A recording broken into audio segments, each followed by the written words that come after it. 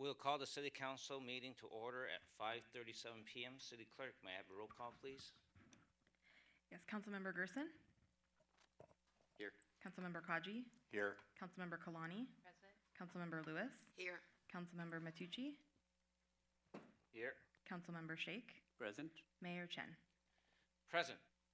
The council will now recess to closed session to confer with the city manager and city attorney on agenda matters listed under 14A, conference with legal counsel, existing litigation. 14B, conference with labor negotiator. 14C, public employee performance evaluation. 14D, real property, conference with real property negotiator. 14E, conference with legal counsel, anticipated litigation. A closed session on these matters is authorized by California Government Code Section 54956.9D1, 54957.6, 54957B1, 54956.8, 54956.9D2. We will return after closed session. Thank you.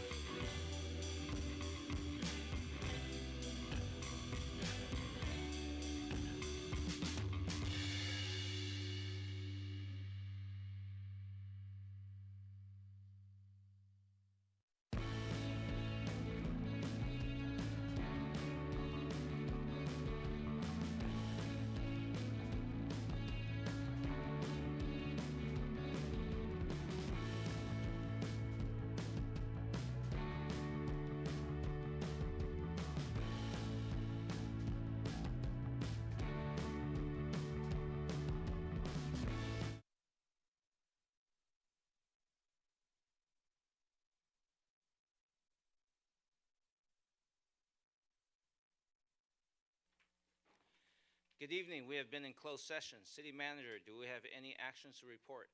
Good evening, Your Honor. No actions to report. Thank you. Thank you. We will now reconvene our City Council meeting. I'd like to welcome everyone joining us in the council chambers, along with everyone watching remotely. Item 2, flag salute and invocation. We honor those, actually, I think there's one part, oh, there it goes. We honor those who make it possible for us to be here today. If there's anyone in the audience who is on active duty or a military veteran, please stand or raise your hand so that we may recognize you.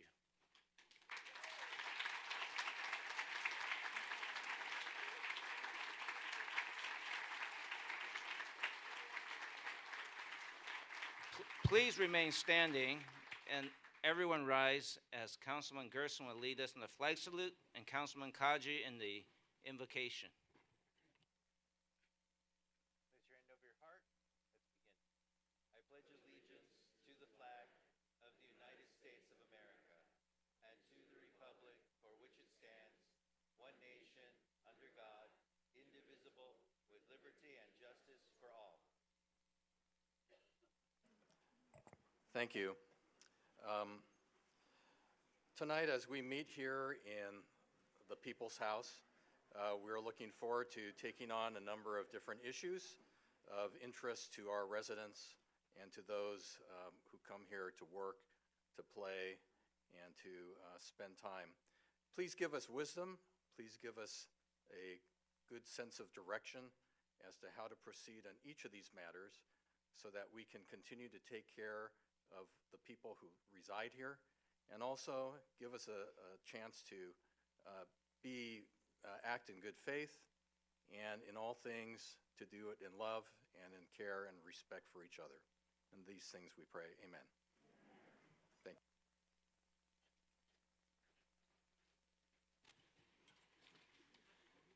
Thank you both. Item 3, I will take a motion to waive further reading of resolutions and ordinances after number and title. Motion to waive further readings. Second. Start voting, please. Your Honor, that motion carried unanimously. Thank you. Item 4, announcement of withdrawn, deferred, and supplemental items. Thank you, Your Honor. Adam Chaparro, City Manager. We have supplemental materials available online on the city's website at torranceca.gov for the following items. Item 7, oral communications. Item 9C from City Council to adopt resolution approving and formally recognizing the month of June as Pride Month. 9E, City Council, discuss and determine action regarding Airport Commission. And 10A, City Manager and Finance to conduct first public hearing on proposed fiscal year 24-25 operating budget and capital improvement plan. Thank you, Your Honor. Thank you. Item 5, council committee meetings and announcements. Student and Government Day recap. Earlier today, the city hosted 22 8th grade students from schools across Torrance for the 18th annual Student and Government Day. This group was selected from students who submitted an essay based on the prompt. The city of Torrance encourages active citizen participation through volunteering and helping the community. This is called Pay It Forward. Describe one project you would develop to pay it forward and explain how it would benefit our city. Each year, these bright young Torrance students are energetic and inquisitive during their afternoon with us. Each student gets one-on-one time with an elected official or department head to develop a better understanding of local government. They culminate the activities by leading a simulated city council meeting. During the simulated meeting, students presented 2 proclamations that are on tonight's agenda. I would like to acknowledge item 6A, which recognizes today, May 7th, 2024, as National Teacher Day in the city of Torrance. We extend our appreciation to all educators in Torrance and everywhere. The students also presented item 6C, a proclamation to recognize this week, May 5th to 11th, as Public Service Recognition Week. The City Council and I thank everyone who has chosen a career in public service for creating positive impacts in our lives every day. especially on a day like today, which exemplifies that positive impact we can have on the youth in our community. Finally, I want to commend the students for being open to learning more about local government. Their families should be very proud of them for being selected for today's program. Thank you also to the selection committee led by Cindy Scotto with Sandy Manda, Susie Wan, Donna Duperon, and Melissa Wright, as well as former Mayor Frank Scotto and Jill Reed from our Human Resources Department for their work in organizing today's program. And finally, thank you to the school administrators and eighth grade social studies teachers whose support makes the program possible every year. Next item is the National Letter Carriers Food Drive. Saturday, May 11th, marks the 32nd anniversary of the National Association of Letter Carriers Stamp Out Hunger Food Drive. This occurs on the second Saturday in May each year. The NALC invites the community to participate in helping to donate non-perishable food items to replenish the local community food pantries and food banks. According to NACL, nearly 1 in 10 Americans face food insecurity and are unsure of where their next meal will come from. Among them are millions of children, college students, senior citizens, and military veterans. This food drive is critical as by springtime, local food pantries and food banks have depleted their holiday supplies. In 2023, the Torrance Post Office received more than 11,000 pounds of non-perishable foods. They donated the items to El Camino College's Warrior Food Pantry, Community's Child, and the Volunteer Center, South Bay Harbor. To participate this year, place non-perishable food items in a grocery bag next to your mailbox, and your letter carrier will pick it up on Saturday, May 11th. Thank you to the National Association of Letter Carriers for your ongoing support of this cause, and thank you in advance to our community members for such a worthy cause. I have one more item. CalFresh Awareness. The Community Service Department and the Torrance Certified Farmers Market invites the community to join in celebrating May as CalFresh Awareness Month. This official month is dedicated to increasing public awareness of CalFresh, California's food assistance program. CalFresh helps low-income individuals and families to afford a nutritionally adequate diet. While eligibility is based on income, household size, and certain expenses, the program is designed to supplement food budgets and reduce food insecurity among vulnerable populations, particularly with children, seniors, and those with disabilities. The Torrance Farmers Market is one of many locations in Torrance that accept CalFresh benefits. The city is joining the state, county, and community-based organizations that are committed to bringing awareness, dispelling myths, and assisting clients with CalFresh applications. CalFresh helps to improve the health and well-being of qualified community households and individuals by providing improved access to nutritious food that may not be aware, and those that may not be aware they are eligible for. Take the next step and be part of the movement to increase awareness. To learn more, go to the State Department's social service website at cdss.ca.gov/CalFresh. Thank you. I think the next one, Councilman Matucci is going to take. Thank you, Mayor. In an effort to maintain and preserve the city's beauty, I'd like to remind all Torrance residents per Municipal Code Section 43.4, no person shall sweep or otherwise move any litter from private property into or onto any public street, park, or place. Persons owning or occupying property shall keep the sidewalk, parkway, gutter, and alley in front of or adjacent to the side of their or the rear of their property free of litter. Not only does maintaining these areas adjacent to your property provide safe and clean public walkways, but it also helps in preventing debris from entering the storm drain system and polluting our oceans. Thanks to the city's Public Works Department, who provides city services such as weekly street sweeping to support cleanliness in our roadways. It also allows the city to comply with the county's stormwater discharge requirements. These efforts continue to provide the safety and accessibility of our walkways, but also enhance the overall beauty of our community. Together, let's keep Torrance clean and beautiful. Your cooperation and commitment are appreciated as we continue to maintain a welcoming and safe environment for all. Thank you. Councilman Sheikh, you want to talk to us about National Tennis Month? I'd love to. My favorite topic. Thank you.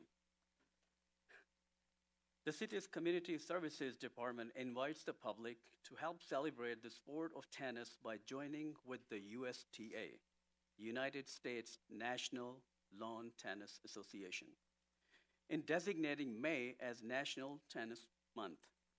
Tennis programs are vital recreational option in the country, including Torrance. The city currently has 7 parks with tennis courts, which accommodate approximately 48 players every hour.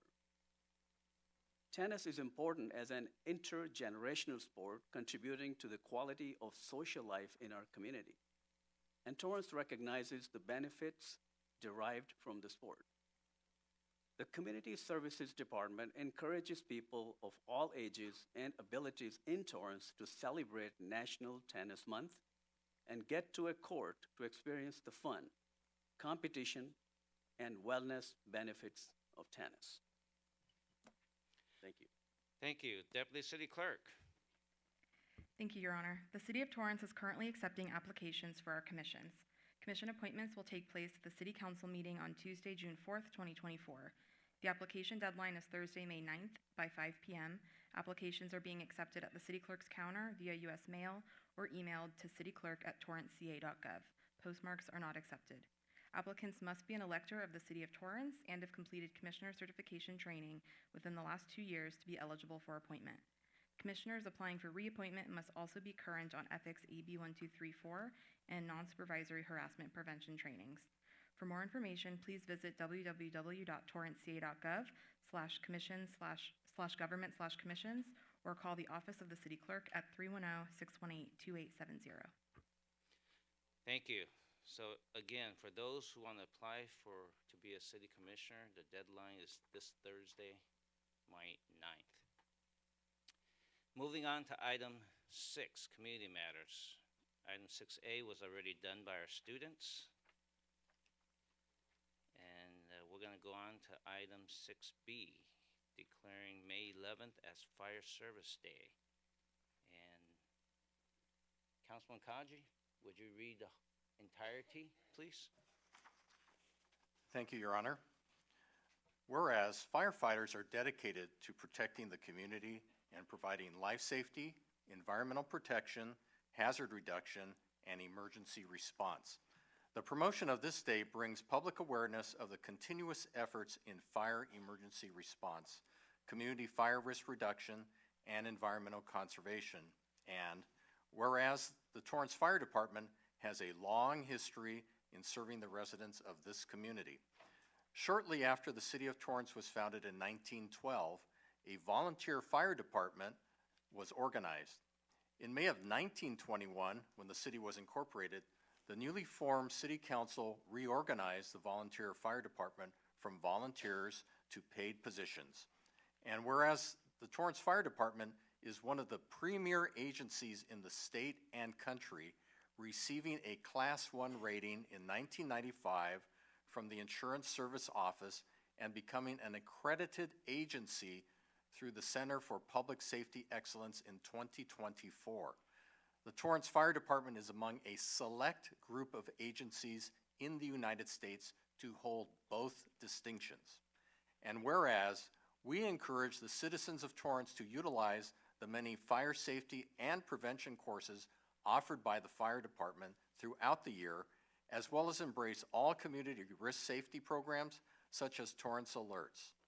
And whereas, in honor of the men and women of the Torrance Fire Department and its proud tradition of commitment to the community, the department will host open houses at fire stations 1, 2, 3, 4, 5, and 6 on Saturday, May 11th, 2024, from 10 o'clock a.m. to 3 o'clock p.m. All citizens are welcome to visit the Torrance fire stations on this special day.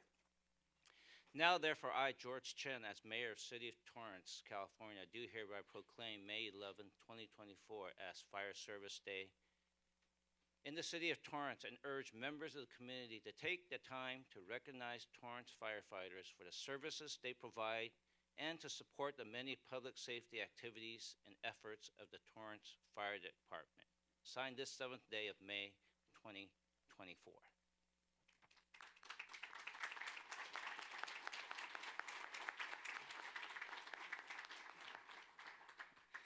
I see Chief Dume's sticker there. I'd like to invite Torrance Fire Prevention Specialist Daniel Singleton to join me at the podium to accept the proclamation and to take a photo.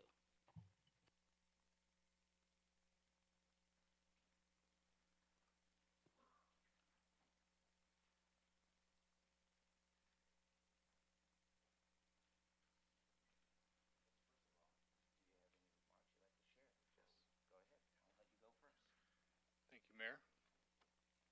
Good evening, Mayor, City Council, Daniel Singleton, Fire Prevention Specialist.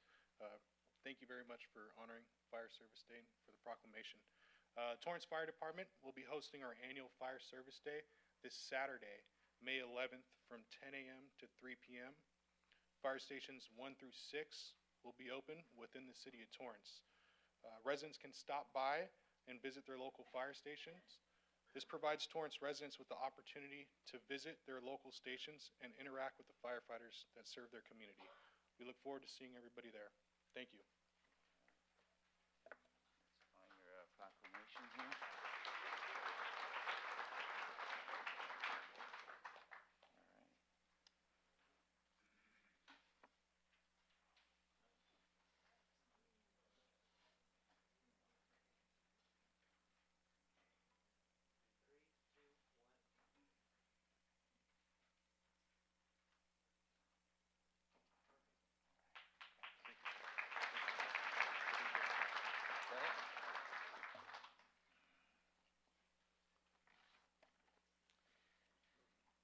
Item 6C was done by the students. Item 6D is a proclamation declaring May 2024 as Asian American Pacific Islander Heritage Month.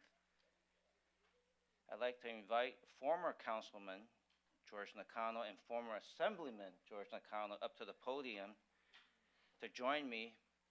And Councilman Matucci, is this yours? Yes, Mayor.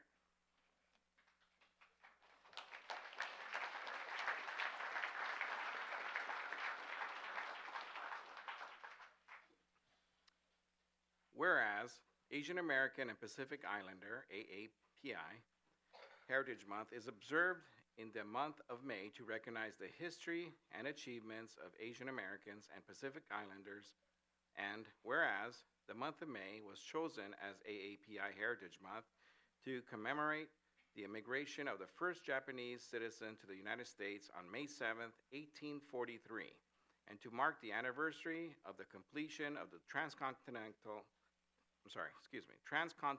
Railroad on May 10th, 1869, in which the majority of the workers who laid the tracks were Chinese immigrants, and whereas the City of Torrance is proud to be home of a large AAPI population that contributes greatly to the prosperity of the community and offers a diversity of cultures, languages, and religions.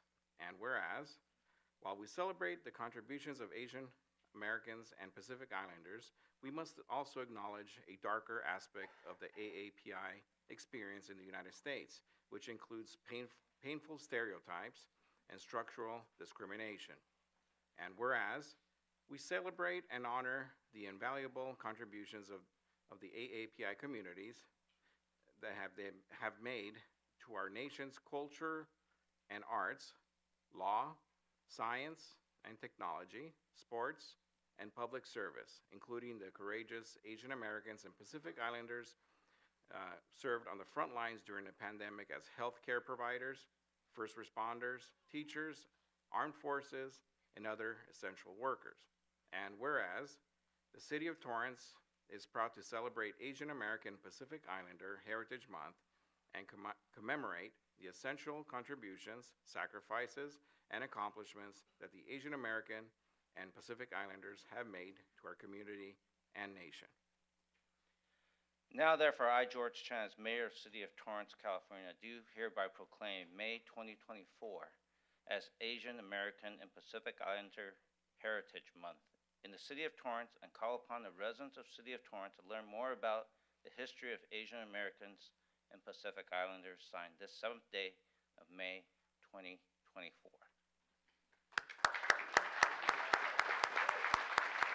you like to make some remarks? Sure. Thank you. It's really my honor to accept this proclamation on behalf of the Asian American and Pacific Islander communities.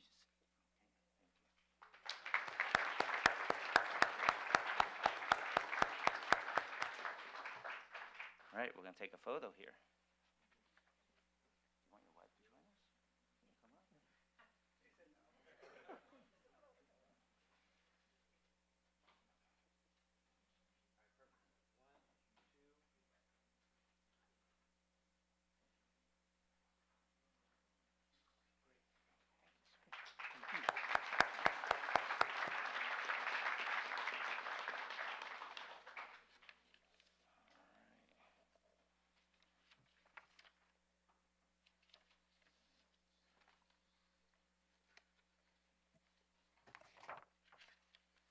Item 6E is a proclamation declaring May 2024 as National Preservation Month in the City of Torrance.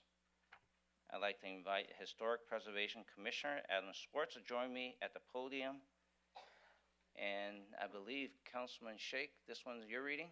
Yes. All right. Second favorite topic. Thank you. Thank you, Mayor. Whereas May is declared National Preservation Month by the National Trust for Historic Preservation, and whereas historic preservation is an effective tool for revitalizing neighborhoods, fostering local pride, and maintaining community identity while enhancing livability, and whereas through the Preservation Plan and Historic Preservation Ordinance, the city endeavors to protect neighborhood character, preserve irreplaceable cultural resources, and create a distinct sense of place, and whereas the Historic Preservation Commission was established to foster public understanding and involvement in the unique historical, architectural, and cultural heritage of the city, and to encourage the protection, enhancement, appreciation, and use of historic structures deserving of recognition, and whereas the Historic Preservation Commission approved the first historic preservation landmark on October 20, 2022, and continues to foster interest and provide education about the designation of historic resources in the City of Torrance. And whereas it is important to recognize our past and celebrate Torrance's rich heritage that shaped and influenced our community and environment. Now, therefore, I, George Chen, as Mayor of the City of Torrance, California, do hereby proclaim May 2024 as National Preservation Month in the City of Torrance, and call upon the residents to discover or rediscover, honor, and share the unique heritage of our city. Signed this 7th day of May 2024. All right. Any remarks? Honorable Mayor, City Council, I'm so very grateful on behalf of my Historic Preservation Commission to accept this proclamation and honor all the amazing work that this whole city is doing to preserve our incredible history. Personally, I'm a fourth-generation Torrancian. I go back to my great-grandfather over 100 years ago, and my dad likes to say that the stewardship and ownership of our building on Sartori is the longest-running family business in the city of Torrance. So I'm very grateful to be able to do this work on behalf of Torrance history, which of course does not belittle the Torrance's present and future. Thank you very much.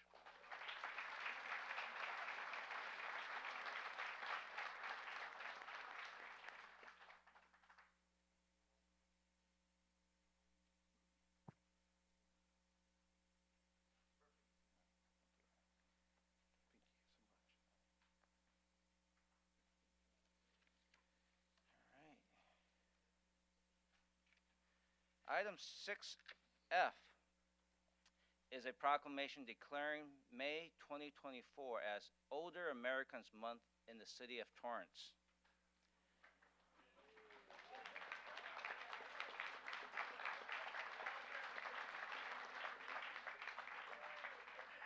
I'd like to invite the following Commission on Aging members to the podium to accept the proclamation, and we'll take a photo. Commission Liaison, Jesus Castro, Commission Chair, Karen Pryor, Commissioner Carolyn Snyder, Commissioner Julie DeJury, Commissioner Kay Groundhouse, Commissioner Mary Howman, and Commissioner Rosie Mayfield.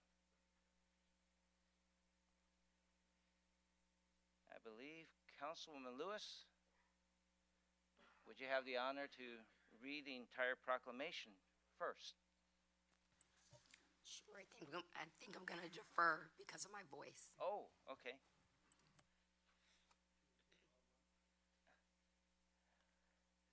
Councilman Gerson, why don't you go do it? Yeah, read the whole thing. Very good.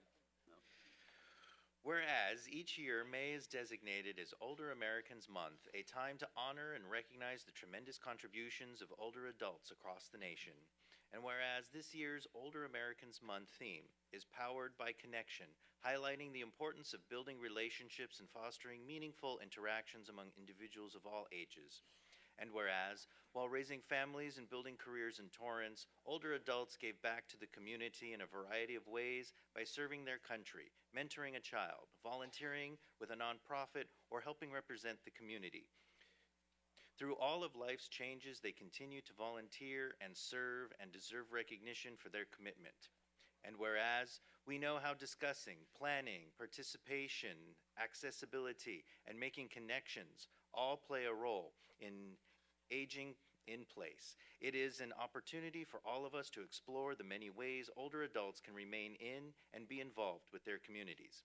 And whereas the diversity and unique perspectives of older Americans enrich the fabric of our nation, bridging generations and fostering connections across communities. And whereas this year, the City of Torrance will celebrate Older Americans Month by encouraging everyone to cherish and honor the contributions of Torrance's older adults, promote inclusivity within our society, and join efforts to support older Americans in making choices about how they age within their community. Now, therefore, I, George Chen, as Mayor of the City of Torrance, California, do hereby proclaim the month of May 2024 as Older Americans Month in the City of Torrance and urge all residents to acknowledge the older adults in their lives who make such an impactful difference in our community. Signed the 7th day of May 2024.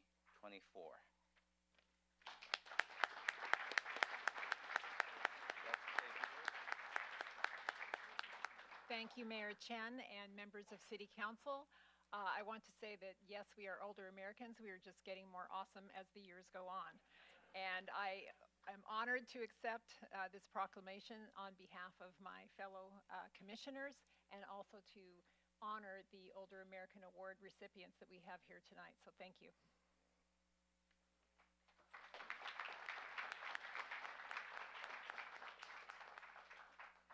Why don't you get in the middle? We'll get about even. Maybe Rosie, you want to come on this side?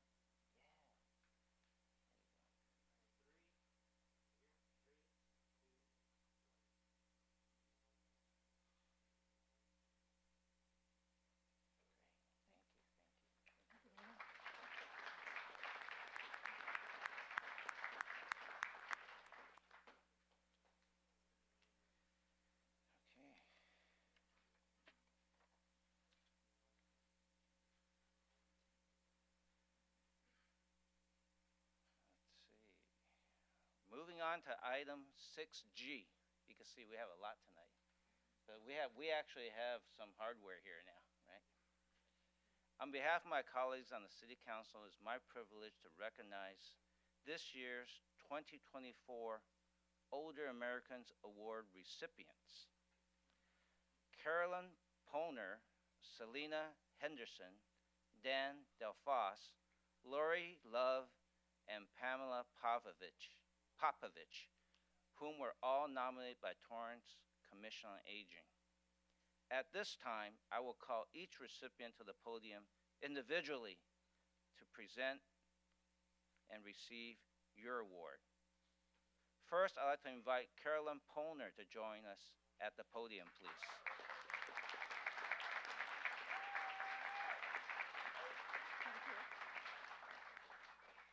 Carolyn is deeply embedded in the Torrance community, actively participating in multiple local organizations that work towards community betterment. For more than a decade, she dedicated her time to Torrance Lameda Meals on Wheels, where she not only delivers meals, but also serves as the board secretary. Carolyn's commitment extends to various leadership roles within the Torrance Women's Club, Las Vecinas, and the Torrance Historical Society, where she sits on the board. Her extensive involvement spanning several years showcases her enthusiasm for community service and her readiness to take on substantial responsibilities. Carolyn's volunteer journey dates back to the mid-'80s when she assisted the Torrance PTA and supported a South-based social agency by driving seniors to essential appointments. Her ongoing contributions highlight her unwavering dedication to making a positive impact in Torrance. Carolyn, please accept this plaque as well as our sincere gratitude for many years of continuous service to Torrance and the greater South Bay.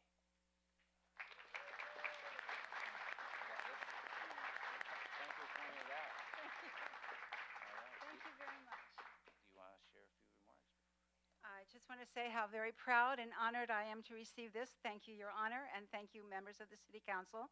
And thank you especially to Ellen Jenkins, who nominated me for this award. I've worked with Ellen for the past 10 years with Meals on Wheels, and to my colleague, Dan Delfos. Congratulations, Dan.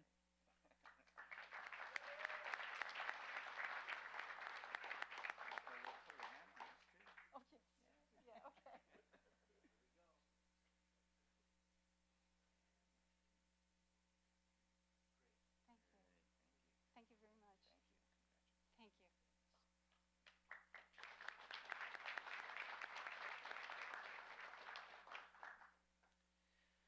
Next, I'd like to invite Selena Henderson to please join me at the podium.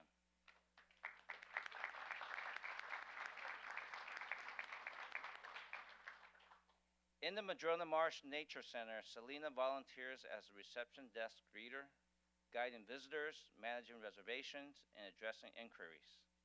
Additionally, she handles clerical and organizational tasks in the back office. Selena's warmth, helpfulness, and generosity with her time shine through as she's always ready to assist, fill in for other volunteers, or take on extra assignments. Going the extra mile by coming in early and staying late. Her kindness and her good humor extends to everyone she interacts with, and she even contributes materials to keep the break room functional. As a Torrance resident with deep roots in the city, Selena's presence at the Madrona Marsh spans beyond her few official years of volunteer service, making her a beloved fixture. Her hard work and dedication to the Madrona Marsh are commendable and valuable contributions. Selena, please accept this plaque in recognition of your unselfish service in the community. Would you like to make a few remarks? Sure. I'll hold it for you while you sing. Thank you. Thank you very much. I was just very surprised and thrilled. And then when I heard everybody's name, Lori and I were co-soccer ASO commissioners way back in the day. So volunteering and extra help and everything, it just keeps on giving and keeps on going. Thank you so much.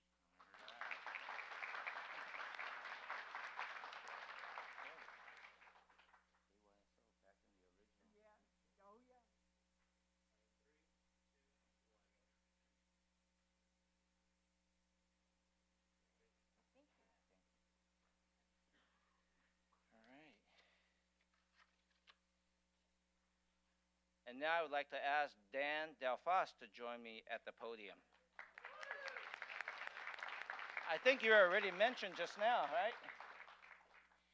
Dan, a Vietnam veteran, has transitioned into a dedicated volunteer with a profound commitment to community service. Since retiring a decade ago, Dan has devoted his time to giving back, engaging in activity with Torrance Lameda Meals on Wheels, where he not only delivers food to homebound residents, but also serves on the board and contributes significantly to volunteer appreciation activities. Beyond Meals on Wheels, Dan is a loyal advocate for veterans, regularly assisting at the Long Beach Veterans Hospital, and demonstrates his compassion for animals by volunteering at the San Pedro Animal Shelter. Known as a great neighbor and model citizen, Dan's unwavering willingness to help underlines his genuine desire to be positively impact and support his community. Dan, on behalf of the City Council, it's my pleasure to present you with this plaque as we honor your many years of exemplary community service. Thank you very much. Would you like to say a few words? Okay. Well, thank you, the commission, the council. I'm not a very good public speaker. I thoroughly enjoyed volunteering in the community and intend on doing that for a long time to come. Thank you.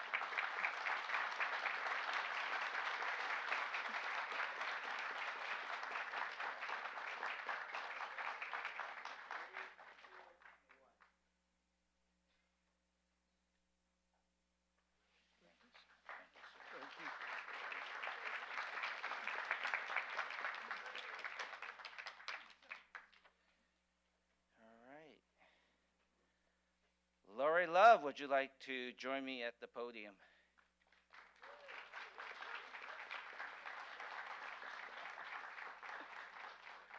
Lori is a highly accomplished and dedicated community leader in Torrance, with an exceptional record of service spanning over 29 years. Lori's contribution includes serving as Division 19 Secretary of Torrance Kiwanis, where she previously held the role of president and continues to contribute to the organization's board of directors. She has also played significant roles in local government, notably as a City of Torrance Commissioner for the Environmental Quality and Energy Conservation Commission, and as a past Parks and Recreation Commissioner. Additionally, she has made substantial contributions to education and cultural organizations, serving as El Camino College Foundation President, member of Trojan League South Bay, USC Half-Century Trojan Board Member, USC Galen Center Founder, and USC Cardinal and Gold Member. That's a lot of USCs. Highlighting her lasting dedication to enriching the fabric of her community. Lori, please accept this plaque as well as our thanks for your service to the community. Would you like to say a few words?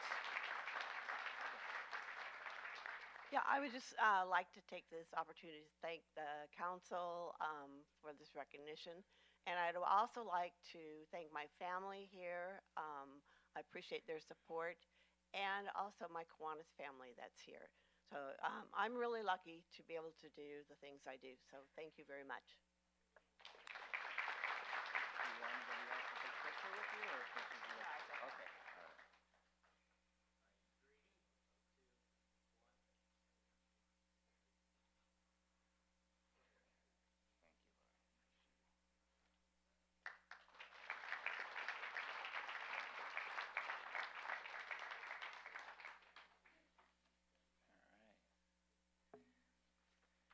Gotta keep all these things in order here. Last but not least, would Pamela Popovich please join me at the podium?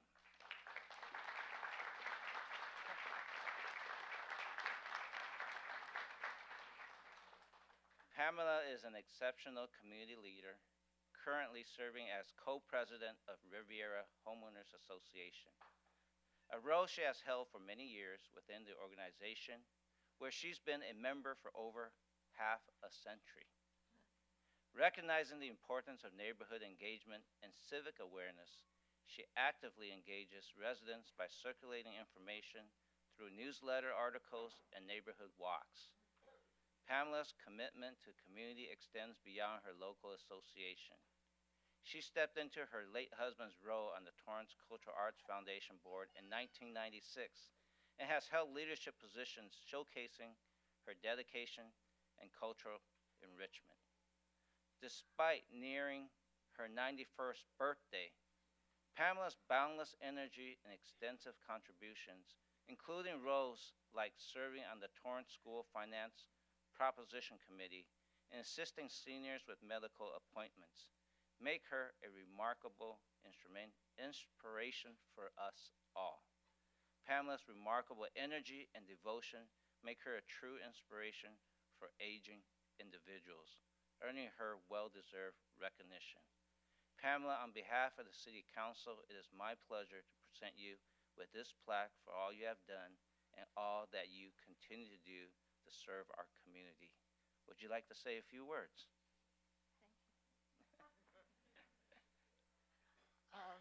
I hope to be able to continue volunteering. It's enriched my life very, very, very much greatly. And I've met wonderful people, and it's been a terrific experience for me. And I shall continue. And I am 91 now. Okay.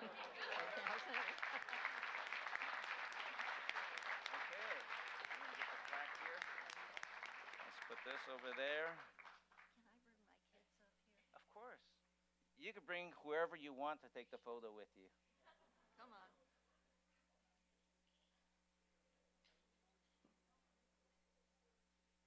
This is just a small portion of it. Understand. Okay. You want on this side? One over there. Yes. Okay. All right. Thank you.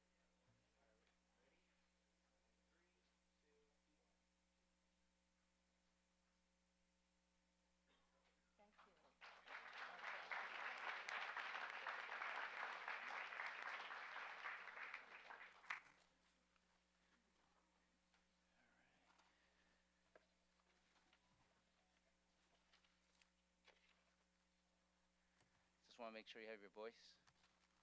Sort of. All right.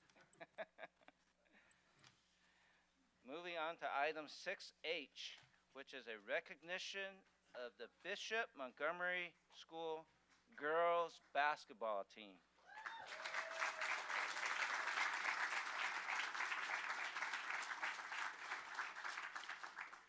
Councilman Lewis, take it away. I'm going to see if this works. Someone who could not be here with you today wanted me to pass this along.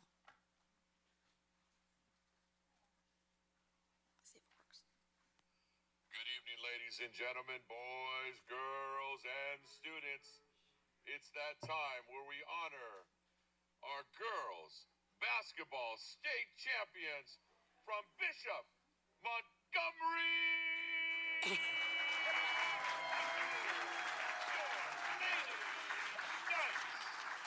That was Councilman Mark Warnick of Lameda, just in case you're wondering who was that. He has his own council meeting tonight. So as the council member representing District 2, it is with great pride that we celebrate a historic achievement for Bishop Montgomery High School girls basketball team. This remarkable group of athletes secured the school's 7th California Interscholastic Federation Division I state championship, marking an extraordinary milestone in the program's history. On March 8, 2024, in Sacramento, the Kings took on Bishop O'Dowd of Oakland, California, and triumphed with a 52-40 victory. The team's success is a testament to their hard work, dedication, and leadership of their second-year head coach, Raina L., who returned to her alma mater to guide this talented team to victory. Tonight, we are thrilled to offer our heartfelt congratulations to the Bishop Montgomery girls basketball team, Coach Raina L., for their outstanding performance, and it is my great honor to invite Coach L. to the podium to share a few words and to receive this special recognition certificate as a token of our appreciation for her exceptional leadership and the team's remarkable accomplishment.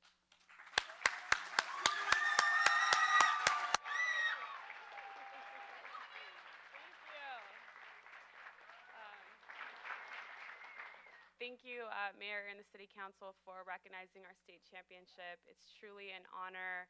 I'm happy to represent the City of Carson and Bishop Montgomery, and we hope to do it again. Go Knights!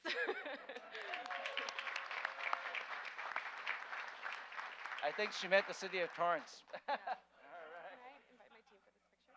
Bring up the whole team she wants. Thank you so much. It's awesome.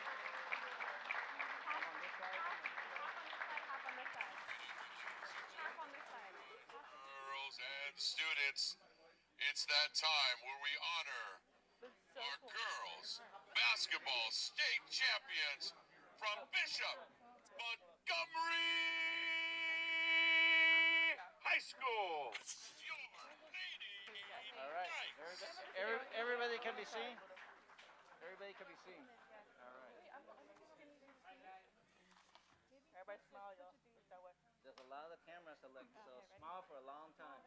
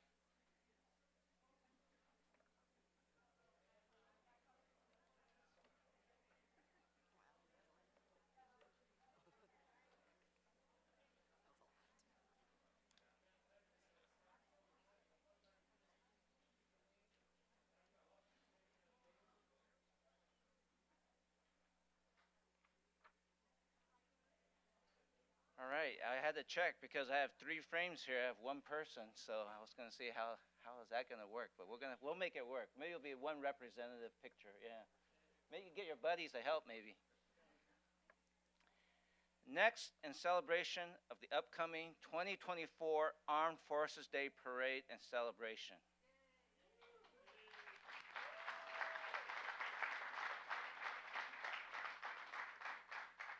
There are 3 resolutions for presentation.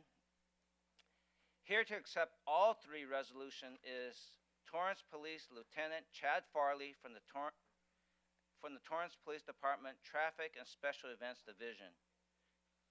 He is here at the podium.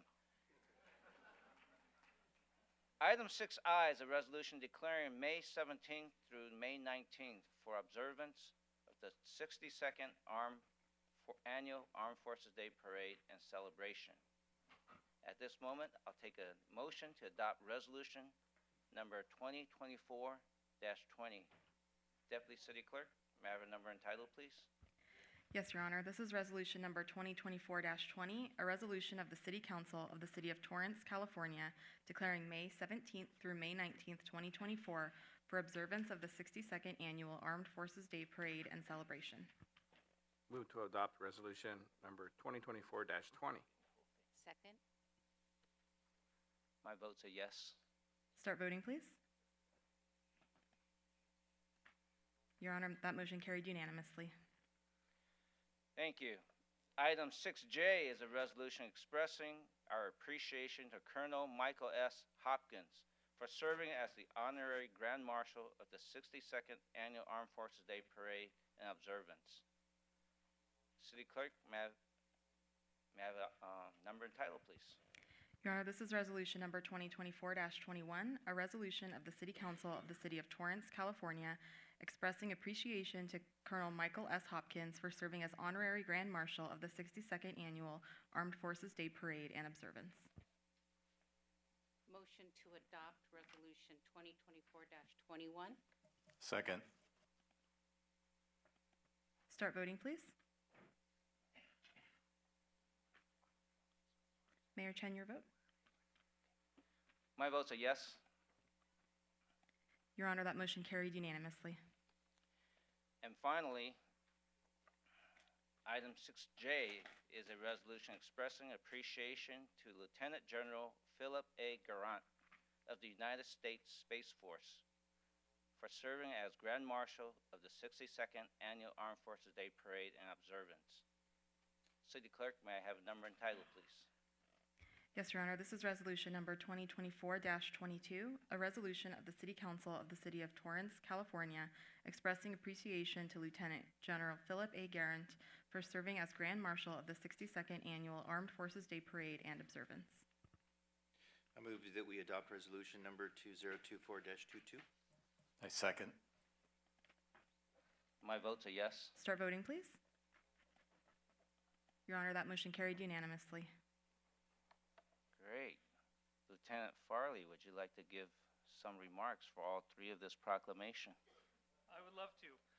Thank you, Mr. Mayor. Thank you, Council. We have been working feverishly to get the parade ready. We're coming up 11 days away, and employees of the City of Torrance from all of the departments have been working together, and it's really coming together really well. We're excited about it. We've got a lot of really good, exciting assets coming this year from the military, including 2 F-35 fighter jets coming out of Luke Air Force Base in Arizona. One of them flown by a West High graduate, so we're really excited about that.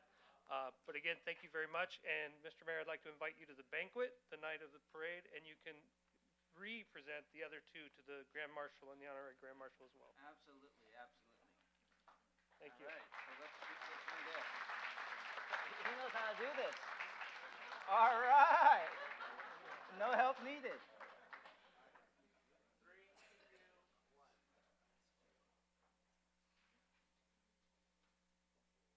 Thank you, sir. Thank you, thank you. All right, just in case someone did not hear clearly, 2 F-35s flown by West High students. Remember that. Saturday afternoon, May 18th.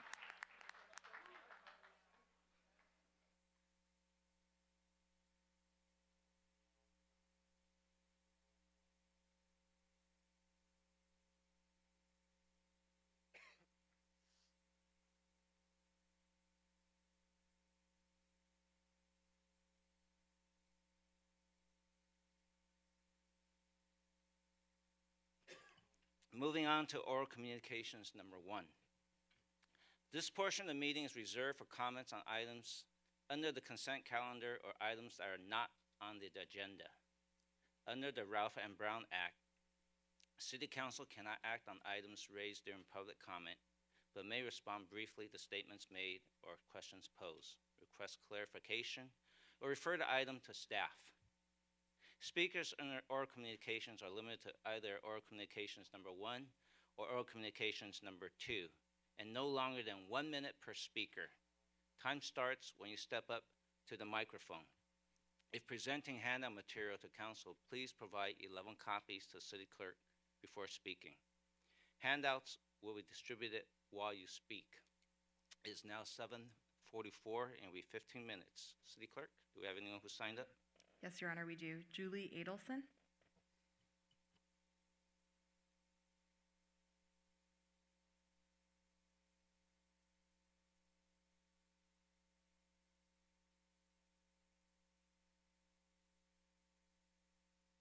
My name is Julie Adelson, and I ask that you immediately terminate the contract with your wildlife trapper and end the campaign to cruelly and indiscriminately eradicate coyotes. There is evidence indicating the trapper violated state law, a breach of his contract. It is wasteful and now possibly illegal expenditure of $80,000 taxpayer dollars a year. It is impossible to reduce coyote populations by killing them, and the city's own statistics show there has been no reduction in coyotes.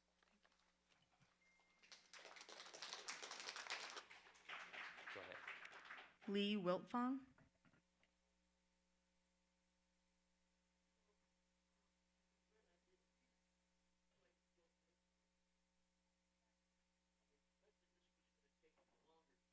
I didn't actually read what I was going to speak on, so if you could move to the end of the line, I'd appreciate it.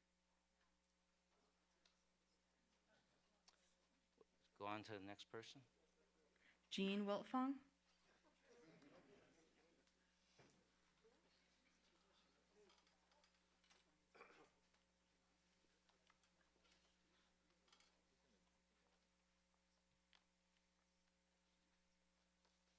This is in regard to the gay pride resolution that you want to adopt. Ms. Wiltfong, maybe I'll just clarify. This is oral communications, so it's on comments on items not on the agenda. You will have the opportunity to make the comment when we take that item on. So that's item 9C, just want to make sure. These are comments on items not on the agenda or on the consent calendar. Okay. So you will have a chance under 9C. All right. Arthur Shopper. Can you pronounce my name right? Thank you. 1 minute. Really? That's unacceptable.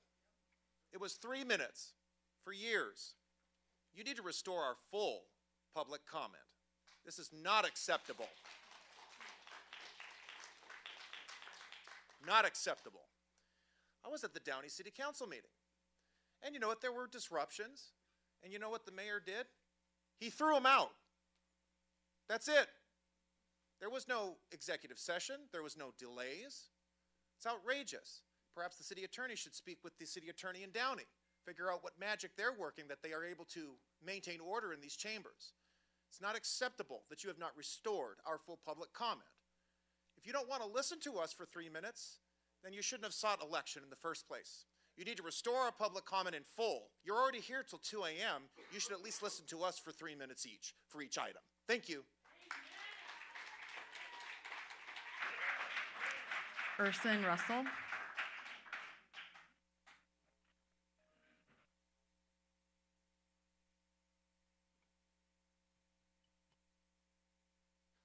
Hello, City Council. My name is Urson Russell.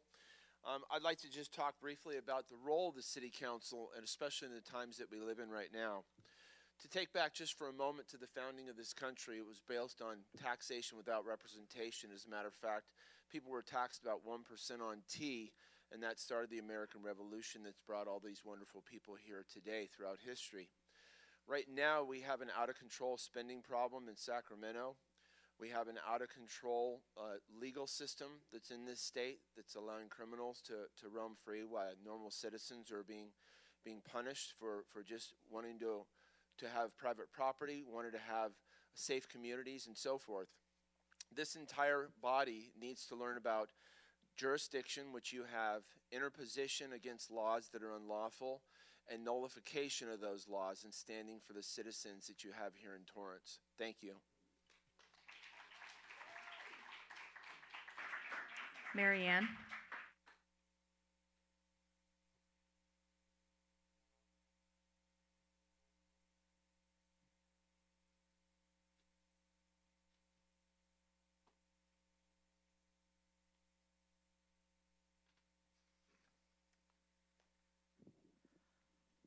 So you need an independent civilian oversight commission of the police department, right? What is in place has people going in, calling the watch commander, right, or the chief of police, if they can get him. So the watch commander, which means immediately a complaint is going out on a message system to everybody, when people have been harassed or have faced a problem. They're asked to report their address, give evidence. What happens? How do you trust that? Give addresses and names of witnesses. How are witnesses going to agree to that when this department has shown that they harass folks? That's been exposed by LA Times, et cetera, right? And so this is why it needs to be independent.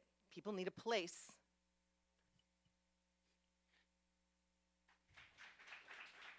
Sheila.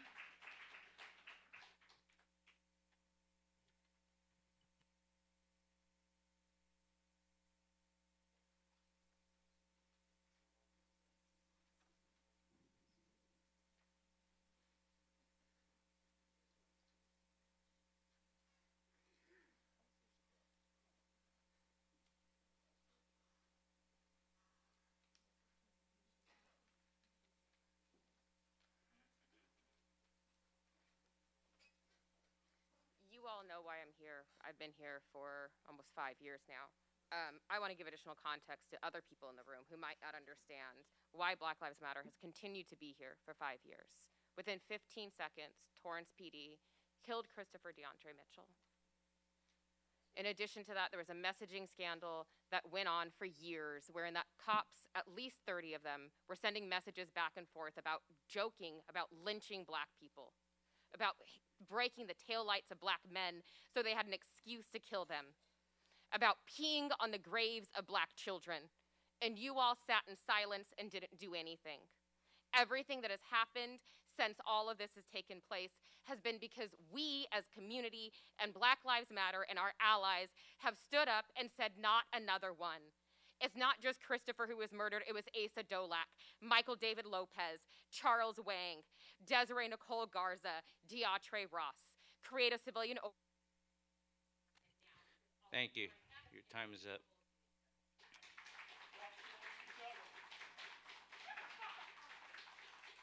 All right, looks like those who turned in speaker cards for Oral Communications 1 has been called, so we still have 7 minutes, so anyone else who wants to speak? About item 9C. I really appreciate today the presentation for the Asian American Pacific Islander Heritage Month. And back in February, we had a wonderful presentation for Black History Month, but we have neglected other months. September 15th begins National Hispanic Heritage Month.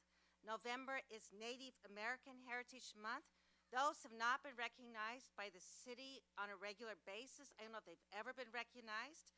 So I would call upon the mayor, the council, and the city staff to put National Hispanic Heritage Month on the agenda for the September 10th meeting, Native American Heritage Month on the November 5th meeting, and also we should do something for Juneteenth, which is on June 19th. You have a meeting on June 18th, so please let's recognize all communities. Thank you.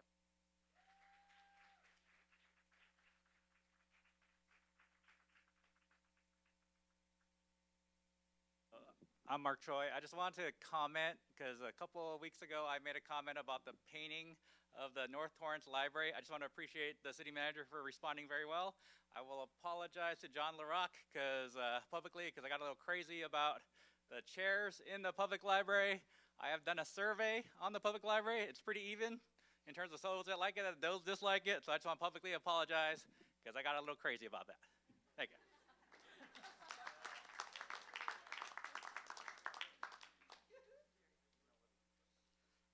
Hello, it's Melissa Wright. I personally want to thank all of the staff and the council and the mayor for participating in the Students in Government Day today. This is my 3rd year on the committee, and I have to say what it means to these kids and their parents is amazing. But reading these essays year after year, it's amazing to hear how much information that these kids portray on their papers and what they see in the community. And I think we could really expand on a lot of that, and I hope that we can get your support to maybe even expand this program and keep it up for many years. But I wanted to thank you for participating as well, because it takes all of us. Thank you. And thank you for supporting the program as a volunteer. Anyone else wants to speak on Oral Communications number 1?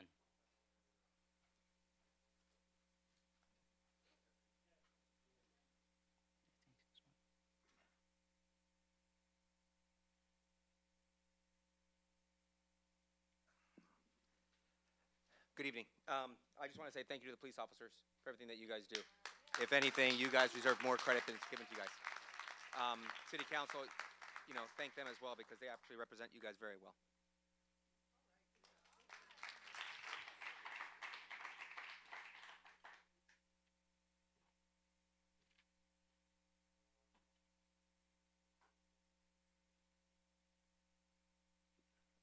James Henry. I'm greatly disappointed in the City Council for not observing Mental Health Awareness Month in May. Your business partner, the Torrance Unified School District, proudly proclaimed Mental Health Awareness Month in May. Why can't you? You're my elected officials. Do you care about the mental health of your residents? Apparently you don't.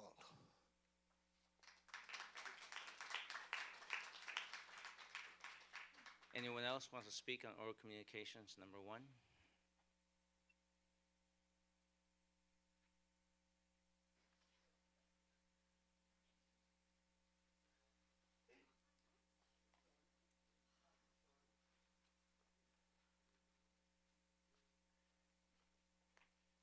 Hello, everyone. Hello, Goober. How are you doing? I don't want to lecture. I would just like to tell you, this gentleman talked about the 1 minute and the, the Constitution. So when you kicked me out illegally, I forgot to tell you, but in the news frequently, the goon did not tell you they are stabbing and killing on the metro in Los Angeles, and that's coming to you. Understand? So maybe you should listen to the news and the newspaper, and you shouldn't kick out somebody who want to tell you about public transportation, but you don't know too much about. And you could go back to government school and learn about what they call that little thing, the Brown Act and the First Amendment, kicking out people illegally. And the police department jumped.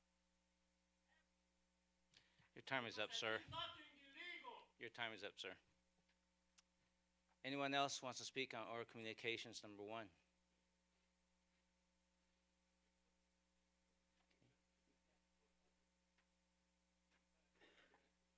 Okay. If not, we will go on to the consent calendar. Do any members of the council wish to pull any items listed under the consent calendar?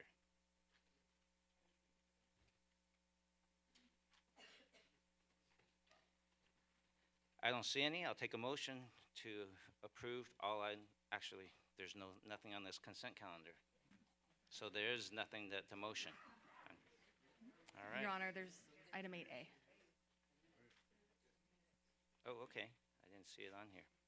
Okay, I'll take a motion to approve the consent calendar. Motion to approve the consent calendar. Second. Start voting, please. Thank you. Your Honor, that motion carried unanimously. Item 9A from the City Manager and Community Development Director.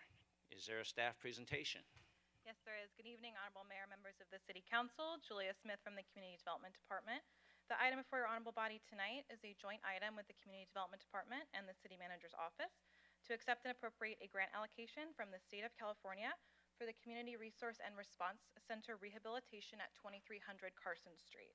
This property is owned by the County of LA. It was historically used as a site for public and women's health in the late 90s, early 2000s, at which time operations ceased. The property has been vacant since that time. After conversations with LA County staff regarding the cost of bringing the property back to an operational state, the city pursued grant funding to assist with this effort. The city was awarded $5.5 million in the 2022-23 California budget bill in support of this project. The city is currently in negotiations with the county regarding the rehabilitation of the property and potential lease agreement for joint occupancy of the property with both city and county uses. The $5.5 million in state funding has a statutory appropriation deadline of June 30th, 2024. In order to meet this deadline, staff recommends that your honorable body accept and appropriate the funding at tonight's meeting. Staff anticipates bringing an item back to council at a later date in the future with proposed terms of the lease agreement. Staff would like to sincerely thank Assemblyman Marisucci for his assistance in obtaining this funding, and I'm available for any questions. Thank you. Thank you. At this moment, we are going to take public comments first on this item. So are there anyone in the public who wish to comment on item 9A? Please come to the microphone.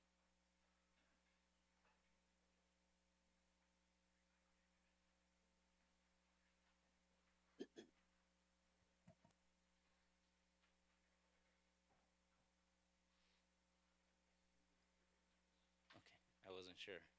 It looks like someone is coming, though.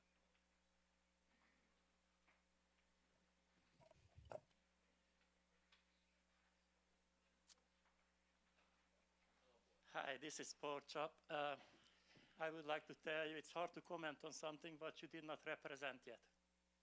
So why don't you represent an item so people can hear the shit about it and then they can comment, you know? You go to church, the preach talks to you, tells you, you know, Jesus today did this, did that, and then, you know, you say something about it. But why is it so hard to represent something first so people can talk on it? She just presented the topic. What? It was the topic, the name of the topic, but what is it all about? What is this all about? What would I comment? Don't laugh like an idiot. Goober, don't laugh. Okay. Represent the thing so people can hear it. I want to hear it. I want to comment on it. What is it? Represent it. I pay her to represent, no? All right. Does anyone else have a comment on the topic? Present. I'm sorry, I misspoke. Present it. I'll use my 1 minute because we're only allowed 1 minute. I think that it was clearly presented because that's the item and that's all there is to it. Now, I'm sure that if other people want to say something, if they're really interested, I'm sure that they would need more than 1 minute. I think I've made my point. I hope that you get it. Thank you.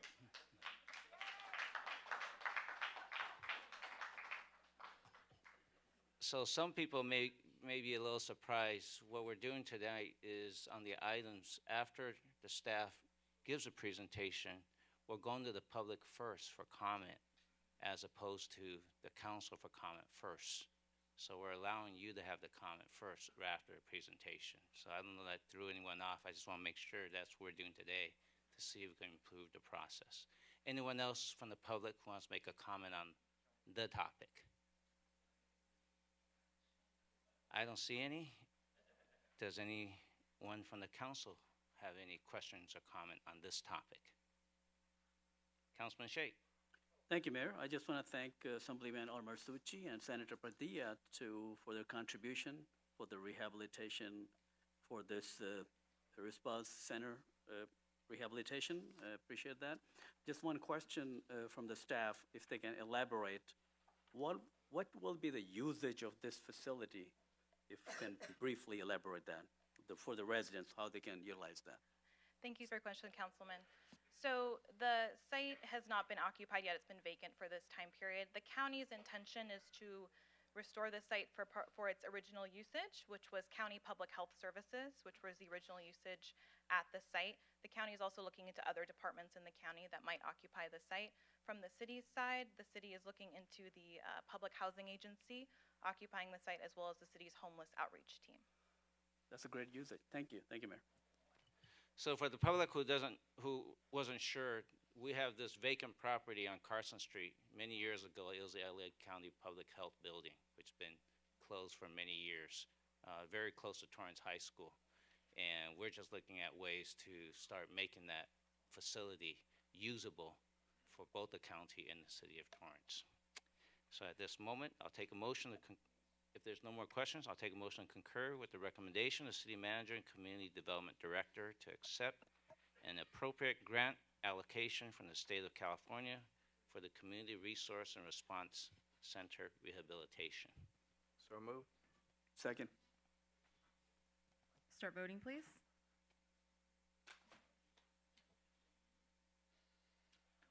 Councilmember Lutz. Your Honor, that motion carried unanimously. Thank you. Item 9B from the Employee Relations and Public Safety Committee. I believe the staff presentation is Councilwoman Kalani. It is. Thank you, Mayor. The Employee Relations and Public Safety Committee met on Thursday, March 7th, 2024, and received presentations from the Fire Department staff on the following items: the Torrance Fire Department Community Risk Assessment, Standards of Cover for 2023, and the Achievement Re-Accreditation of the Torrance Fire Department by the Commission on Fire Accreditation International, and the Torrance Fire Department's Annual Quality Improvement Update Report for 2023, and the Torrance Fire Department's SB 1205 Compliance Report for 2023.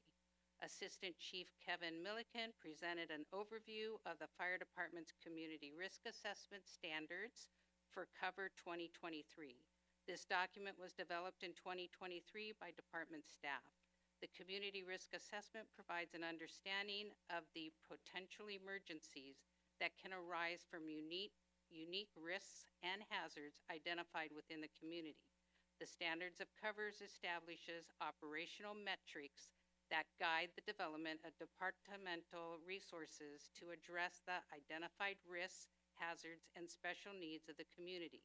The main changes in the 2023 document were the incorporation of the Torrance Fire Department's EMS Patient Transportation Program into the Standards of Covers, as well as an updated risk categorization methodology that enables more performance reporting. The Community Risk Assessment Standards of Cover is a core document that is required for obtaining and maintaining accreditation with the Commission on Fire Accreditation International. Senior Administrative Analyst Michelle Mascot provided an announcement of the Fire Department's re-accreditation with the Commission on Fire Accreditations International, receiving a February 27, 2024. The Torrance Fire Department has been an accredited agency since 2019. The value accreditation brings includes leveraging data-informed decision-making, validation of the department's practices by third-party professionals, and a clear vision and direction for the organization. Fire Chief David Dumays provided a brief summary of the purpose of the annual Quality Improvement Update Report, which gives information on the fire department's accomplishments and response performances for the year 2023, including information on compliance with annual inspection requirements pursuant to SB 1205. Item 9B is a recommendation of the Employee Relations and Public Safety Committee that City Council receives announcement of achieved re-accreditation of the Torrance Fire Department by the Commission of Fire Accreditation International, and accept and file the Torrance Fire Department's Community Risk Assessment Standards of Cover for 2023, and accept and file the Torrance Fire Department's Annual Quality Improvement Update Report for 2023, and accept and file the Torrance Fire Department's SB 1205 Compliance Report for 2023, and accept and file the committee meeting minutes for March 7th, 2024. Thank you. Thank you. Yes, that was quite a bit. Are there any members of the public who has comments on this item? Please come up to the microphone.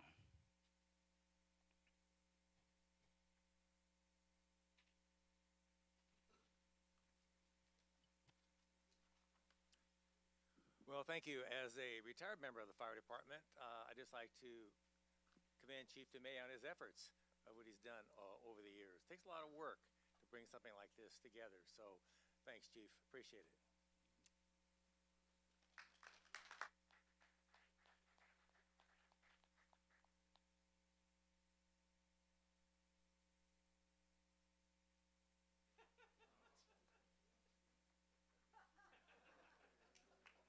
All right, everyone, this is Andy Porchop. I'm very happy we have this great fire department. And I think one thing, actually two things missing from the fire department. One, teach them how to use the radio, so Mr. Barry, Captain Barry, can communicate, in a situation. Because on the exercise, he missed 6 calls. 6 calls, 911 calls he missed because he doesn't know how to use the radio. And also, the great fire department of ours could take courses because they are the first responders. I cannot touch them, the water main wells. So how to turn off the water, not to run the water for 3 hours and the whole hillside is gone. Maybe we should put this in, and I was happy you presented this item first. Dankeschön. Anyone else from the public wish to speak? Anyone from the council has comments on this item? Councilwoman Kalani. Thank you. I just wanted to give Chief Dumais a minute to give us some good news. Thank you, Councilmember Kalani. The city was notified recently that the fire department in the city received Class 1 ISO rating again. That makes 29 years running that we've received Class 1 rating, and I want to thank the Public Works Department for all their work, in the Water Department, and also our partners in public safety, the Police Department, the Public Safety Communication personnel. We all come together, and we're evaluated by the Insurance Service Office to achieve this recognition, and we appreciate the support we get from the council and the city management. Thank you, Councilmember. Thank you, Chief, and thank you for your department. For Torrance homeowners, Class 1 rating helps reduce our homeowners insurance as well. So there's a bonus there. Anyone else from the council who wishes to speak on this item? If not, I'll take a motion to concur with the recommendation of the Employee Relations and Public Safety Committee. I'll make that motion to concur with the Employee Relations and Safety Committee. I second. Start voting, please. Your Honor, that motion carried unanimously.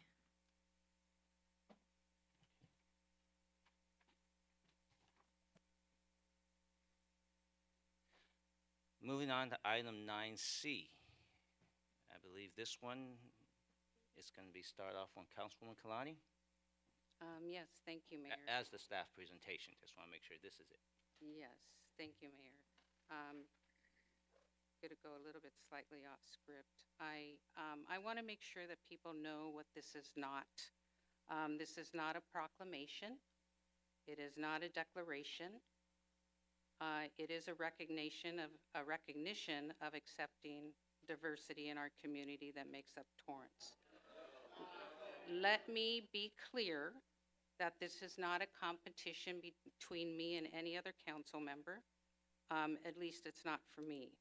This has nothing to do with Torrance Unified School District. The city does not have any jurisdiction over the school district at all. This is not about flying flags at City Hall other than our American flag, our state flag, our city flag, and flags of those that have served. It's not, that was never considered. It's not about. Kalani, can I just jump in? I'm almost done. Okay, I just want to tell the folks not to interrupt. Oh, thank you. Go ahead. So I understand there are people who are kind of talking over her. I'm going to ask the audience here whether you strongly feel one way or the other.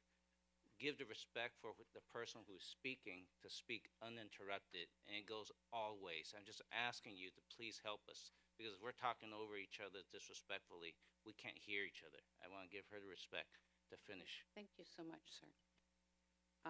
This is not about banners on poles. That's already been established by ordinances that are in place regarding flags and banners. This is not about parades. There is a sanctioned parade in our city, and that's the Armed Forces Day Parade. But it is about the business of our city. From 2019 to 2022, through a proclamation, the city declared the month of June as Pride Month.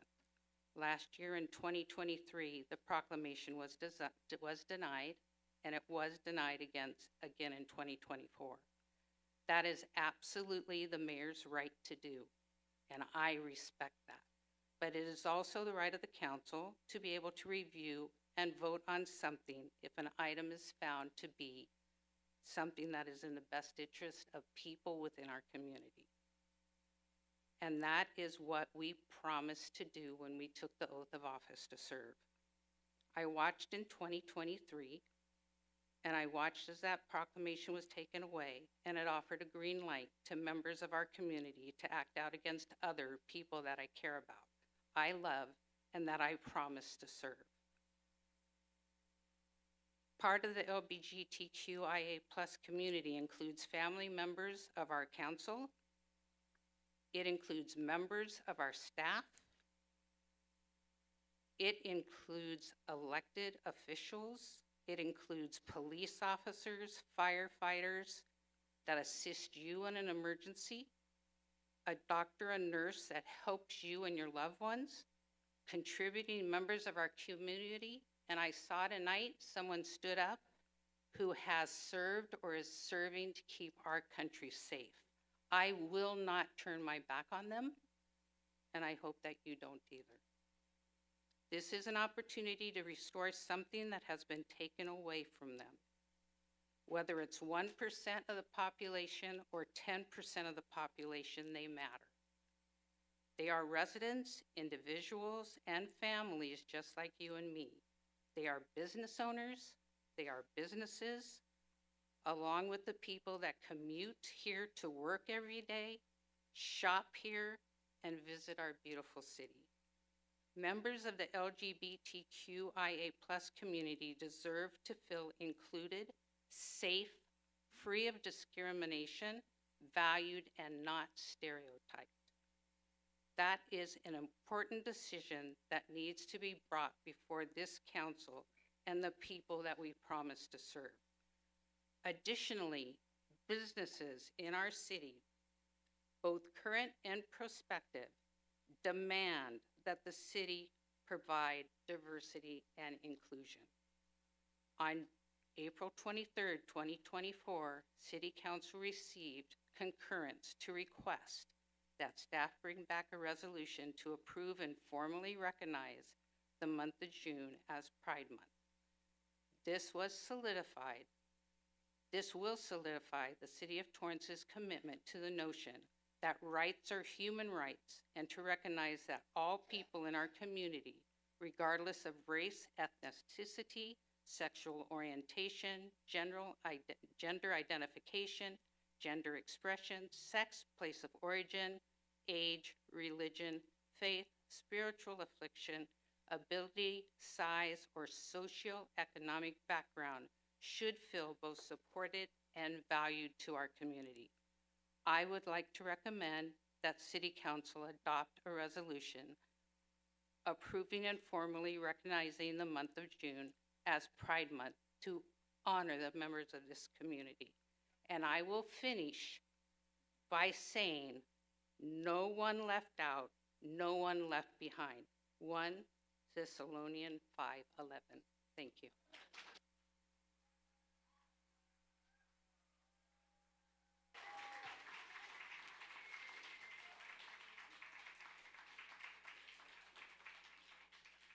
Thank you, Councilwoman Kalani. And that was a presentation. So as I shared earlier, we're going to go to the public first.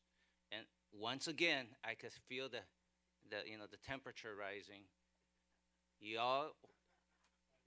There are some who has already submitted comment cards. The city clerk will call those first, after all the names have been called from comment cards, and then I will go to the public who has not submitted a comment card.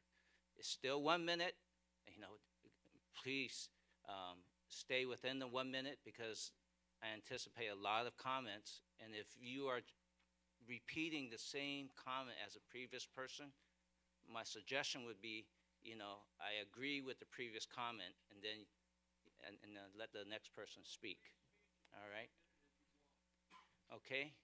So, City Clerk? Michelle Nadeau.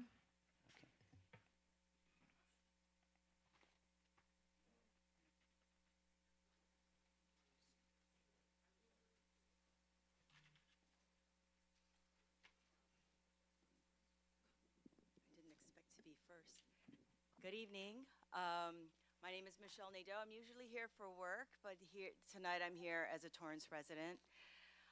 We've made significant progress since the 1970s, but obviously we've got a long way to go. Decisions at this level cannot be made based on misinformation and personal biases. Hate has no home here. Adopting this resolution makes a statement that the City of Torrance is committed to being a welcoming space for everyone to work, live, and visit, no matter who you are, how you identify, or who you love. Thank you, Councilmember Kalani, for your advocacy and your commitment to all of us in our city. Thank you. Joanne Chow. That was a Joanne Cho, C-H-O-U.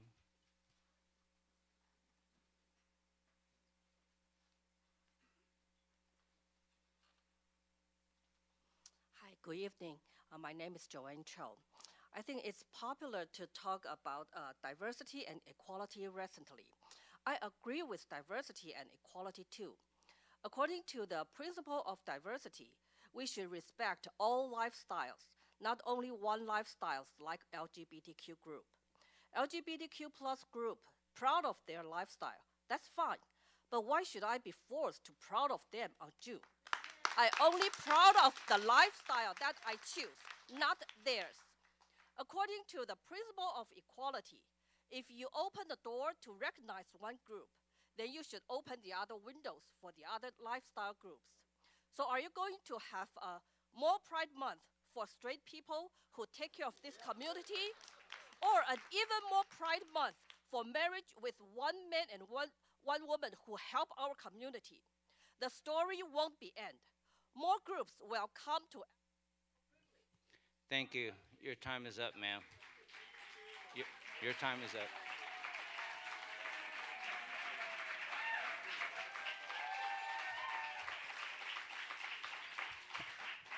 Sandy Wilson White. We have a lot of people who want to talk, so I know you want to applaud or boo either way. I'm just going to ask, please, we're going to try to get as many people in as possible, okay? Your Honor, Sandy can Wilson we White. request to call a few names at a time so they can queue up? Yeah, we'll call, okay. In the interest of time. Sure, we're going to call like 3 names in a row so that you know who's queuing up. Go ahead, City Clerk. Sandy Wilson White, Malone Becker, Andrea Larinetta.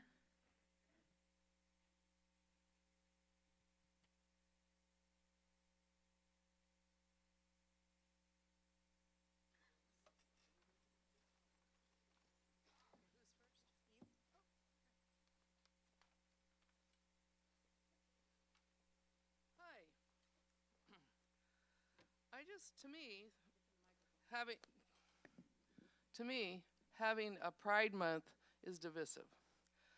And I look at it as, personally, as it represents the long Marxist march through the institutions. This has totally degraded the quality of our public education, and it's helped students, and they're teaching subjects that are not important in life for them to succeed. And now they want to take away parents' rights, and they should be the only ones that have the rights over their children, not somebody, some status that or group that tells them what to do. What they're going to do, and they're going to take away that. I mean, that's in communist countries. And no. Thank you. Your time is up. Malone Becker. Good evening, everybody. This is such a struggle, I have to tell you. Are we raising up and putting the LGBTQIA in the seat of honor for their sexual and personal inequities? This is a movement and a political agenda meant to divide and instead not draw us together as Americans. Mayor Chen is standing up for what is right on this issue, and thank you, Mayor Chen, for your bold, courageous stance, and for the rest of you council members that supported that. So thank you, Mayor Chen. Recognition and celebration at a whole city level should be reserved for those who truly contribute to the city, state, and to our great country. Our servicemen, for example. Torrance has done one of the most beautiful tributes to the real heroes who put their lives on the line every day for you and every American to have the freedoms we hold so dear. What about a month of... Thank you. Your time is up. Andrea Larinetta. It's Andrea Larinetta, and then Adam Schwartz, and then Isabel Schwartz. A moment event celebrating the acceptance of sexual preferences. Again, another month in which we celebrate that which is limited by its own design. Celebrating something for a whole month, this is a very important, very powerful thing for a city to do. You would think this movement has done great things, has touched and improved all our lives. Yet it is limited. It does not have the capability to encompass everyone. It hasn't done great things. It hasn't touched and improved all our lives. Instead, it has a very loud voice that divides. We need to honor something that unites all of us, encompasses all people, no matter what race, ethnicity, sexuality, age, or culture. So a public monthly celebration of a minority of people and their sexual choices, ones they have a right to make, does not include me nor the majority of my community. Therefore, it is divisive, not at all inclusive. It is time we stop being divisive and start uniting. Thank you. Your time is up. Adam Schwartz, Isabel Schwartz, and then Steve Wojtak. Adam Schwartz, private citizen. Historic Preservation Month does not exclude the present nor the future. AAPI Month does not exclude other races. LGBT Pride Month does not exclude anyone else. It is a building of love. It is something that we can base off of, and we can all come together knowing that we love others. Torrance, the Torrance that I know and love, is an inclusive, loving place full of people of character who care about others and do not let themselves be divided over bigotry of others. Let me end by saying shame on each and every person who calls being LGBT plus a choice. It is not. It is scientifically not a choice, not a lifestyle. It is an identity, and it is important to know what you're talking about. Please. Thank you. The City of Torrance regularly has proclamations at City Council meetings. Some recent proclamations heard include Asian American and Pacific Islander Heritage Month, Older Americans Month, National Volunteer Week, Black History Month, Military Veterans Appreciation Week, Italian American Heritage Month, Pickleball Month, National Teacher Appreciation Week, National Tennis Month, National Preservation Month, Cal Fresh Awareness Month, Tsunami Awareness Week, and Women's History Month. But who people love doesn't rise to a proclamation. Your actions as mayor and council determine the temperature of the community. We can see right here tonight a wave of hatred and misinformation that endanger the safety and security of those in the LGBTQIA+ community. Thank you to the 5 council members who voted to consider this resolution, and in doing so, have created an environment in which Torrance community members can feel safe, supported, and celebrated, just as other communities represented in a city proclamation or resolution have been. To my fellow Torrance community members, love thy neighbor. The city acknowledging pride takes away none of your rights. Inclusivity is inherently non-exclusive.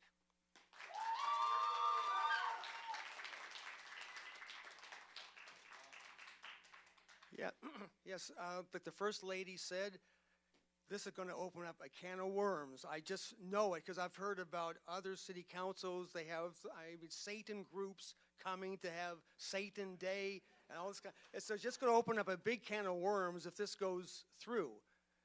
Anyway, so, and the other thing is, if it does go through in the future, any pay raises or tax increases, don't count on us voting for it. Like this last half percent, you know, the sales tax increase, what, like half of 1% or something? Well, anything like that in the future, don't count on it. Anyway, thank you very much. The next 3 is Zalji Ho, and then Maja Radmi Lovich, and then B.B. Scott, and then Arlene DeGiulio.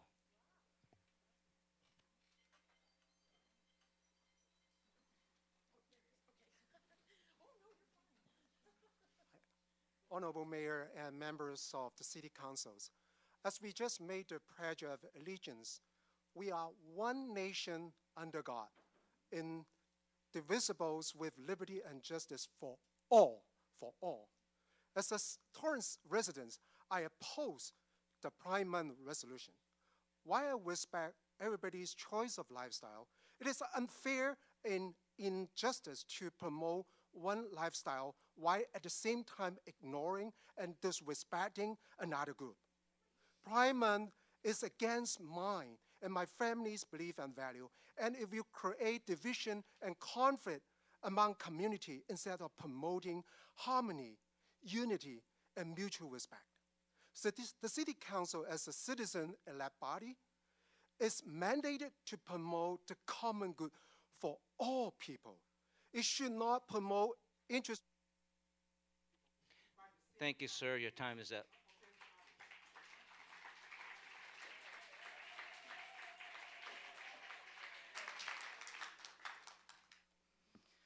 My name is Maya Radmilovich. I've been a Torrance resident for over 25 years.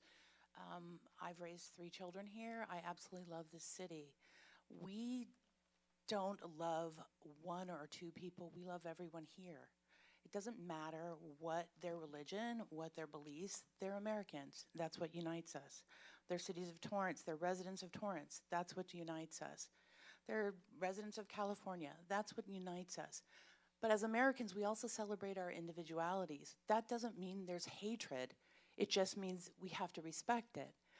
My point is, if you're going to open it up to Pride Month and we're going to be allowed to play pride flags, then I would like to raise the option of raising a Christian flag or a Jewish flag or, different groups, which were banned back in August.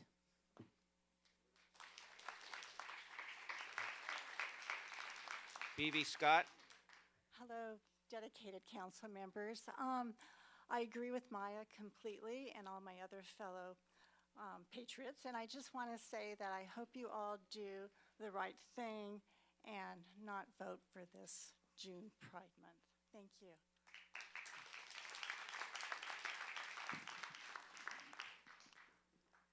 I'm a Jew. I want a Jewish Pride Month.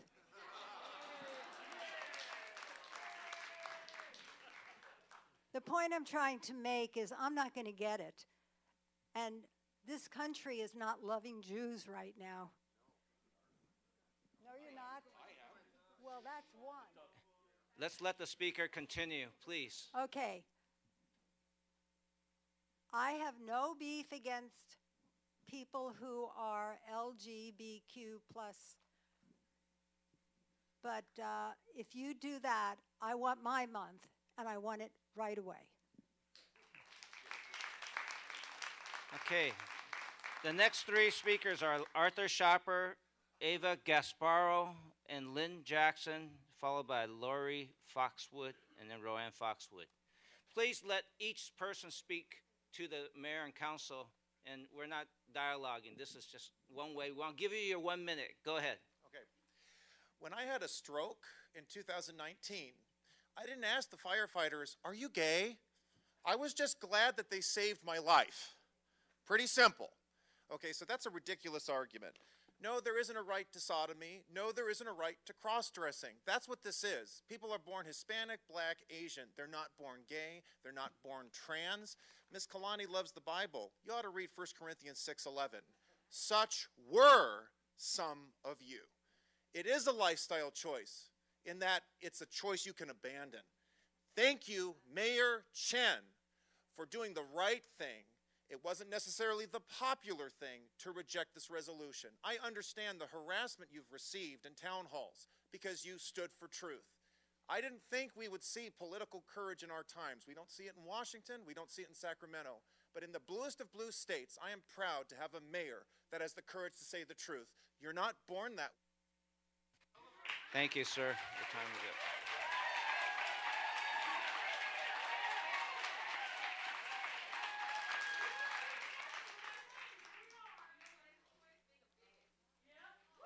Please let the speaker speak. Go ahead. I'm just here to say that as a queer person, I have no intention of making any other communities feel less than the LGBTQ community when I ask for a resolution. It is simply just because I request the support of my city. I understand that many people believe that it is a lifestyle choice, and I can understand why you think that. However, I implore you to just at least consider the fact that I am here, and if I had a choice, I would choose otherwise. I've gotten into arguments with my family about this, and I want to be loved and appreciated by my community, when in other places I could be hurt or even killed for being like this. Thank you so much for your time.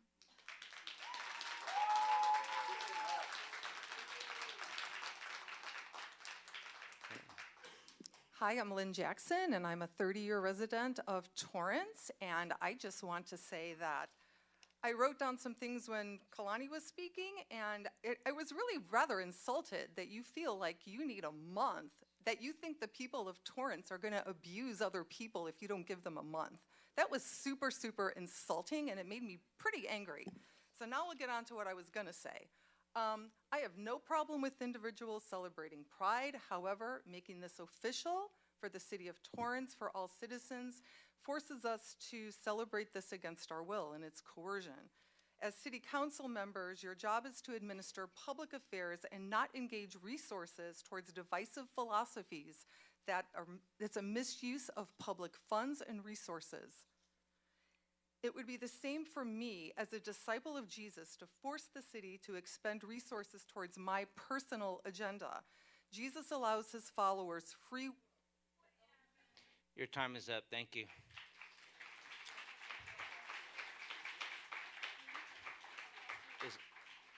In Foxwood, Southwood. Leviticus says no polycotton blends and no shrimp. So all of you who are against us, read your Bible.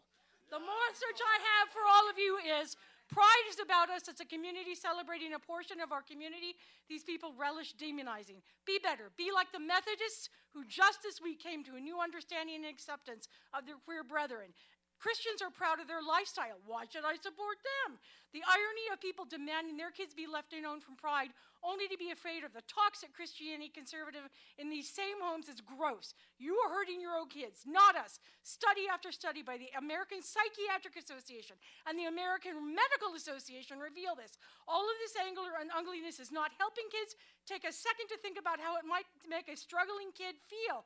Then realize that for them, this resolution is a big, proud moment for our youth and our elders as well. We appreciate those electeds who are taking a different bent. Thank you, council members. Your time is up.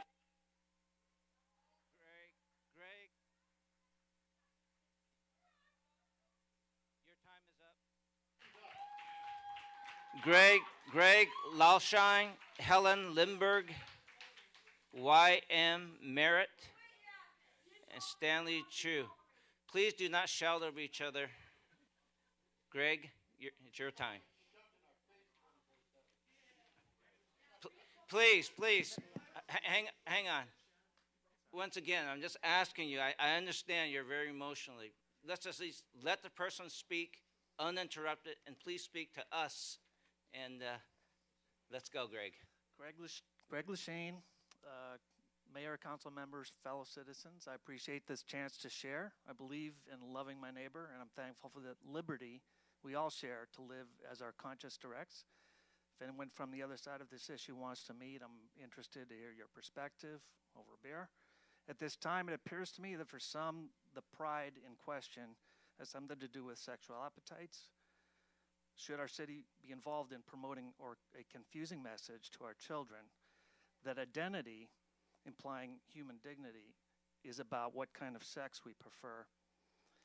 Maybe that's reductive. Can we avoid taking a side on this controversial issue? Let's not use our government to push one side of a political issue. Let's not divide. Instead, let's keep celebrating things that unite us. And we'll do that all year. Thank you. Thank you. Helen Lindberg. Hello, I'm Helen Lindberg. I'm a long-term Torrance resident. I ask the council to vote no to a Torrance Pride Month. The Pride movement is no longer just a celebration of gay rights, but a promotion of more controversial political issues. Have we not heard controversy all evening here? A city month would put a stamp of approval on the Pride group's support of hormone treatments and sexual transition of vulnerable minors. A city month would put a stamp of approval on biological males in female sports and female private spaces. Importantly, voting no is not anti-gay, it's not anti-sexual freedom for adults. A Torrance Pride Month is not like the other months that the City Council has proclaimed. Those months do not promote controversial and divisive political issues. Please vote no. Thank you.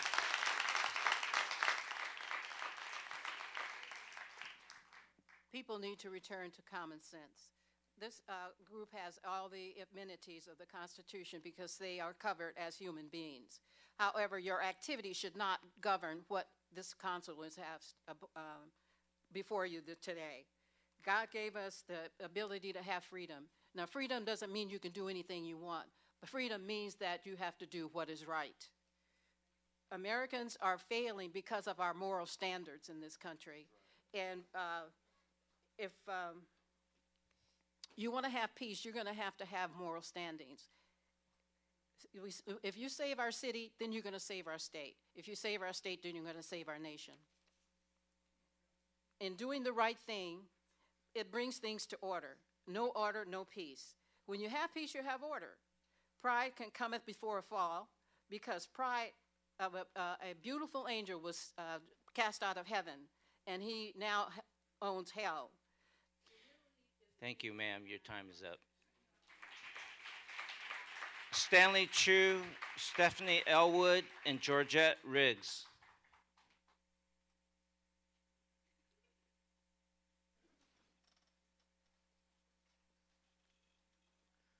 Good evening, Torrance management. My name is Stan Chu. I've talked to quite a few council and George Chen. I just want to share a painful story I went through. A few months ago, our mayor had a meeting with the communities, to share the concerns. I was shocked. During that meeting, there were about 100 plus, LGBTQ community people. They used four-letter words, verbal attack, verbal abuse, totally disrespectful. So I'm so sorry. I'm so sorry. We respect all men are created equal.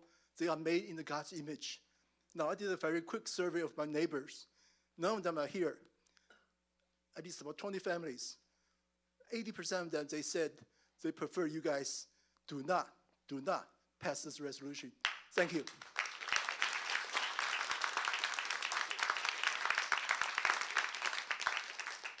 I have also spoken with a lot of neighbors and friends of mine that live in Torrance, and they are all saying the same thing. We do not want a Pride Month in Torrance.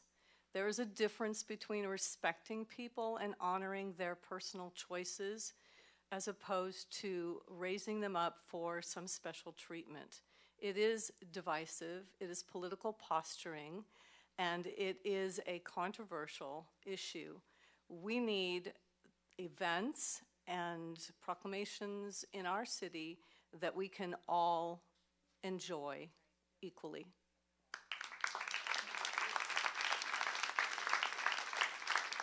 There is an overwhelming response from all the Torrance residents saying they do not want nor are they interested in Pride Month in our city. This feels like a big slap in the face to we the people of Torrance so you can fulfill your own so-called agenda. Are you getting paid from the Human Rights Foundation, the Buffett Foundation, Bill Gates, or the California Endowment that supports LGBTQ movement? There are several board members here that need to stop thinking with their emotions and start thinking with their intellect. Thank you. The next, Glenn Robinson, Julia Hughes, Grace Liu, and then Scott Carter. Again, please let the speaker speak uninterrupted. Thank you.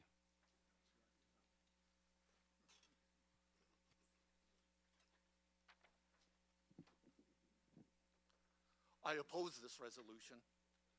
I'm not phobic, nor do I hate anybody. In fact, I used to be a homosexual. I used to be gay. Please be quiet. Let me speak. I used to be homosexual. I made the choice to walk away from this lifestyle. Now I'm offended. I'm offended this council would even consider honoring pedophiles. That's what the plus means in LGBTQ+. Honoring pedophiles. Do you seriously want to honor pedophiles? Why? Tell me, please, do you really want to honor One pedophiles? speaker at a time. Go ahead. Thank you so much. I appreciate your consideration. Look, they can do whatever, anybody can do whatever they want. I don't want to exclude anybody. If somebody wants to be gay, whatever, knock yourselves out. But don't bring this into the city and push it down my throat.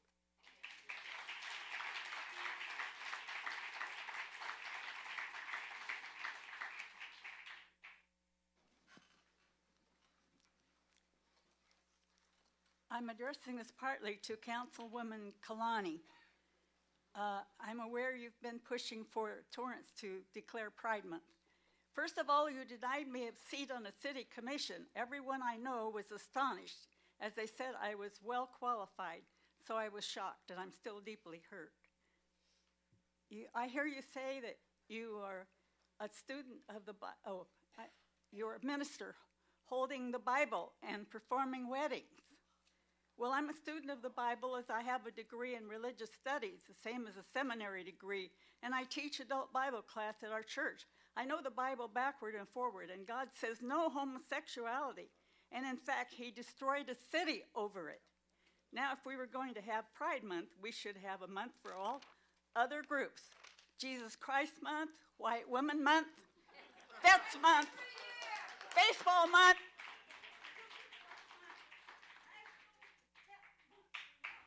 Your time is up, ma'am. Your time is up.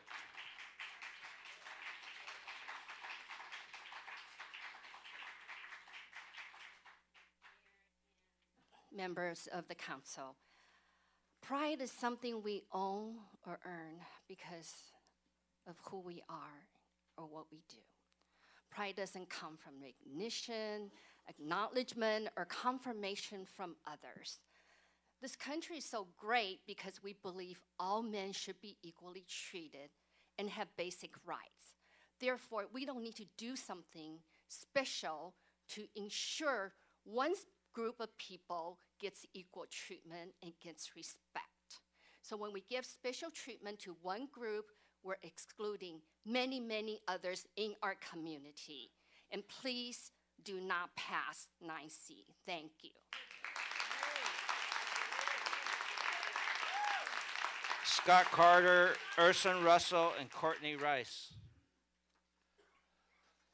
Honorable Mayor Chen and Honorable Torrance City Council members, Torrance, as we know, has been a family-friendly town, a business-friendly town, a diverse cultural town, but has never been a homosexual community like West Hollywood or like parts of Long Beach.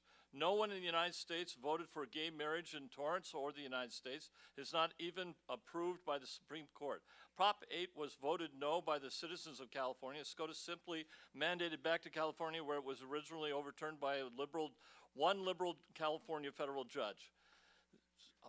Homosexuals said, well, we only want to marry like everyone else in society. Yet, ever since the homosexual agenda has been demanding special treatment, even getting a presidential dictate for a special gay pride month, and American citizens voted for, no American citizens voted for it either. If this happens, other groups could also have a right to challenge cities everywhere to. Thank you, sir. Your time is up.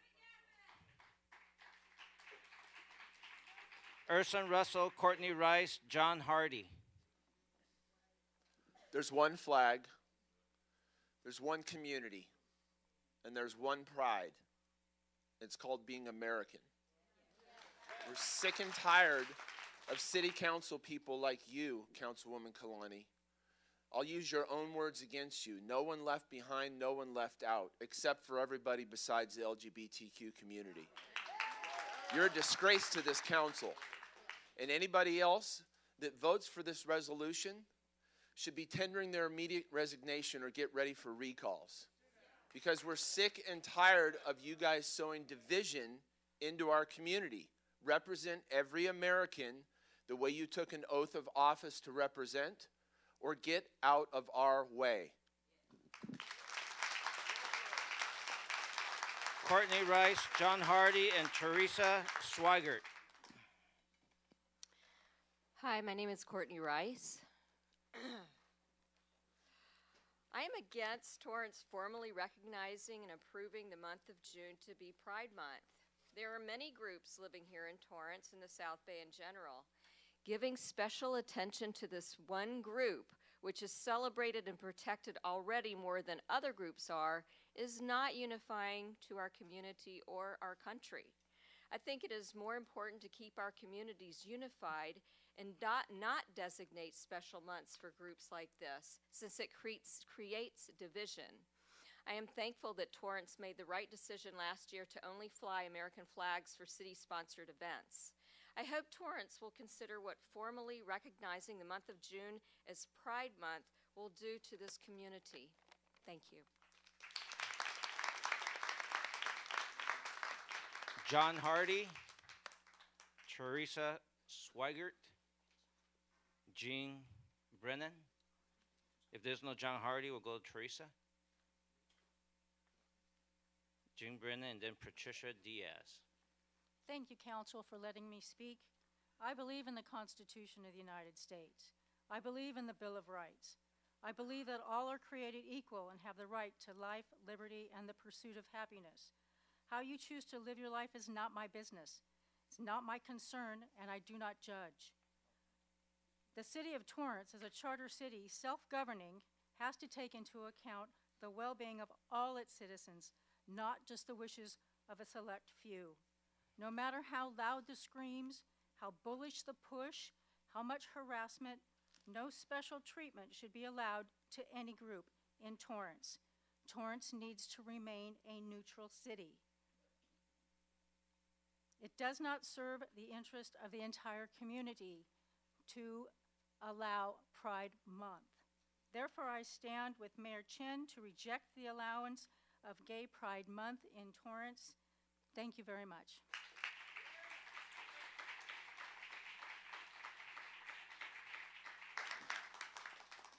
Hello, my name is Jenna Brennan. I'm a resident of Torrance. The mission of the City of Torrance is to encourage and respond community participation as we provide an attractive, clean, safe, secure, and enriching environment that assures a high quality of life. We evaluate and act on the needs of the community within a complex, changing environment. Safe. This is an incredibly important word these days. With hate crimes on the rise and wars overseas, kids today need to feel safe. It is especially important that we make a safe city for kids that are most at risk. LGBTQIA young people are four times as likely to attempt suicide than their peers. These are youth that we need to put our support behind. By declaring and celebrating Pride in the month of June, we can help these youth and adults feel safe, affirmed, and welcome in their homes, schools, communities, and clubs. Research shows that when LGBTQIA+ youth feel supported and affirmed at home in their communities, their health and well-being improves and the risk of trauma and suicide decreases. Your time is up, ma'am. Thank you. Patricia Diaz, Hu Ching Cheng, and Roger Shoemaker. I'm Patricia Diaz. I've been in Torrance for over 30 years, and I'm here this evening to respectfully request that the City Council would not adopt the Resolution 9C approving and formally recognizing the month of June as Pride Month. This resolution isn't inclusive, rather it is exclusive to a small group of individuals. Affirming a sexual behavior should not be honored or celebrated. What is written over your heads in this chamber? In God we trust. Is this resolution honoring God of the Bible? Is it? We must ask, does this honor God our Creator or mankind's inability to walk according to his holy word? Proverbs states that pride comes before destruction. Pride in this context refers to an arrogant attitude that manifests itself as non-dependent or non-compliant to the word of the Lord. This is a dangerous state. Your time is up. Please do not yell from the back. Just let the speaker speak. Thank you. We have Hu Ching Cheng, Roger Shoemaker, Craig Newman, Sarah Lennon, and Eden Andrews. Honorable Mayor and members of City Council, I love Torrance. It's my hometown. I love the community. And after hearing all this, I come to a very interesting scenario. So I'm not sure if you guys are familiar with the flutes durian. So some people love it. Some people really hate it, and they can't even stand the smell. Okay, so yes, it has a very, very strong smell. Would it make sense that because I love durian so much, so I brought them to the street and to your front door and wanting you to insist that taste it, or even I don't care, I need you to smell it, regardless of your preference. Would that improve the inclusive love and unity between me and you? Likewise, Ma'am, your time is up. Thank you. Roger Shoemaker, Craig Newman, Sarah Lennon, Eden Andrews, and Susan Niemeyer. A strong no vote to this divisive resolution. Don't provide special treatment to a group simply because of their sexual behavior. And don't risk that other political or radical or racist groups will demand their special month of honor and recognition.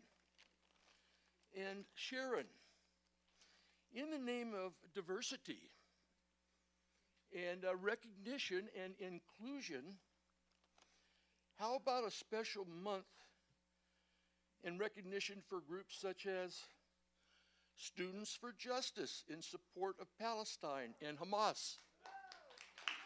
Or how about a special month for Jewish Voices for Peace? Or American Muslims for Palestine? Your time is up, sir. Sir, we got it. Sir, your time is up. Craig Newman, Sarah Linen, and Eden Andrews. Thank you. Let me begin by saying I really don't care what a person's affiliation is, what their lifestyle, or whatever. I don't care. That's their business. Now, I've been sitting here tonight listening to both sides and trying to come up to a decision on how I would feel on this matter. But I've come to realize that this is so divisive on both sides that I feel that I just cannot support this. Thank you.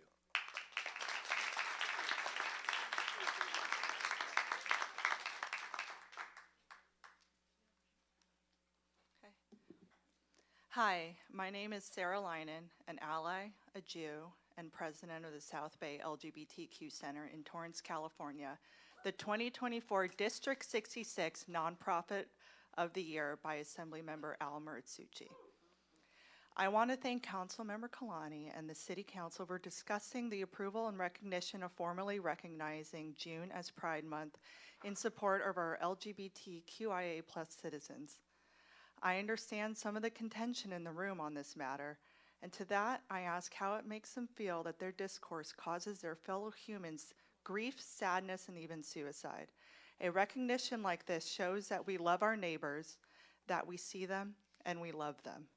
I urge each of you sitting up there to support love and humanity, not bigotry. Thank you.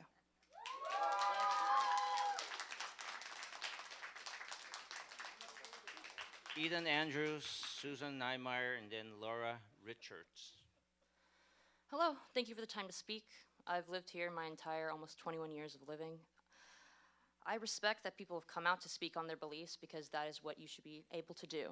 But that is something that sets apart some of us in this room tonight, and that is respect. A man came up here tonight and said that if someone interrupted that they should be thrown out. I then watched that man interrupt several times. Both sides have interrupted. Both sides have been disrespectful. Do not ignore that. But that does not stand for what we were talking about in this room today. Some of your guys' hatred is based on misinformation. It's based off of not knowing and your lack of wanting to understand. And I implore you to understand. I implore you to try at least, to talk to us, to actually talk to some of the people in the community, because it's not what you seem to think. It's not what is on Fox News. It's not what's on CNN. We are in your communities. We're in your grocery stores. We're in your schools. And we deserve to be seen as such. Thank you. Thank you. Susan Niemeyer and then Laura Richards. Hi, Mayor Chen. It's Susan Niemeyer, not Niemeyer, Niemeyer. Thank you very much. I am my heart is breaking here. My heart is breaking here by all of these people saying that this is divisive, that this is harmful to the community, and I am here out of love for my LGBTQ friends and family members, members of my community, people who are hurting and in pain at this moment, listening to all of the prejudice and the bigotry that is being thrown at them. I am a Christian. I actively attend a Christian church. I am a mother of a son who is an Army sergeant right now who's learning how to rappel out of helicopters. I was supporting our country, defending our country. I am here because I want to defend and support our community together, our community of love of Torrance. So thank you.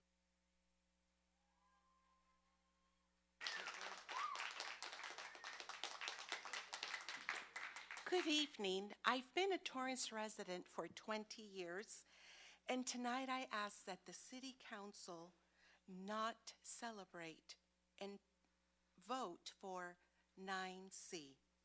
I am a Christian, and I base my beliefs in the Bible. The Bible teaches me, first of all, to love my neighbor. So this request is not out of a heart of hatred nor bias. I am asking that Torrance not celebrate Gay Pride Month because homosexuality and the activities associated with this celebration are wrong and against what the Bible teach. I understand that homosexuals and bisexuals are part of our Torrance community. Celebrating Gay Pride Month leads to normalization and institutionalization of homosexuality. Thank you, ma'am. Your time is up.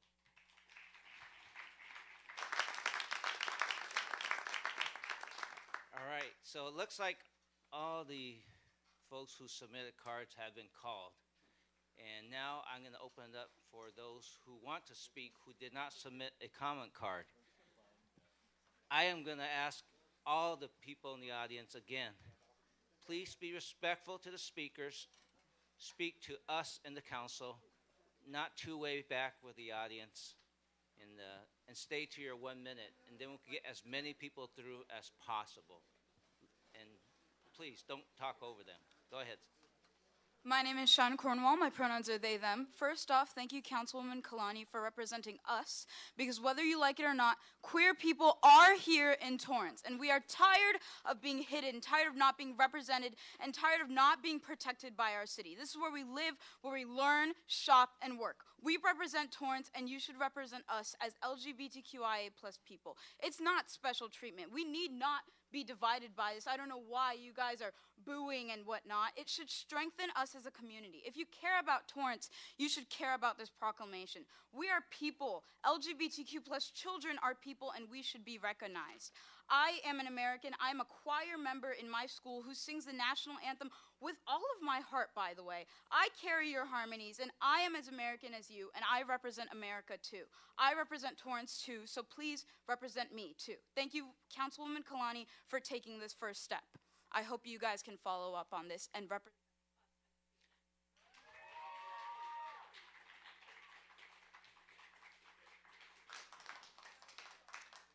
Hi, good evening again. I don't know Mayor, why. I'm sorry. Ma'am, you spoke once already. You only get to speak once. Thank you. Hi. I didn't have anything planned to really say up here, but as I was listening in the back, I was just feeling a lot of emotions coming up. And what a lot of the people, like speaking in favor for LGBTQ+ people are talking about, it's so true, you guys. I grew up in a super religious household. Me and my cousins, like, all of my uncles are pastors. I have queer and transgender cousins who have attempted and succeeded in committing suicide because of the restrictions and the hate that we've all received growing up. And I just wanted to say, everybody who thinks that this is about sex and not love are not correct in that. This isn't about sex. This isn't about sexual immorality. This is about love.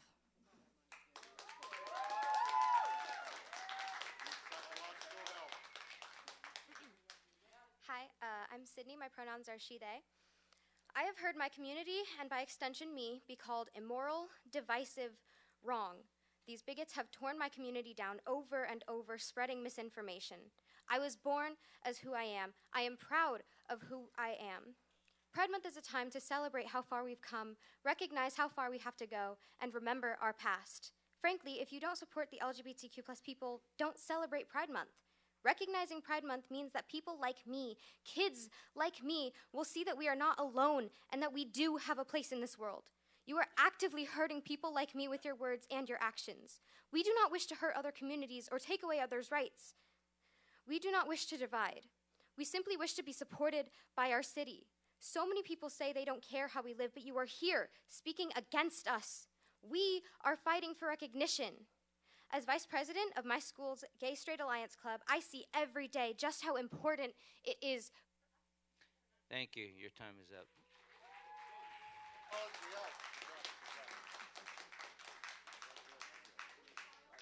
Thank you, Councilmember Kalani, for standing up for us. I, as a youth, am disappointed in the way that the people of authority around me, the many adults around me, have pushed me, my friends, my classmates down. And for what? We are simply kids who want to be and what we really are. And I do not feel safe in this city, which I should be calling home. I do not feel at home and protected. I just would want for 1 month a year to feel safe and at home in a place that rightfully should be what I call home. Thank you.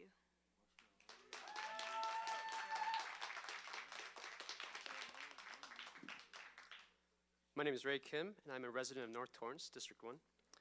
It is my belief that the culture and representation of Pride Month has evolved to become more than a simple celebration of a minority community.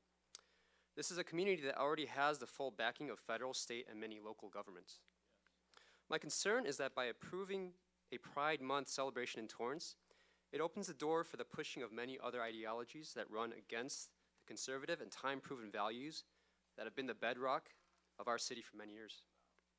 Furthermore, it is my concern that adopting this resolution results not in unifying the community, as many have said, but rather division, where certain people groups, along with associated agenda, are elevated over others.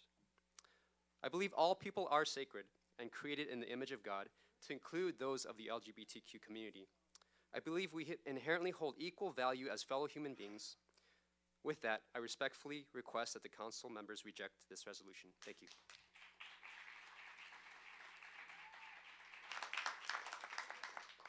Hello, my name is Kinsey Maloney.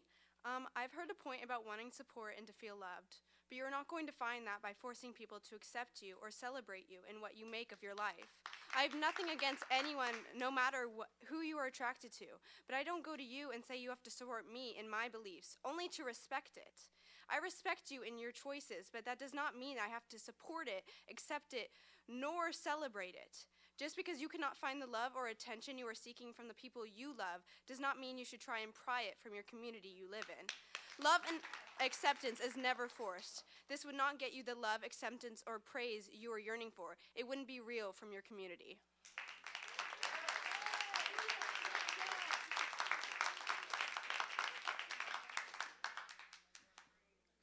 People of these chambers, I come to talk as somebody who is incredibly nervous, who has been wholly unprepared, but I, as a citizen that lives here, feel very strongly about this. I want to look at the people around me and look at them not to look at who they love or who they are attracted to. I want to look at them as a citizen of our community first. I hold absolutely no hatred for the LGBTQ plus community, but I want to celebrate their accomplishments. And yet, I'm supposed to celebrate some people simply for their identity? Somebody before me mentioned how the LGBTQ plus community is everybody, including that person in the grocery store. Why should I look at that person and look for their sexuality first? Why not as a person, as a human, as somebody who lives in the USA? To me, this does not feel like celebrating our community, but celebrating a line in our community. And as a certain famous leader once said, a house divided against itself cannot stand.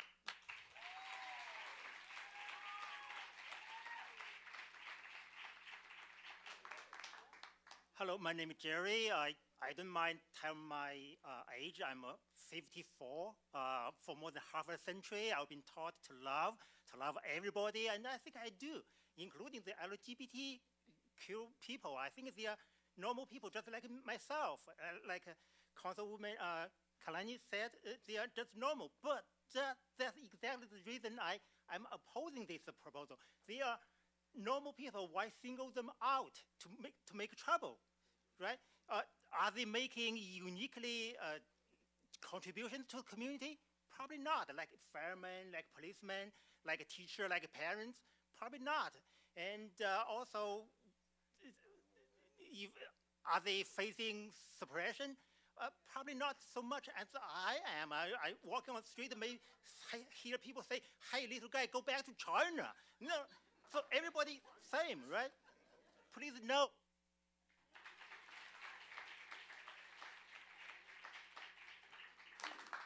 Honorable Mayor, members of the City Council, I'm here tonight to respectfully request that you reject this resolution making June the LGBTQIA+ month. It's decisive and controversial and puts the imprimatur of government on a segment of our citizenry based on their sexual proclivities, not their achievements or accomplishments. It's not about civil rights, it's about community moral standards. We cannot all express every inward feeling outwardly, or there would be chaos. Some might say we have chaos now. The ability to discuss our problems reasonably and productively eludes us. Thomas Sowell tells us that part of this disability comes from the fact that half of us see life as being constricted, that's his word, by reality, and the other half sees reality as malleable or unconstructed, despite the pesky failures of their wishful thinking. The problem is that some of our citizens find celebration of LGBTQ+ behavior to be immoral. Your time is up. Thank you, sir.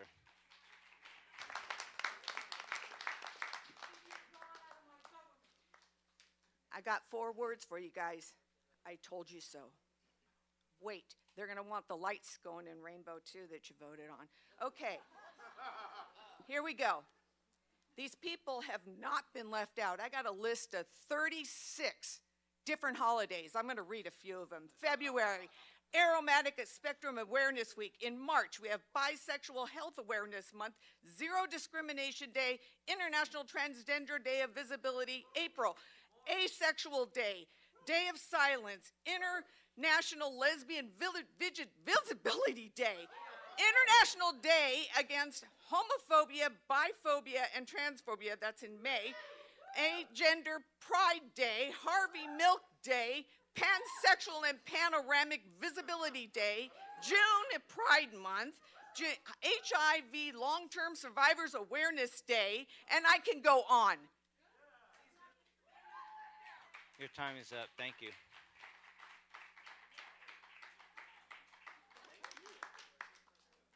The rainbow lights would go well with the "In God We Trust," I think. Good evening, City Council members. It is a strength of our community that we can all appreciate critical parts of our safety. As that is the case tonight, I hope we can also come together to view our collective benefit through the appreciation of diversity and inclusion. Coming from a conservative Christian family as a young person, discovering who I was, as all young people do, it was not something that, if it were given the choice, was one that I would have made. On this topic before you tonight, I would like to thank the council members who have been steadfast in their bravery and support in the face of hate and vitriol, Councilwoman Kalani especially. Like we saw in prior items before this council, the best parts of humanity are about seeing each other in equity and lifting each other up. It is our celebration of diversity that makes our community strong, and it is our ability to see each other in love, support, and compassion that gives us clarity. I hope that we support our LGBT community tonight, and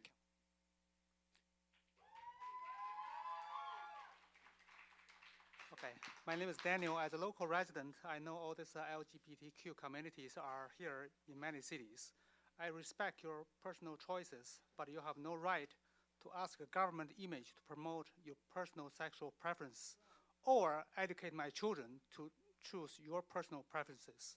So please do not pass this 9C resolution.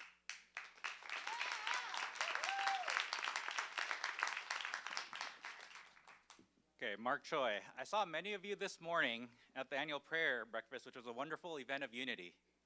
This resolution declaring Pride Month is the very opposite and causes division within the city we love, as you can see. I'm a member of Lighthouse Community Church here in Torrance, which has over 700 members and over 1,000 attendees on a Sunday. Declaring June as Pride Month is the city of Torrance taking a stand that disagrees with our beliefs and the belief of tens of thousands of Torrance residents who are Christian. And as Councilmember Kalani said, are we not members of this community? So I am opposed to this resolution. And for all those that support this resolution, I invite you to come to our church on a Sunday. I would further invite you, come to my house. Like, come speak with us. I know many of you have not interacted with Christians. I know many of the council members may not have. So I invite you to our home to have a meal with us, with my family and my 4 little children. Thank you.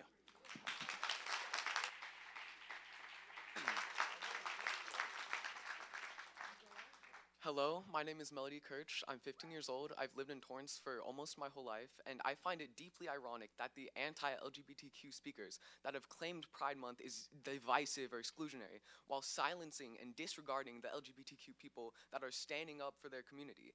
Why was Asian and Pacific Islander Month, which I fully support, not met with equal controversy? Because it's not about showing support for people who have historically been silenced, singled out, discriminated against, rather rejection of Pride Month is based on hate, not including people in Torrance. It is based on hate.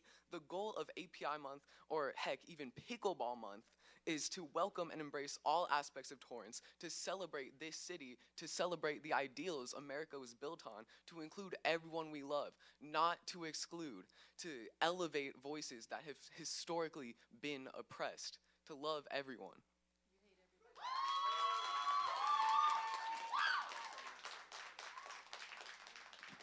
Good evening, council members.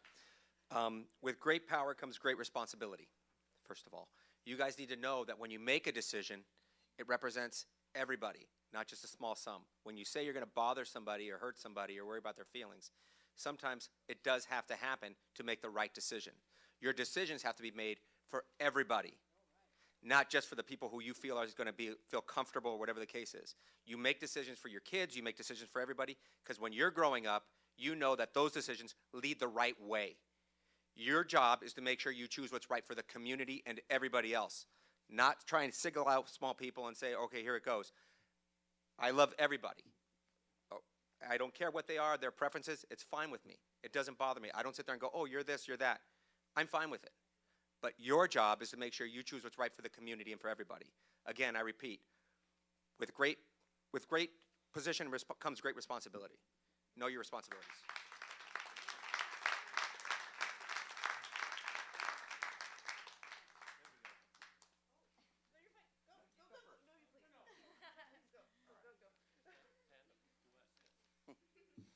Hi, everybody.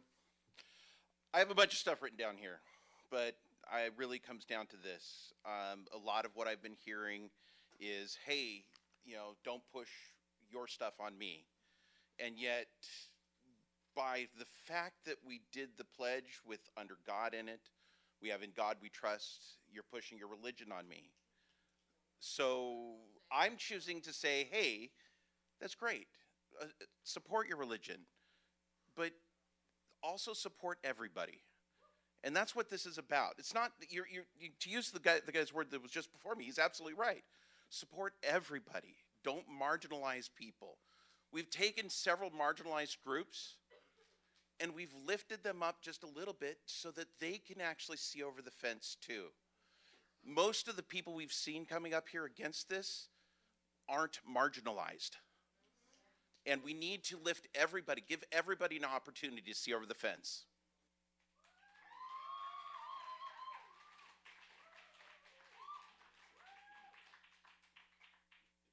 Pride is important for our community because of all the hate and violence each of us faces on a regular basis. If it is against your faith, okay, but that is for you, not everybody else. All of this anger and ugliness is not helping kids. Take a second to think about how it might make to make a struggling kid feel when they realize that for them this resolution is a big, proud moment?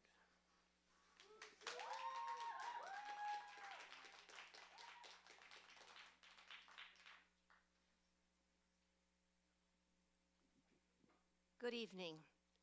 In the early days of Torrance, the Mexicans, that's what we now call Hispanic, Latino, they lived in an area of town that was very undesirable.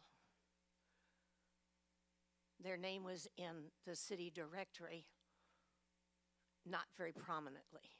All the Japanese Americans had to live outside of the city limits. There were protests in the 50s because blacks dared to want to move into Torrance. Now, we're not really talking about those things, but tonight is like a real wow night for me, not in a positive way, because I recently was in an Indian museum and have had great interest in indigenous peoples. I don't want to be part of people who try to sit on other people. I guess I want to say, I don't want to.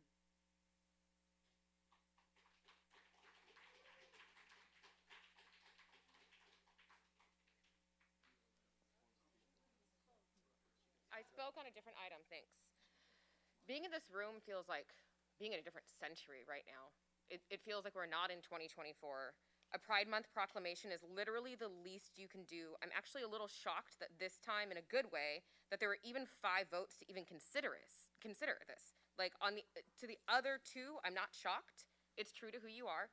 I wish the rest of you, the 5 of you, had a spine about a few other things.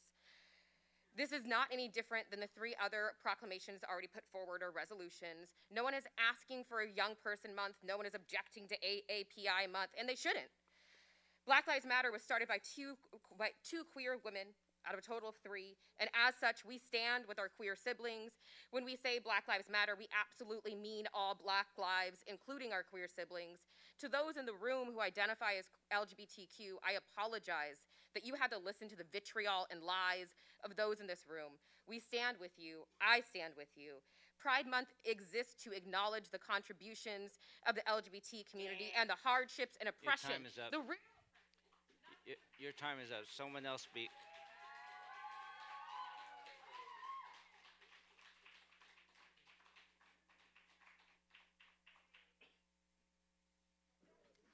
Everyone has a birthday, right? And in having that birthday, it's really, we honor one another, right? We see each other, we celebrate one another.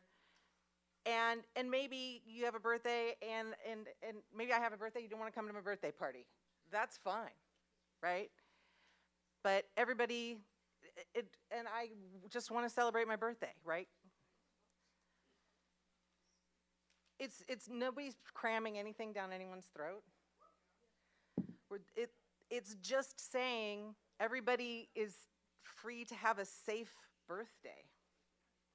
I don't know.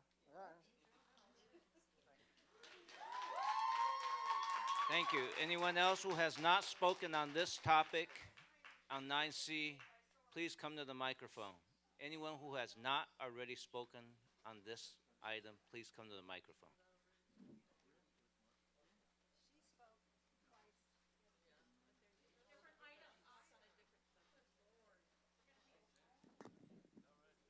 James Henry, I noticed that you want to have LGBTQ month of June. You have all these proclamations on the agenda for different types of months for people. Why not the mentally ill? Why have you skipped Mental Health Awareness Month? Don't you care about the mental health of your residents, your elected officials? Why don't you care? Why don't you have it on the agenda as Mental Health Awareness Month? Thank you. That'd be 2 birds with 1 stone, I think. Hi, I'm Jean Croco. I've been watching this, and when I saw the young girls come up and talk about how they feel so unsafe, you know, a proclamation isn't going to help them at all.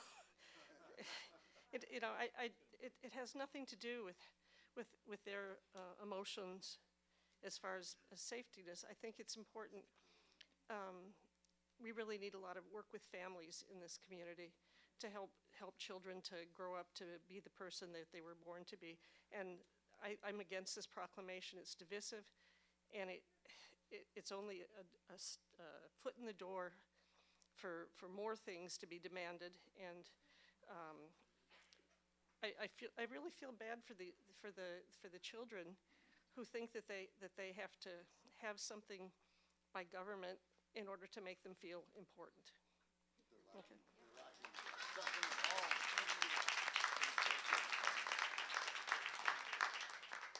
Anyone else who has not spoken on this item, please come to the microphone.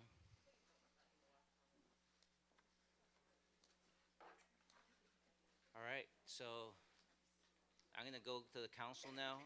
Again, I'm going to ask, just be respectful to any comments made here from the council and anyone from the council who wish to speak on this item.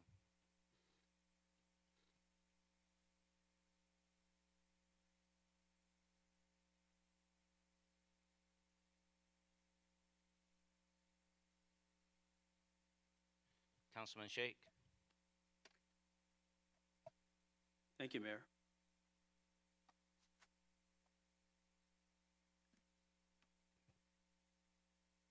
First, let me start by saying that no matter what any one of us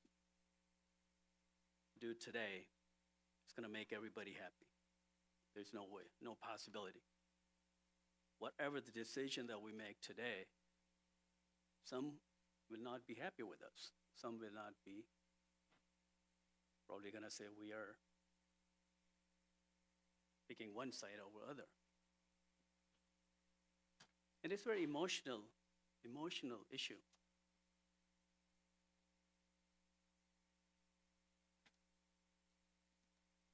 And as a public servant,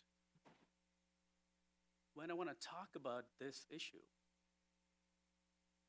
I don't want my religion to be part of this politics. That's why our nation, our country is the best nation in the world, because we keep our religion separate from politics.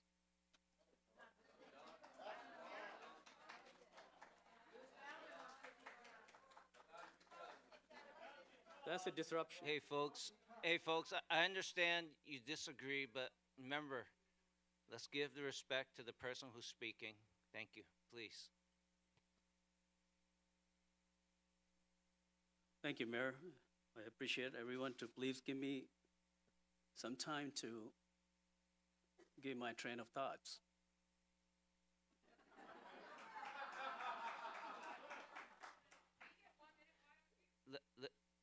You're not helping. Please do not disrupt the councilman when he's speaking. Thank you. Let me just ask some of the questions from our staff. Does this request resolution mean that we will have LGBTQ flag on our city poles? Your Honor, Danny Santana, City Manager's Office. If I could respond to the councilman's question. Thank you. It would not. The City Council has already adopted regulations associated with that. Does this mean the City Hall will organize any event for one group or the other with this ordinance? I'll answer. City Manager, Councilman, as it was stated in the item, the city has adopted a proclamation issued. The mayor had issued a proclamation in the past. No organized city events have taken place unless otherwise directed by your honorable body. I understand, and I think Councilwoman Kalani mentioned that, but I want to re-emphasize. Sure. I wanted to make sure that we understand what does that mean. So I appreciate if you could please answer some more questions to that. Does this mean that the City Hall or our city will have or organize any LGBTQ parade? We have no plans of such events. We haven't done in the past. Like I said, unless council wishes to explore. As Councilman Klein said, the only sanction the parade that the city has as armed forces next weekend. Thank you. Does this mean we are glorifying one group over another in any of this ordinance, the resolution? Councilman, that's a matter of policy as far as council and symbolically adopting a resolution as before your honorable body this evening. Thank you.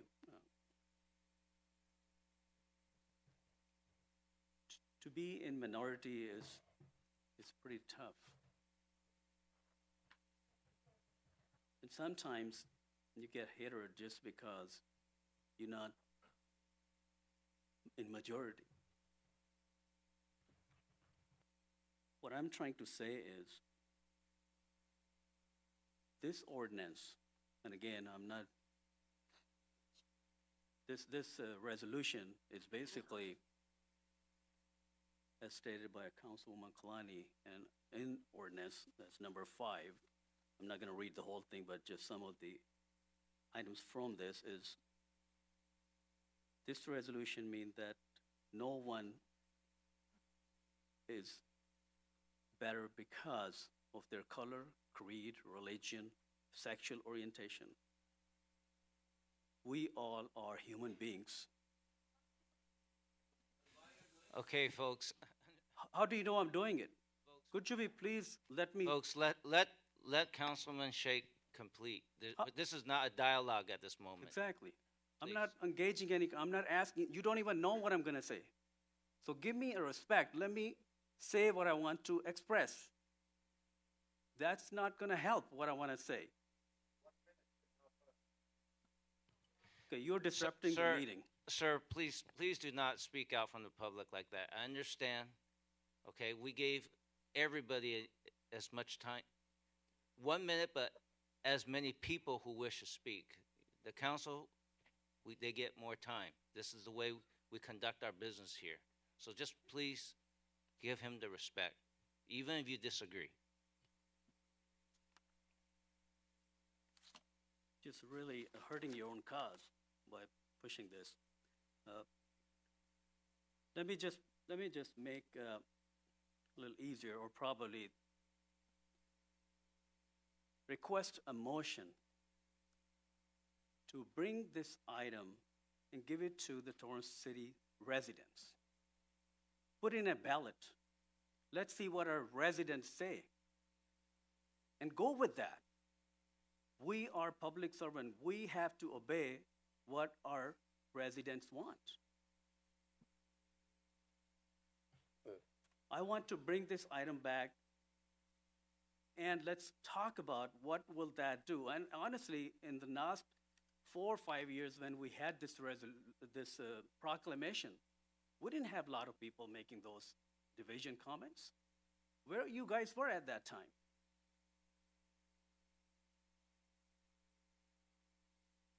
By having this kind of arguments, you are creating division among yourselves.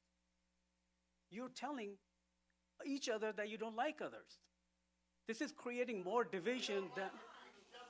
Hey, folks, please. You know, we can't have these outbursts from the crowd, right? No, I understand. You know, more outbursts, we're going to have to eject folks, and we don't want to do that, okay? I mean, you want to listen. Even if you disagree, you should at least listen.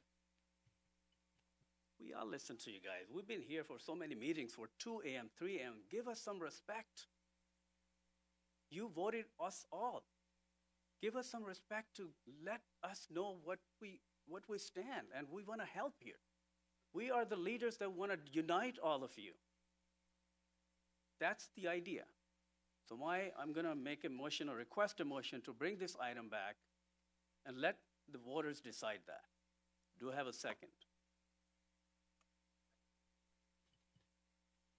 Councilman Sheikh, that's not the item in discussion right now, because there was a request for concurrence last council meeting to bring this item here today. You know, we need to go forward. Unless the item fails, something happens. But we need to decide. We need to make our decisions open. This is an open meeting. Right, but I want to give an opportunity to this council to, let's We do. get through it. This is it. Can I get some clarity from our city attorney on that, please? Can we do this? Can you make a motion is your question? Yes. You can make a motion. The question is, that would really be to bring an item back, because Yes. putting an advisory ballot measure on the ballot would cost somewhere in the neighborhood of probably $200,000 to $300,000. So I'm not sure that's the best use of taxpayer funds. I agree. But that's obviously a decision for the council to make. And City Manager, I concur with the city attorney's assessment on the cost implications of this decision. Thank you. That's why I said, we are here. It's our responsibility. We're listening to the public. We've done our homework for 2 weeks ago. Maybe you could listen to some other colleagues, but I think we make decisions all the time. Right? Not every decision we're going to make, we're going to go make a ballot on it. Right? I think. I mean, that's why, I know that our city attorney and city managers, they are the advisory board, so I want to hear what my council, my colleague, they have to say on this motion. That's okay if it doesn't pass, but I want to see, like city attorney said, no, I can make a motion, so I just want to see if that dies or doesn't. Then we take the next step. But I guess here's what I'm thinking. You probably want to make a motion with respect to this item first and see what happens before you suggest making a whole new item to bring something to the ballot. Those two separate things, wouldn't it be? City Manager, there is a standing discussion on the floor for consideration. Right. It's ideal to seek policy direction. And should Councilman Sheikh want to pursue alternative options, staff could always return with additional information regarding the cost and other implications. And Your Honor, if I may, our council rules of order allow every council member to speak at least once before an item is decided, if they choose to do so. Right. And that's what we're doing right now. I was just addressing the motion, so that if there was a second, everyone still has a chance to speak prior to the motion being voted on, but Sure. there doesn't appear to be a second at this point. Right. Okay. Okay, so we don't have, yes, but we don't have second, that's right. That's correct, right? Okay. Okay, I'll let my other colleagues say a few words, then I'll come back. Thank you. Councilwoman Lewis. I do not agree with putting it on the ballot at all. This is not a measure that we should be spending money on. It's a proclamation that we've had a couple of times before, and you know what happened? Nothing. It was just an acknowledgement. So to spend time and money and energy on moving forward with a ballot measure when we have so many other things in the city we need to take care of, I would not be in support of that. I'm not talking. It's gone. It's gone. Just want to make sure you're done. Oh, I'm done. Sorry. Okay. I'm not going to talk anymore else. No, sometimes there's a delay. I just want to make sure. Got it. Did you want to speak? Okay. Anyone else who from the council wish to speak? If not, I will, I guess. Oh, Councilman Kaji. Thank you, Your Honor, and thank you, Torrance residents, for coming out tonight. After listening to your testimony, also receiving your emails, your calls, and personal letters. This is a very contentious matter. But first, let me, in reflecting on what has gone on tonight and also in sharing with you my own thought process on this, my family's been here in Los Angeles in the United States since about the turn of the last century. But I come from a family that has been active in civil rights here in this country. My maternal grandfather, who was a medical doctor, saw that there was a need to create a hospital within the Japanese community, because if a Japanese person got sick, they would not be admitted to a mainline hospital because they were not white. And so he filed a lawsuit against the state of California, which went to the U.S. Supreme Court, and in 1927 held for my grandfather and the other Japanese doctors so they could create a hospital. Then for my father, who was, along with the rest of my family members, put into incarceration by the federal government simply because we looked like the enemy, they had to prove themselves to be worthy Americans. They were denied due process, equal protection under the Constitution. Eventually they were let out, but this was after they lost all their property, all their money, everything was completely wiped out. And here in this state, here in Southern California, you had debates raging throughout the state, pointing at this community saying, you can't trust them, they're the enemy, they need to leave. So for myself, coming from that background, I understand what it's like to come from a marginalized community. Now for myself, being raised in this sort of family that has always been activist, it's also caused me to understand that living in Los Angeles, living in California, you're not just by yourself. You learn to build coalitions across the board with all kinds of people. I was born in East Los Angeles. I grew up surrounded by my Mexican friends in the neighborhood, my Jewish friends. My father, who was also born in downtown LA on Bunker Hill, all his friends before the war were Jewish, Russian, Mexican, everybody, black, Latino.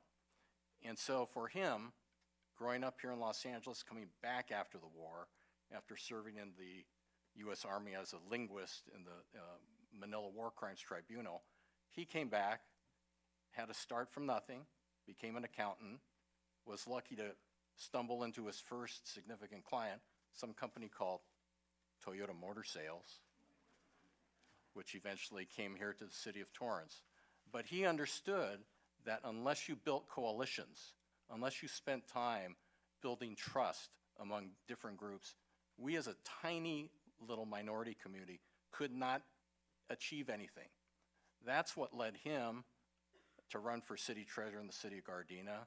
He became elected. That put him in contact with then Supervisor Kenneth Hahn. The Watts riots occurred just after that. Kenneth Hahn called my dad and said, Bruce, we need to address healthcare inequities in South Central LA. Will you join us on the LA County Hospital Commission to build the Martin Luther King Jr. Hospital in South Central LA? When my dad also decided that as a result of his wartime incarceration and the impacts on the Japanese community on the West Coast, he decided to form a museum, the Japanese American National Museum, which is now in Little Tokyo. But in order to create a museum, he reached out to his friends in the Jewish community who had established their own museum.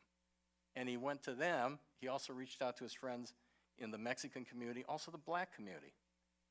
So that when this went forward, it got support with the LA City Council, the LA County Board of Supervisors, the state of California, and eventually support from Washington, D.C. So as this issue came forward, I'll share this too. This issue is not new to me. Back in 1994, I served on the board of the Japanese American Citizens League, a national civil rights organization. The issue of marriage equality came to our board in 1994. Same-sex marriage was not on the national agenda. There was no discussion at that time.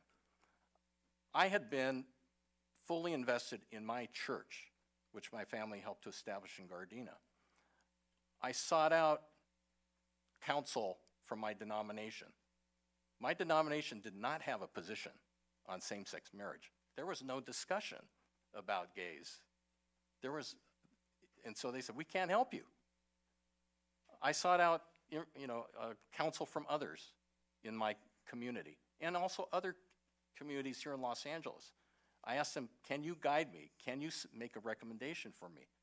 Ultimately, it came down to me getting a letter from one of my friends who told me, I'm gay. I didn't know it. He said, please support this. Now, also, I came to my own conclusion based on the law. And I turned to the 14th Amendment, due process, equal protection. In 2015, the U.S. Supreme Court did make a decision on marriage equality, in which the Supremes ruled in support because there were laws that violated individuals under the equal protection and due process guaranteed under the 14th Amendment. But I'll tell you this, when I did make that decision in 1994, which I believed at that time was the right decision, what I experienced from my church family was something I would hope that none of you ever experience. Because at that time, there was no really organized gay organizations in the Asian community. So for myself and my family, it was just us. So fast forward to now. When I look at this, it brings back a lot of those memories. More importantly, it brings back the testimonies and those individuals who reached out to me who said, thank you. Thank you for what you did. It also makes me think back to what every minority group has experienced in coming to this country. When I look at this council, there was a time when none of us could be on this council. That's fact. There was a time when none of us could buy a house here in this city because of restrictive covenants. There was a time, as I shared, when Japanese could not walk through the doors of Torrance Memorial Hospital because that was against the law. Each one of us as immigrants here, we've all had to pay a price. It's all in our family histories. And it's back maybe X number of generations in your own family, but it's there. So when I think of this resolution, and I've had to think really long and hard, and I've responded to a lot of people who have shared their thoughts on this. I do not want this to be divisive, but what I am seeing right now is that there's a need for some of us in our community to take a stand in between those of different viewpoints. The only way to overcome misunderstanding is by building bridges. Those bridges didn't exist back in 1942 when my families got marched to camp. No one stood up for us. But I believe we have an opportunity to be different because this city has proven it over and over and over again. I'm here today and I consider it an honor to sit on this council. I consider it, my fortune to go anywhere in the city and to shake hands with people, listen to their concerns, respond to them to the best of my ability, because this is what Torrance is. And I would hope and pray that if we do move forward on this, it doesn't push us apart. If anything, we've now identified a need to bring our community together. And I would speak to those in the LGBTQ community.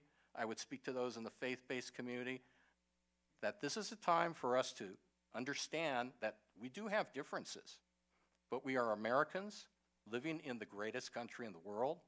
We need to learn how to work together and set an example for the rest of the world. And we can do it. I spent my career working between the US and Japan.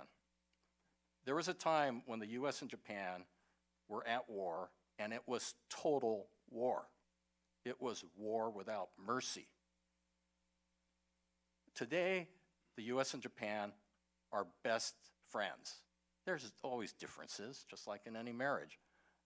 But what got that bilateral relationship from being mortal enemies to being friends? It took a lot of effort. It took a lot of people in between breaking bread, becoming friends, raising their kids together, and overcoming those insurmountable differences. I know we can do that here. I do believe it. And if this is a starting point, and if supporting this is a starting point, I commit to working with everybody, to helping to bridge and address any misunderstandings that there are. It's going to take hard work. It's not going to happen tomorrow. I understand that. All right? But if there's a good faith effort made by all of you here in Torrance, I think we can do it. I have faith in you. I really do. So for that reason, I am in support of this, but I am committing myself, and I believe that everyone on this council will also commit themselves to bridging any differences, any misunderstandings that there are. And I'm not saying to my friends in the faith-based community, you're suddenly going to change your lifestyle or you're going to change your identity as a result of engagement. No, I don't believe that. And I'm not saying that that's going to happen. Same to those in the LGBTQ community, okay? You understand, you've heard people's concerns, people's fears. But I really believe this is a great opportunity for us to step ahead and make this different. I hope so.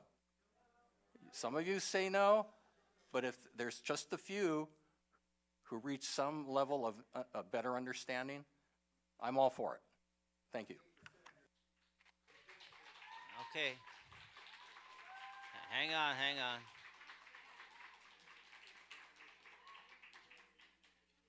Thank you, Councilman Kaji. Councilman Matucci. Thank you, Mayor. I fully understand that this, may have been a tradition that we've done these proclamations over the last few years.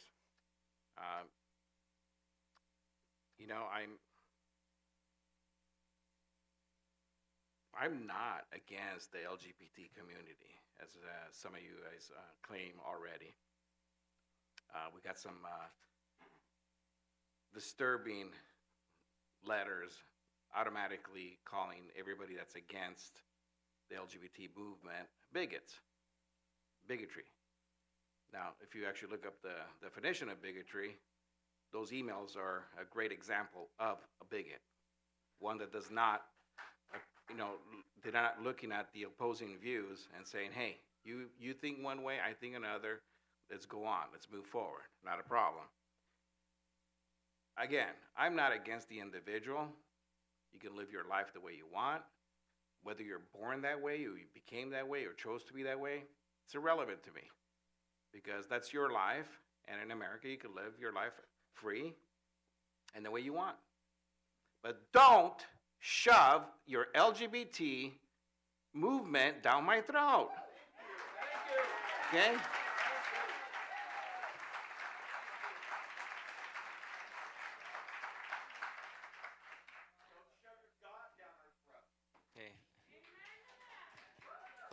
Folks, just guys, let the councilman speak. I'll tell you one thing. Some of you may agree, some of you may not agree. And again, it's irrelevant because in America, we can actually sit in the same room and not kill each other over it, okay? And God bless America for that. But I'm going to speak freely because it's my right to do so, as your right is to speak freely about me online and do whatever you need to do, whatever. There is a movement, okay, that is shoving the LGBT lifestyle or whatever, you're born that way, you became it, doesn't matter. It's being shoved into our youth. That's what I'm against. I think I saw some teacher says, leave our children alone or leave our kids alone. I truly believe that.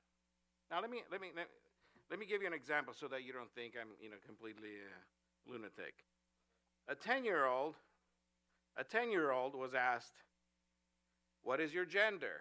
Now, this was asked by adults in a school. In a school. To be specific, 6th grade. What is your gender? A male, B, female, C, non-binary, and D, something else. What the hell is something else? They're 10 years old, guys. That's the movement that is being pushed. It's not your fault. It's not your fault. You want to live and be recognized? I'm truly sorry that you feel that you need a resolution or a proclamation to feel loved by a city. And shoving it down somebody's throat and forcing the council to approve it, that's not love, guys. That's not love. And I'm sorry you feel that you need this. I am. I truly am. But let me tell you another question that was asked. Let's go down to number 4. Remember, 10 years old. What were you doing at 10 years old? You weren't answering these questions. Some people describe themselves as transgender when they think or feel about their gender is different from the sex they were assigned at birth. Are you a transgender? No, I am not transgender is one of the answers. Yes, I am transgender is the other answer. I am not sure if I am a transgender. Or D, decline to respond. Again, we're asking this to 10-year-olds, guys. 10-year-olds. And let me move on. Another question on the same questionnaire, guys. Which of the following best describes you? Straight, lesbian or gay, bisexual, something else, not sure, decline to respond. That is what I'm against. That's what I'm against.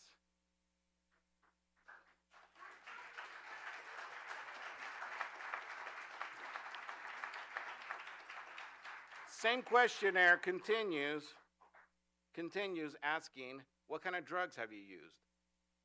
And it goes on down a list of drugs and how you administer those drugs. Again, 10 years old. And that darn kid was my kid. And you can bet your ass I was pissed off. You can bet your ass. So I'm not going to support this. I'm not going to support this because supporting this is supporting the LGBTQ agenda that's being shoved down our throats. Okay? Doesn't mean that I don't love you. I don't love the agenda.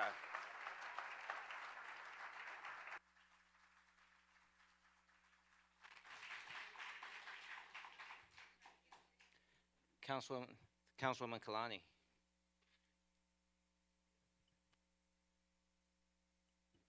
I mean, what do you say after that? That's decisive. That was decisive. And you know, yes, I brought it up because there are people hurting, and I don't want to see that. I don't want to see any of you hurting. I am the same person that I was 2 months ago before this all started. But I cannot turn my back on people that have fought for our freedom, but think a different way than I do, or was born a different way than I was. I was like Councilmember Kaji, when I was 7 years old, and my neighbors wrote, "Go back to Mexico" on my door. And I came home from school and I said, "Guess what, Mom and Dad? I have new friends. They have a nickname for me. They called me a spick." And my parents said, "Sit down, we need to talk." I have felt that too, and it wasn't fair. I am a Christian woman. I open up my phone to the 10 Commandments, and I live by them every day. God says he will judge. I was not going to talk religion here, but I am not going to judge someone. The people that are out in this room right now, I want to get up and I want to hug some of them because I see their heads dropped in tears.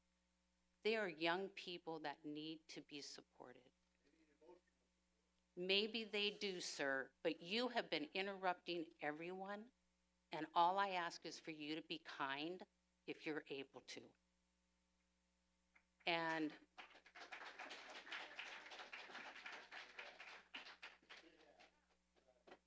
And remember, we have had for years recognized June as Pride Month. And nobody has been hurt. Nobody has been offended. The city of Torrance, the Torrance Unified School District is separate from the city of Torrance. We have no authority over things like Councilmember Matucci's child, who, by the way, I adore and I love, experienced.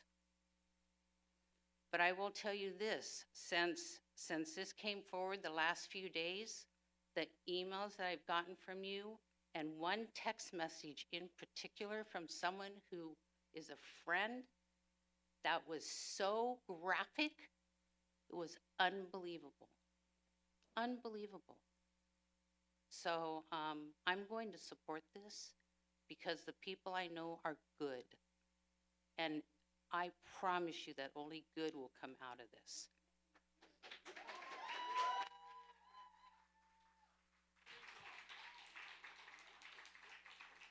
Any other comments from the council? If not, so I'm going to ask the folks to just hang tight. I'm going to make a few comments here. First of all, keep the noise down, no matter what I say. I'm a no vote, and you already know that, right? But again, my rationale when I denied the proclamation is the same reason as last year. I respect your choice of sexuality, your choice of lifestyle. I even had the whole LGBTQ group invited them to the council, and each of them had opportunity to speak to me too. And to this day, I think every time I see any one of you in any public places, I think I've embraced you as friends. All right, and I hope you realize that as well. And we just don't need to promote it. That is my issue. Just like it's very different to promote this as opposed to the color of the skin that you're born with. To me, I know some of you have said, what's the difference? There is a difference when you're born in a certain skin color. And okay, pickleball was not approved this year. There was a time in this city we were just doing proclamation after proclamation after proclamation. And then I started reviewing it because a proclamation shouldn't be handed out just because it's a popular thing to do. There was a time that I denied the proclamation. I shared with some folks that came that said, walk your dog week. Don't take it flippantly, but I just want to share with you, I'm not a dog hater. I just didn't think it merited a proclamation. But go ahead and walk your dog, and I'm perfectly fine with that. All right? I share that an example, right? And we have to go that process. When I was a councilman sitting there, when the previous mayor did a proclamation, yes, I didn't like it. But since the mayor made a proclamation, that was the decision he made. So I did not make any noise about it. So, yes, I will be a no vote. It does not mean that I do not care about other people who disagree with me. So I hope that explanation is clear. This is, you could choose how you want to live, and I will still respect you for that. And if you don't, and that is okay. As adults here, we need to agree to disagree, and agree to disagree respectfully. Okay, any other council members have comments to make?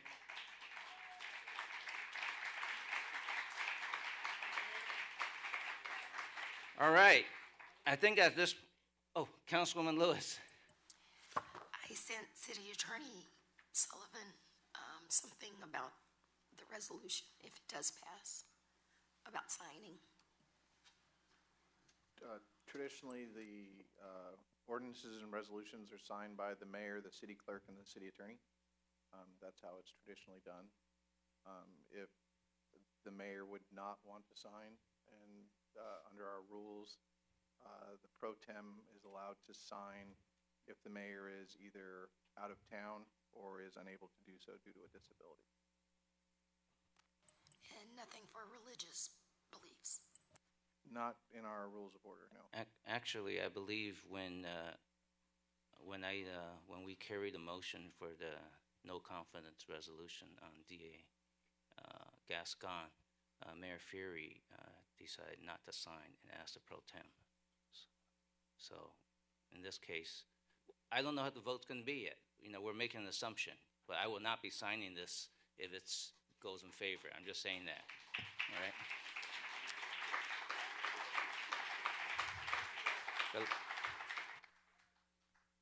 The signature is truly a formality. It doesn't change the fact that the resolution is adopted or not adopted. So if a resolution or ordinance is adopted and the mayor would refuse to sign, or the city clerk would refuse to sign, or the city attorney would refuse to sign, the action has still been taken. It's official. Thank you. Okay, any other comments from the council? If not, maybe the first thing I should do is ask for a number and title. Yes, Your Honor, this is resolution number 2024-23, a resolution of the City Council of the City of Torrance, California, approving and formally recognizing the month of June as Pride Month.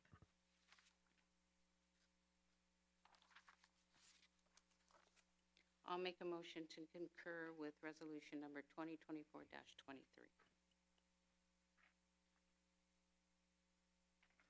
Second. Start voting, please.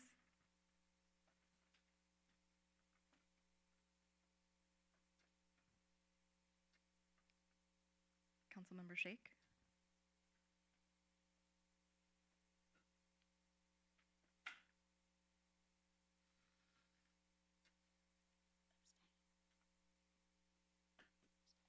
Your Honor, that motion carries with Councilmembers Matucci and Shake voting no and Mayor Chen voting no as well.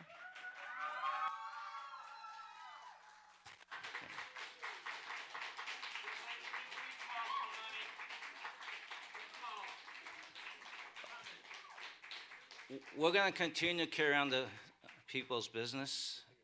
We're going to take a 10-minute break. Thank you.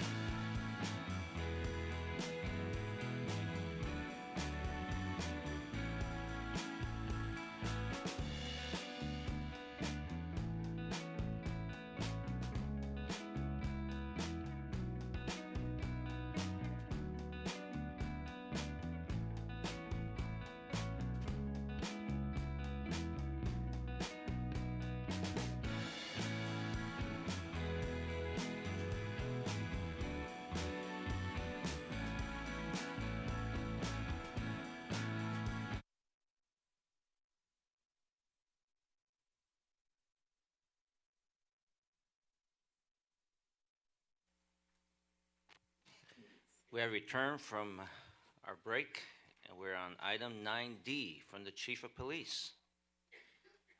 Is there a presentation? Yes, sir, there is. Bob Dunn, Assistant Chief of Police, standing in for Chief Hart this evening.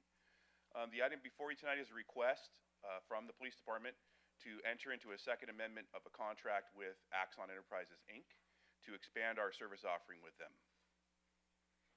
As I've indicated in previous presentations to you, that one of the charges that the chief has given me upon my arrival here was to focus on things that bring system stability and structure to the police department. This is another step in that direction. So back in December of 2022, a contract was brought to the council before my arrival to implement Axon body-worn cameras on our officers. This replaced an existing system called AvailWeb. The council approved the contract and we entered into that contract. Upon my arrival here and reviewing the contract, it came to my attention that we missed a host of services that would have enhanced the operation of the department, would also enhance the operation of the body-worn camera program. It also called to my attention that this contract that we currently have required us to continue to run legacy systems and store data in disparate locations, which caused an increased burden on our staff, especially when we need to respond to requests for evidence and public records requests. So what I'm requesting, based on my assessment thus far of how we have done these kind of technology projects in the past, we have entered into very short-term contracts. In some cases, we don't have any current contracts, and we're at the mercy of the vendors to allow us to continue to store our data at whatever price they name. We're proposing a 10-year contract. It fixes our costs year over year. It also enhances a host of services, and I'll enumerate some of them for you here. So as you all know, we have body-worn cameras assigned to all of our police officers. They're also mounted in all of our police vehicles. This contract will also allow for the refresh of all of our TASER devices, which are currently ending support with Axon, and they're moving to a new TASER device. It increases our redaction assistance program, meaning it's embedded within the evidence.com platform, so we don't have to extract data, do redactions, meaning where we take the victim's photos or license plates of victims out of it before we release it in a public records request or provide it to another requester.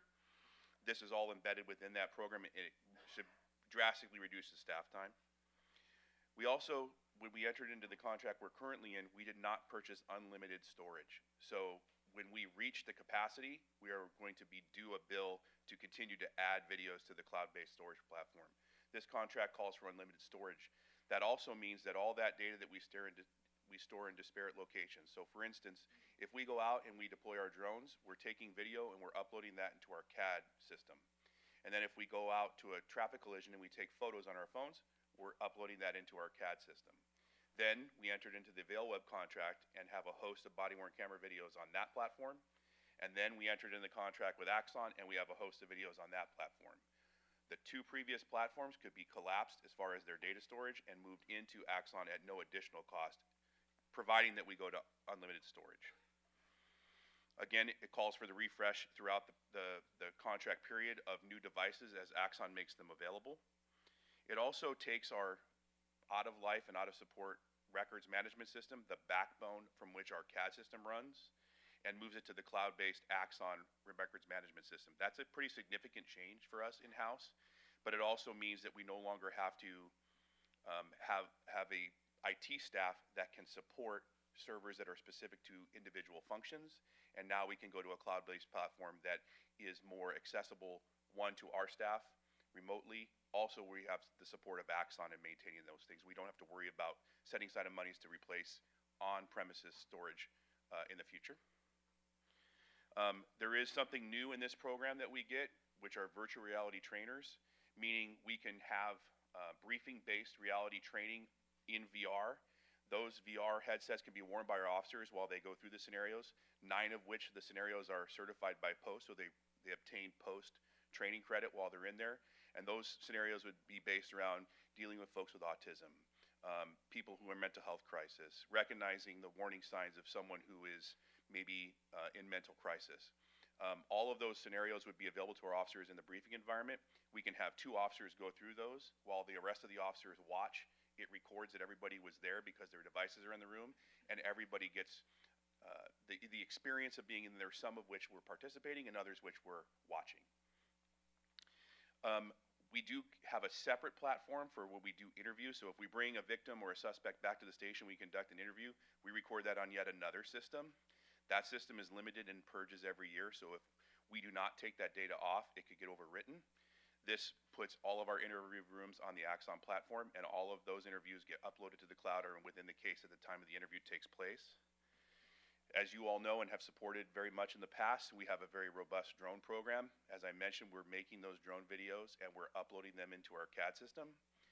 This would implement Axon Air, so all the videos that we make on our drones would go into exactly the same platform. So imagine if a detective were to get a case on a Monday after we had been out over the weekend, they could look in one place and see all the videos that were generated from that particular incident without having to go.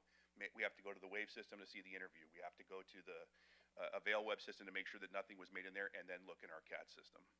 And the last thing is, through the support of this council, you know, we have stood up a real-time response center very quickly due to your support and a lot of work on staff here. We were in talks with a company called Fusus. That's a way to ingest feeds from outside the department into the department so we can see them in real time when we're investigating in-progress crimes. During the course of our negotiation for this 10-year contract, Fusus was acquired by Axon, so this also gives us the Fusus program, so we will not be bringing back a separate item for Fusus anymore. That's all weaved into one. So again, some of the highlights are, we have a 10-year contract. We can provide some staff stability and not be in this kind of situation that we're in now where we're kind of over a barrel with some of these vendors and having to make some pretty tough decisions and pay some money that we shouldn't have to pay.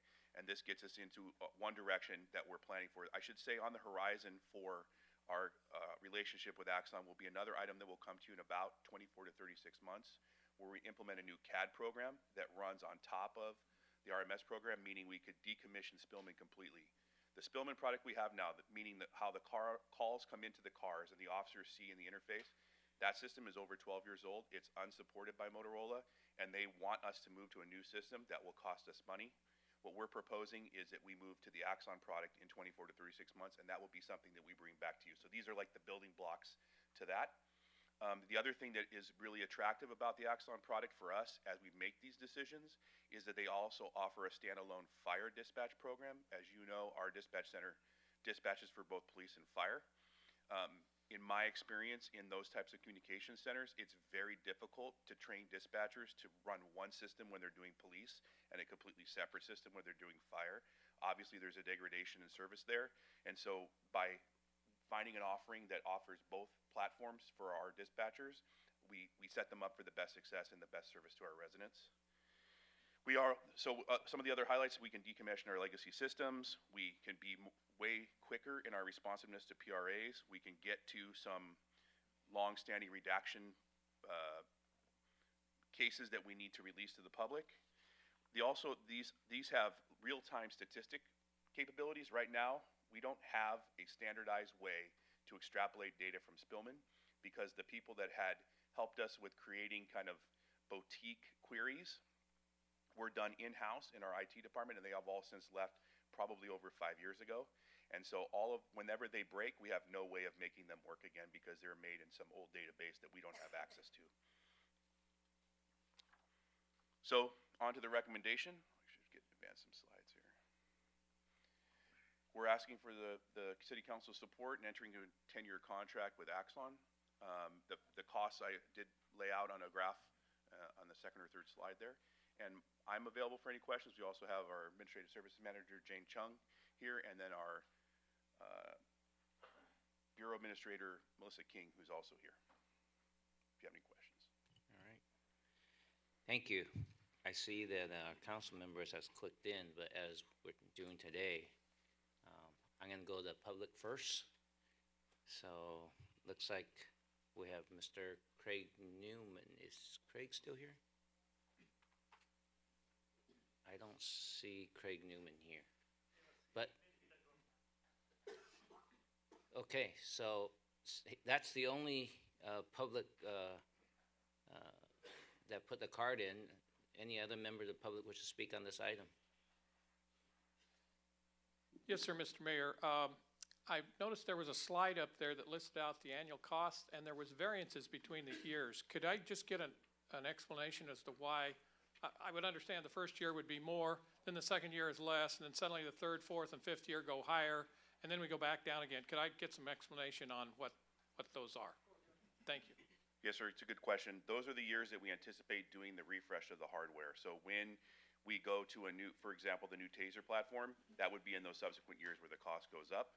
They do give us credit for the turning in of ours, but then it's a whole new system for us. The same thing with the cameras. Over the course of my time since Axon's been in existence, they probably changed their cameras 4 or 5 times. We would be doing that within this contract period to get the most up-to-date equipment for our officers to have in the field and for transparency's sake. Anyone else from the public wish to speak on this item?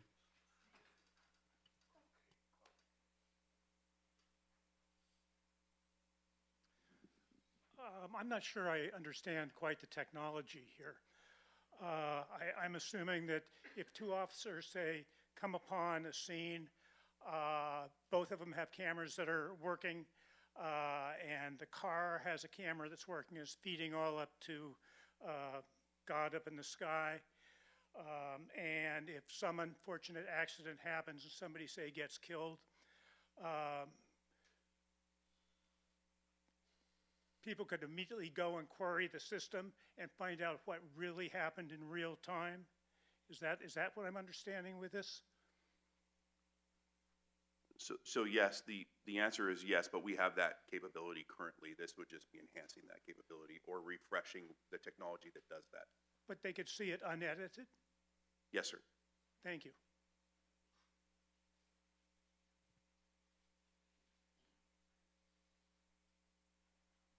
So there are severe concerns about this.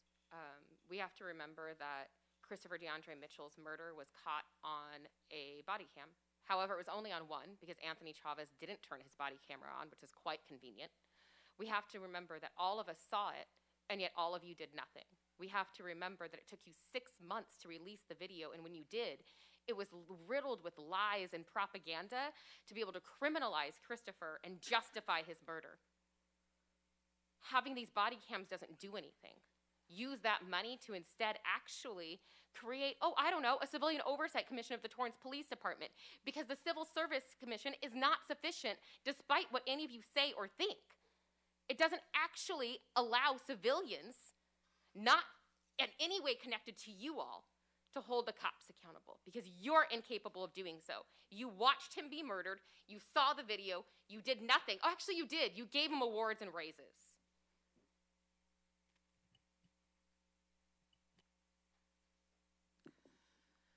Throwing more money at the police is absolutely the wrong direction to go.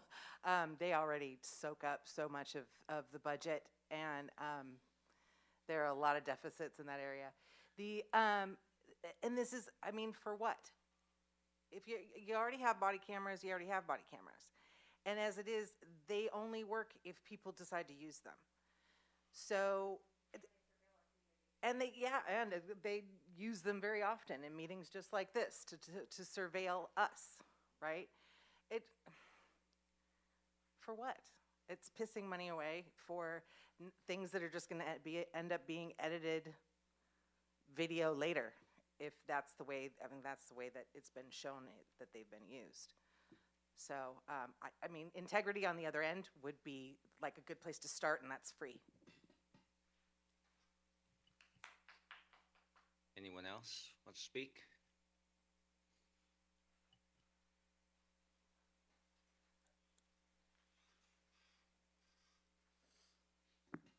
I think it's a good idea. That way, when they go up and they see a car that's been stolen with a guy in it who probably most likely stole the car, then they can have all the information. Please do not interrupt the speaker. They can see it more clearly of what they're doing. Torrance Police, I think, are the best police around. I love them. Our city, our streets are safe with the police. The lady in the black, you're disrupting the speaker. She needs Stop to go sign her. the sign-in sheet so George Soros or the Rockefellers or the Tides can pay them for being here. So, anyways, I think it's a good idea. it provides backup for the police so that, Would you stop, please? Okay, the lady in the black, in the face mask. You are disruptive. You are violating the rules of order by exceeding the time limit. You're out of order, disrupting our meeting, and need to leave. You're ejected from the meeting. You're in violation of our rules of order, and you are disrupting our meeting, interfering with the business of the city of Torrance. I am ejecting you from our meeting, and you are ordered to leave the council chamber and city hall. I am directing the Sergeant at Arms to eject the speaker. If the speaker refuses to leave, then they may be arrested for violating Torrance Municipal Code Section 11.7.020 and Torrance Municipal Code Section 11.7.030.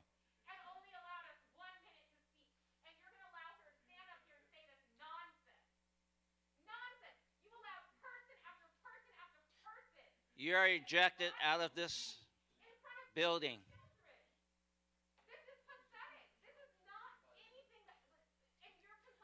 We're going to take a break so she can talk to herself. Thank you, Honor.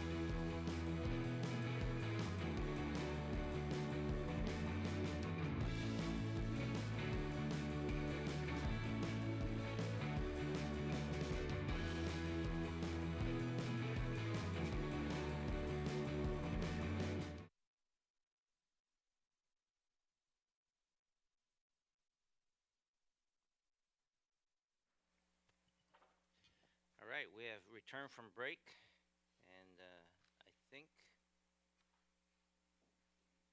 for the for the lady that was speaking that was interrupted, I'm gonna allow you time because I couldn't hear what you were saying after a while. You want to just use the last next.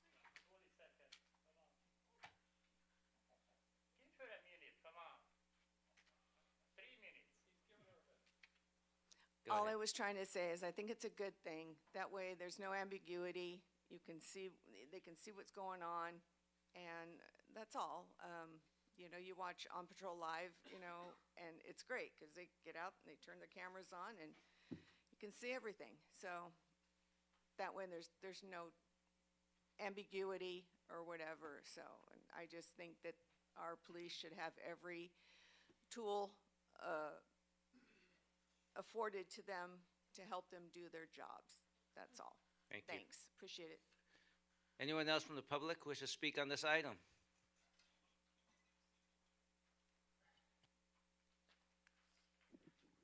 Hello, this is Andy Porchop, and believe it or not, I'm for this item. I'm for this item. I find it a little bit too pricey, but, good things comes with a price. And the only thing is, Friday we had 2 incidents I attended with my camera for free, and the officer's main concern was my safety. But they did a good job, after 4 hours standoff, they did not kill the guy. They even whisked him away. I couldn't make a picture of him. But I'm for this program. But I did not see every officer, the flashing red light like they're recording. But I'm requesting, record me every time you can, because I like cameras. I like to be on camera. That way you can see what I did not do. I want a camera front of my house too, pointing at my house, my backyard too, so we can catch the guys who throwing the eggs and vandalizing my house also. Thank you. Anyone else from the public who wishes to speak on this item? I don't see any, so I'm going to come to the council. Councilman Shea. Thank you, Mayor. First off, I want to thank you to Jane and Ian and everybody else. I had multiple meetings with you guys to get some clarification on that. And one of the questions was about the spike, which one of our attendee questioned the same question. Well, thank you so much for your help in clarifying those questions. My question is about the funding. As we talked about, originally when this item was brought, we tapped into the general funding, then with the help of staff, they got the funds appropriated, and then they got the money, and then my understanding is that we didn't have to tap into the general fund, and that was appropriated by the Fed or state, I think. So right now with this amendment, purchase of software, I think we're going to the same route. We are going to tap into our general fund now, and then we're going to try to get the money from Fed, and hopefully we put this money back to our general fund. So if you could please elaborate that if my understanding is correct. Thank you, Jen. Good evening, Mayor, council members. Jane Chung with the Torrance Police Department. Councilman, to answer your question, so when we had the original 5 years, you're correct, we wanted to offset the burden on the general fund, so we had identified asset forfeiture as the original funding source. And then with the generous support of Senators Padilla and Feinstein at the time, we were awarded $1.6 million for our body-worn in-car camera program. So hence, we were able to further offset off the general fund. What we're doing currently with this second amendment is actively seeking external funding, and we've had submitted applications already with our local representatives to, again, hoping to get federal funding to help offset the general fund. So that is the plan, and we are actively working with the representatives. Great, thanks again for clarification. One more question, leading question. So right now, this money we're taking out of TPD allocated funds, not in addition to TPD. This is not coming from another source. This is within the TPD allocated amount of budget. That is correct, sir. Okay. Thank you, Jen. You're Thank you welcome. again for your help. You're welcome. Councilman Kaji. Thank you, Your Honor. In the staff report, I see as the first bullet point, cloud-based data and evidence management system. And maybe this is an observation, but looking at the continued need for data storage going forward, and then with the advent of artificial intelligence creating even more demands, for the company and its cloud-based backup, do we know what their capacity is going forward over 10 years? Yes, sir. My understanding is that Axon actually uses Amazon Web Server, so AWS, and then we just pay for the instance, and it grows as we grow. So that's the cloud-based partner that they use for their digital evidence storage. And I should mention, though, that that digital evidence storage is CLETS compliant, NCIC compliant, HIPAA compliant. It meets all the compliance matrices. All right, thank you. Councilwoman Kalani. Thank you, Mayor. And I believe you answered this, but I didn't completely understand. So originally, when we first approved this, it was covered by the grants or the monies that we had found. Now it's going to have some additional costs over time, but we already had some costs. I mean, maybe this is directed towards you, Ms. Payson. We already had some cost to manage the system, correct? Correct. This is an amendment to an already existing contract. And those costs, as Ms. Jane had mentioned, were absorbed by the asset forfeiture fund. These additional costs, at least for the May 2024 payment, we'd likely be using the police department salary savings. And then, as Ms. Chung had mentioned, there would make an attempt to get those grant fundings from the federal government to offset the future costs. If that attempt is not successful, then we'd have to build this into the budget in fiscal 26. So we have some time. Okay, so it's not in the budget in 26. And then there was a mention of some savings. How is there savings involved, please? So currently, we run a host of legacy systems that we must keep for evidentiary purposes, court purposes, and we pay those vendors storage. For example, I mentioned AvailWeb, and I'll use them as a for instance. AvailWeb doesn't exist in the form that we had them, but we still have evidence on their cloud. They sold their cloud to another company, and they charge us $40,000 a year just to keep that on there. When we can get unlimited storage and get the data off that cloud, their cloud, we can decommission the $40,000 that we're paying annually, which only continues to go up to that one company, and it just becomes part of the ecosystem within evidence.com. I see. And what's the timing on that? That's a little bit of this has to be approved for us to get unlimited storage. If we didn't have that and we tried to move it over, it would likely cost us more than $40,000 in over fees to Axon.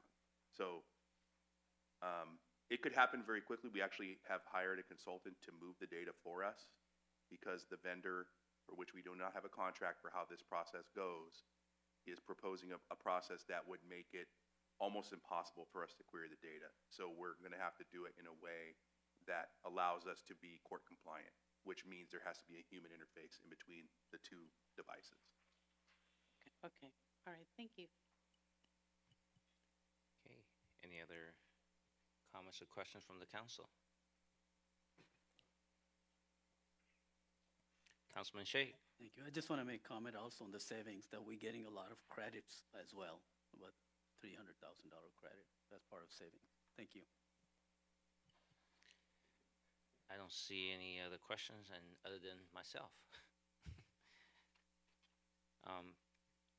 Looks good.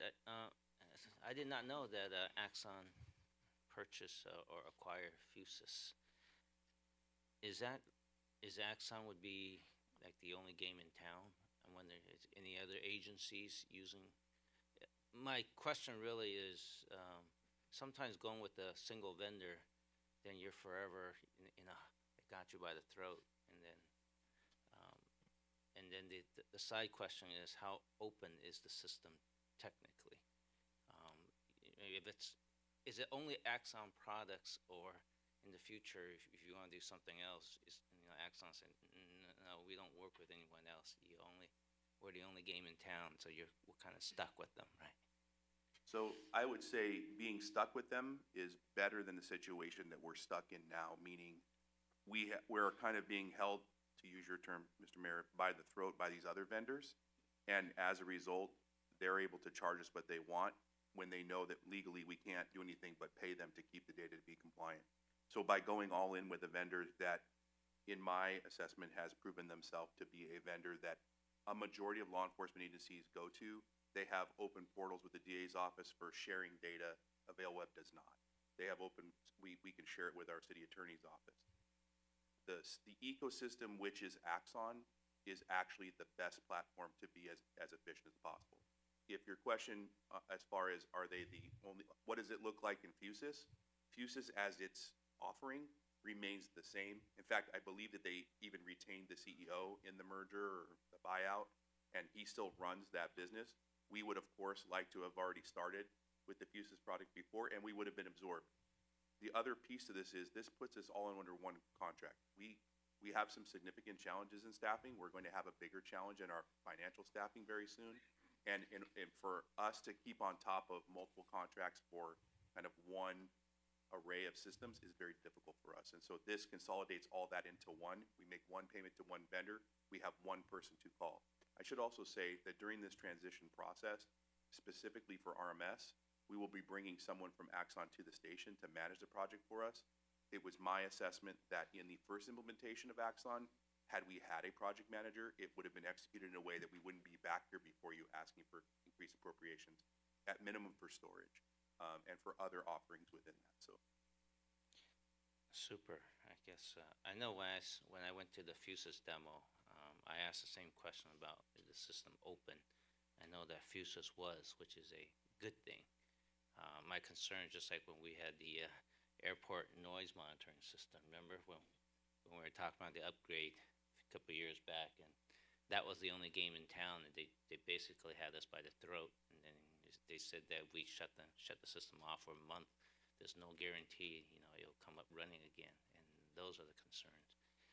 With respect to staffing improvement, then it's almost like the question Councilwoman Kalani asked.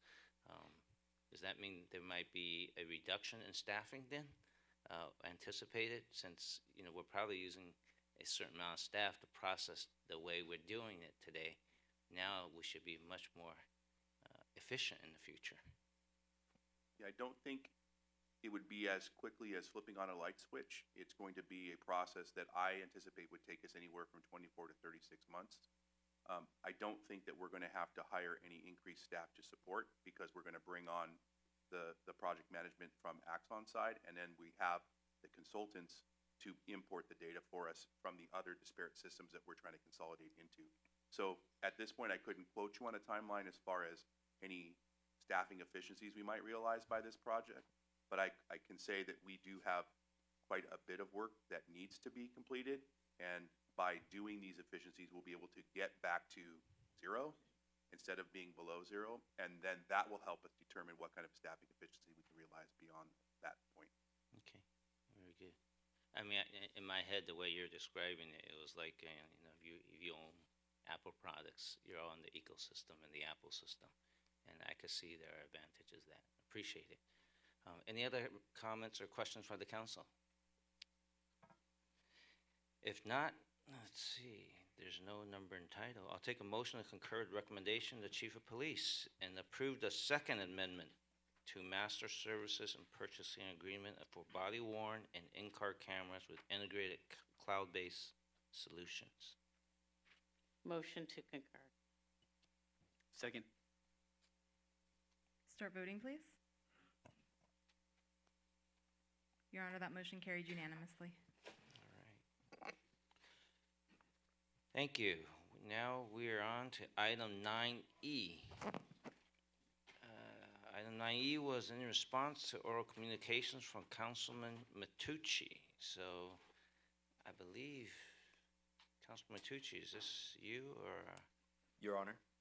Danny Santana, City There you go. Manager's Office. If it's okay with Councilman Matucci, staff can start. Honorable Mayor, members of the City Council, Danny Santana, City Manager's Office. The city was recently made aware that during the April 11, 2024 Airport Commission meeting, the Airport Commission voted on a motion that was not listed on the agenda. The action taken by the Airport Commission empowered the Commission Chair to set a meeting with the Mayor and the City Manager and a member of the public to answer questions related to a recent modification to the taxiway lighting project system that supports the airport operations, and then report back to the Airport Commission with their findings. As the Mayor and Council are aware, the State of California's Brown Act prohibits legislative bodies from acting on items that are not on a posted meeting agenda.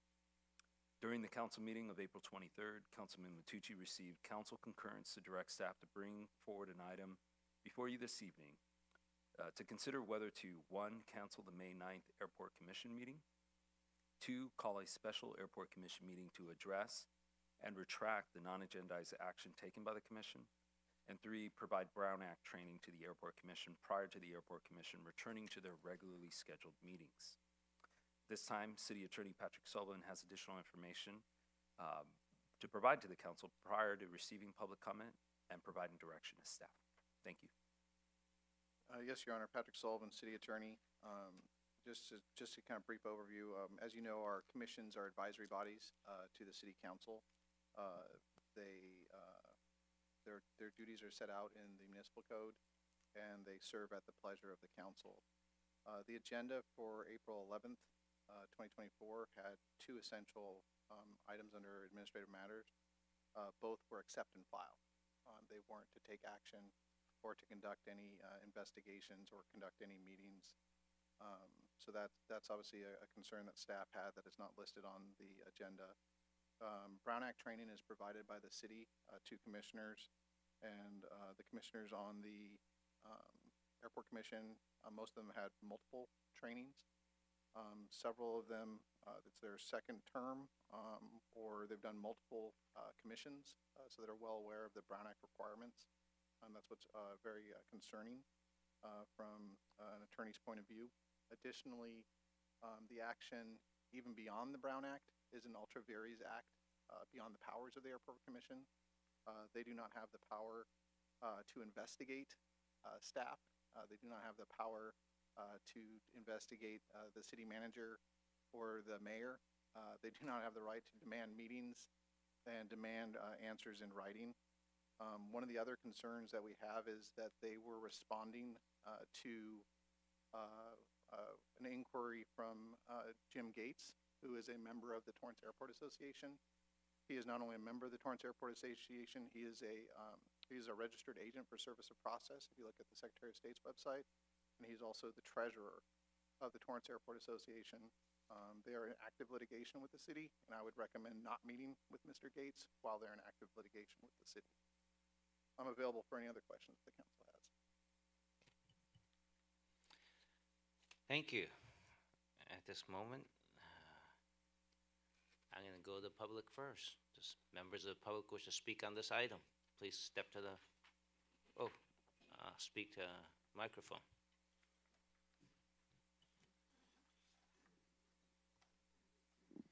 Good evening. This is Chuck Costello from Kotar. You may be surprised to hear us speak up for the Airport Commission tonight, but we want to let you know that we've established a good working relationship with them on airport issues. We found them very open for discussion, and we'd like to see their work continue. It's been especially important as it relates to noise abatement issues that are of great concern to us. I'd also like to note that the supplemental document submitted to the commission cited Kotar by name as making demands of council. That was not true, and we do not favor such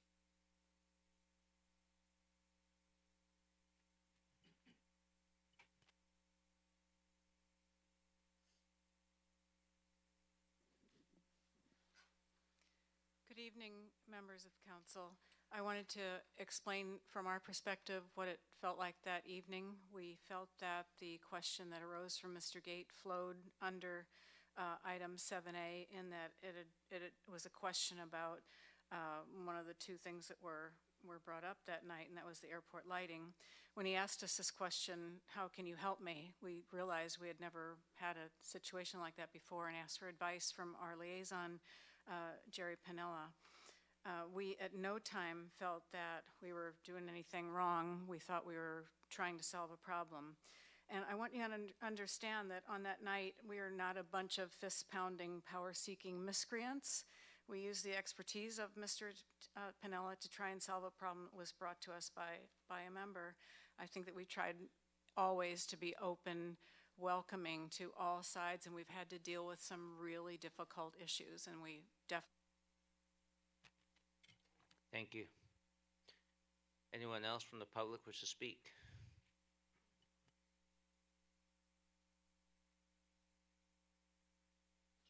Yes, I'm a member of the Airport Commission, and I did make that motion that's in question.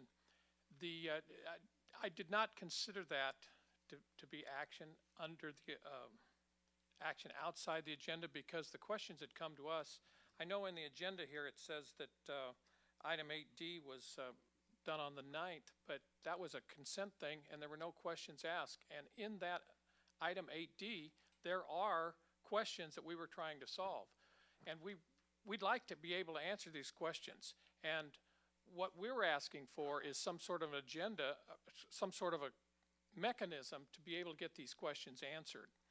And I don't believe that's an unreasonable request.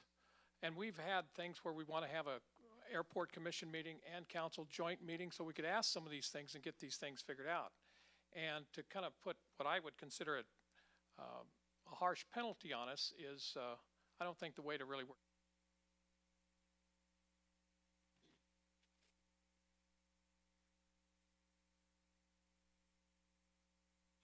Well, I'm the guy that asked the questions, and the questions I wanted to know was, why was a 2-month airfield lighting repair contract still not completed 13 months after award?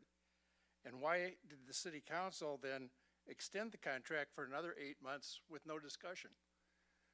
In other words, why didn't those repairs start immediately after the April 2003 or 2023 contract award? They could have been completed by July, which would have been in the summer, and instead they were delayed 8 months.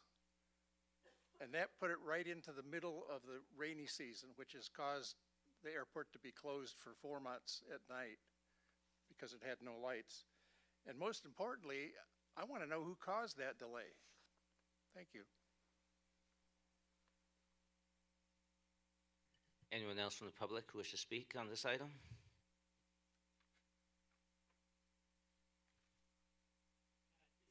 Board Chop, I have to tell you, I showed up a few meetings of the Airport Commission, and I was like disgusted, you know. I went there because Jimbo on Nextdoor, social media, talks about things, and he is invited by the Airport Commission and Miss O'Brien to spread her non-facts, you know, all this BS, you know. And other violations at the meeting, Miss O'Brien let some of the Airport Association members talk 10 minutes. I have it on video. Talk 10 minutes. The other one 5 minutes. And they suing the city. These monkeys suing the city, and you let him speak. Jimbo got the chance to speak here, suing. Anyone else who wishes to speak on this item?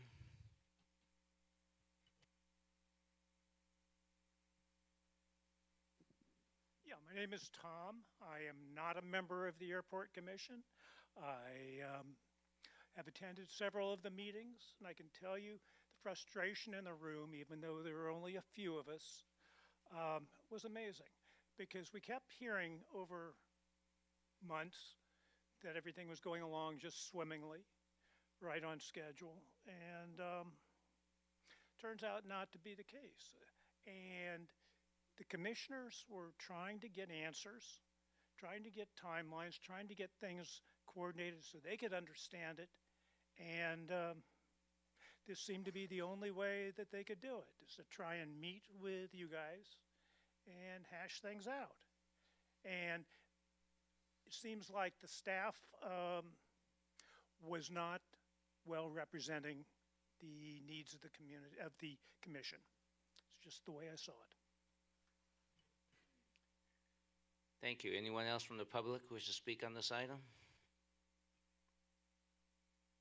Okay.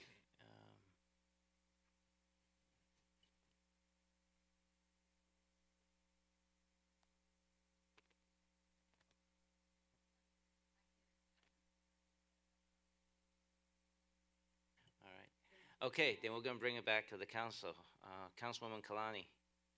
Thank you, Mayor. I had a question. There was some mention of staff being present at the time. Was staff able to intervene at all to potentially stop something from proceeding that wasn't on the agenda? Staff was present. I was not. I have listened to the audio tape. Staff first encouraged the commission to directly reach out to his department head or people over his head, including the city manager and council. He, again, a second time encouraged them to reach out individually by email or phone, and they proceeded down the motion route. And then staff at that point said, if you were to make a motion, that he would forward it on.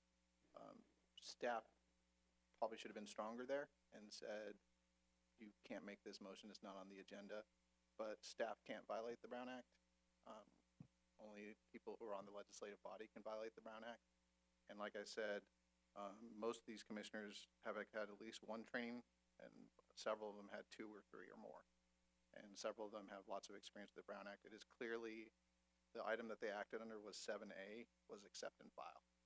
There was no action, and there was no, I said it's beyond their authority to investigate these matters. They could direct staff to put their concerns on, but they can't investigate or demand answers orally or in writing from the city manager or the mayor. All right, thank you. All right. Anyone else from the council have questions?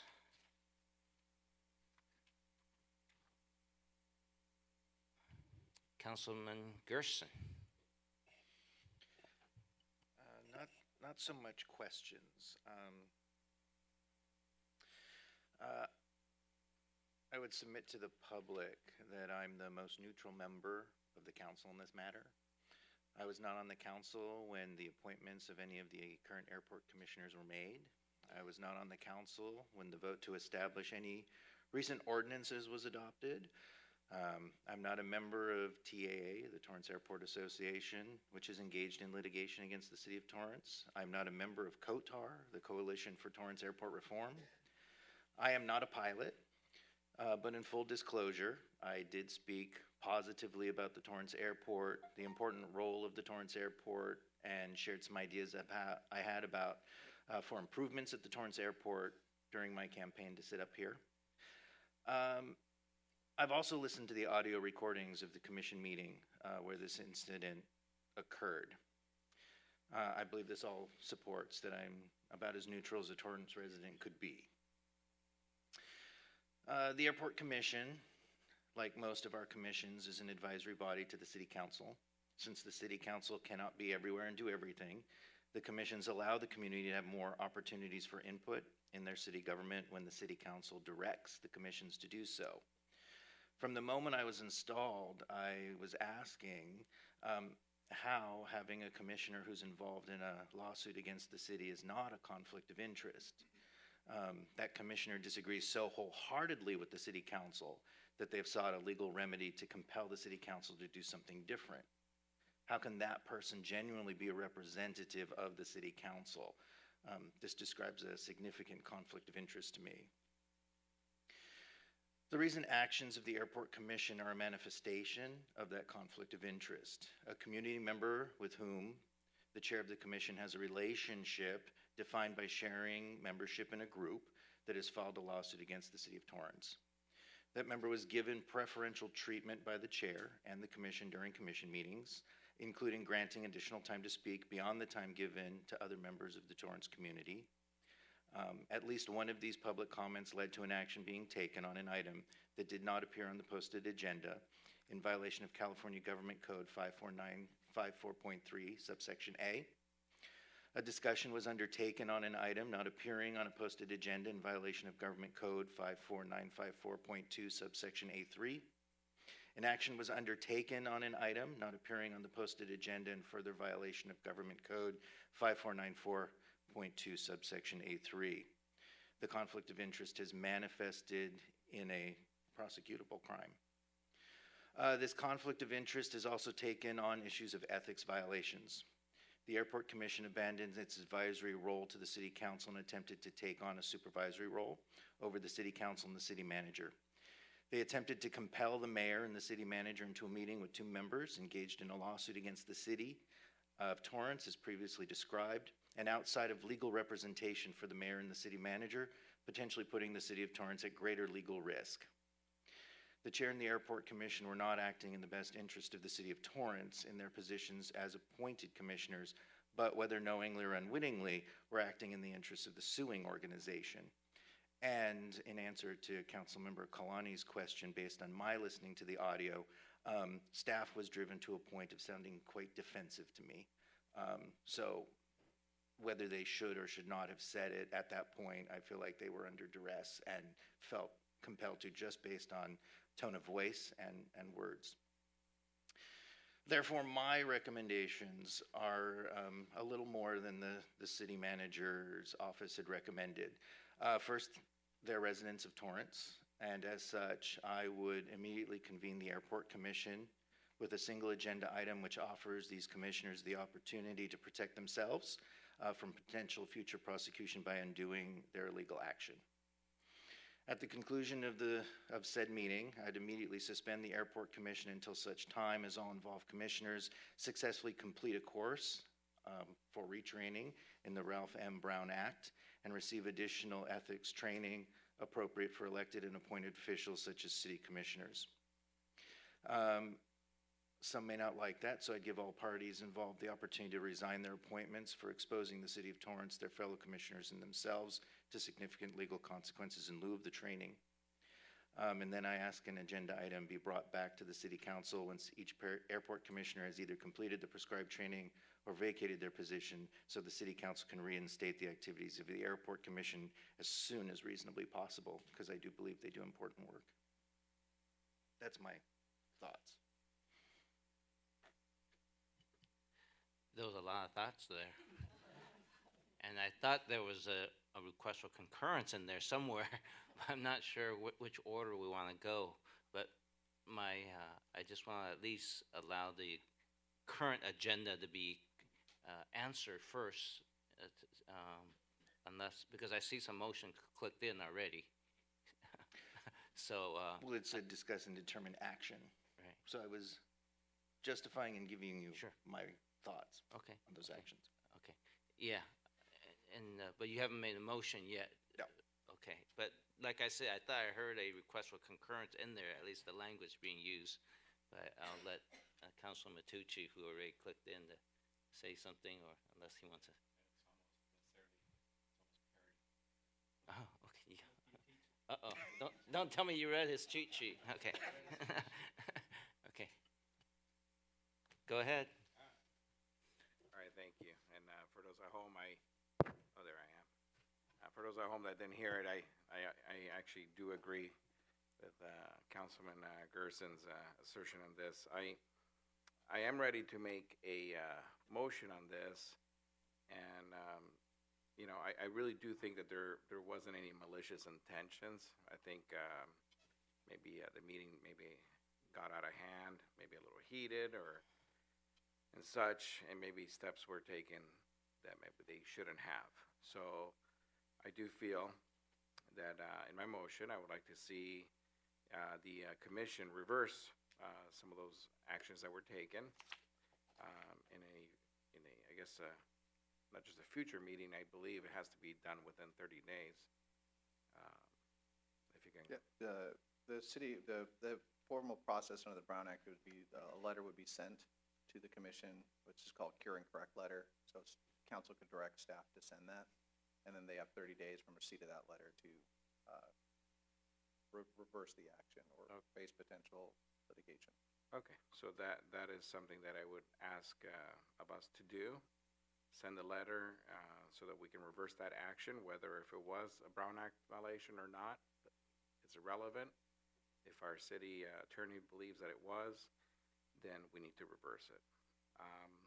Also, I would like to temporarily suspend the Airport Commission activities for a period of 120 days. Any issues arising during the 120-day period involving airport items that would normally go to the Airport Commission, I would like to see those items referred to the Transportation Committee. Again, this is just during the 120 days, if that's something we can do. And also, I would like to see all of the airport commissioners take the commissioner training again, and also take a review class on the Brown Act, just in case, so that we can have a refresher. After the 120-day period expires, I'd like to see an item come back to council to get an update on the progress of the commissioners and steps that they've taken to reverse. And then at that point, we'll have the council decide what direction we want to go from that point on. That's my motion. Is that too long? I second that long motion. Can I request to have those 3-4 sections taken separately, rather than taking one for everything? Yeah, I'm sorry, Councilman, which section would you like? So you had first The reversal of the action. Okay, that was my number one thing. and then you have a suspension for 30 days? No, I put 120 days to make sure that we have enough time to do both the reversal and also the training. So I wanted to give enough time to do that. Then my number 3 was referring any issues arising that would normally go to the Airport Commission to be referred to the Transportation Committee during that 120-day period. And then 4, I had asked for all airport commissioners to basically be retrained and take a class on the Brown Act. I think I want to see, to have this commission 4 months without any meetings. I want to request or get some clarification. If something is needed, how can we conduct airport items? You can, right now, we have a motion and a second, so if he does not accept your proposal, you have 1 of 2 choices, to either vote on this motion, or you can make a substitute motion and see if you get a second, but right now, we have a motion and a second. Okay, so we have a motion and a second, so I would like to take a vote the way I proposed it, then if it fails, then we'll go to other options.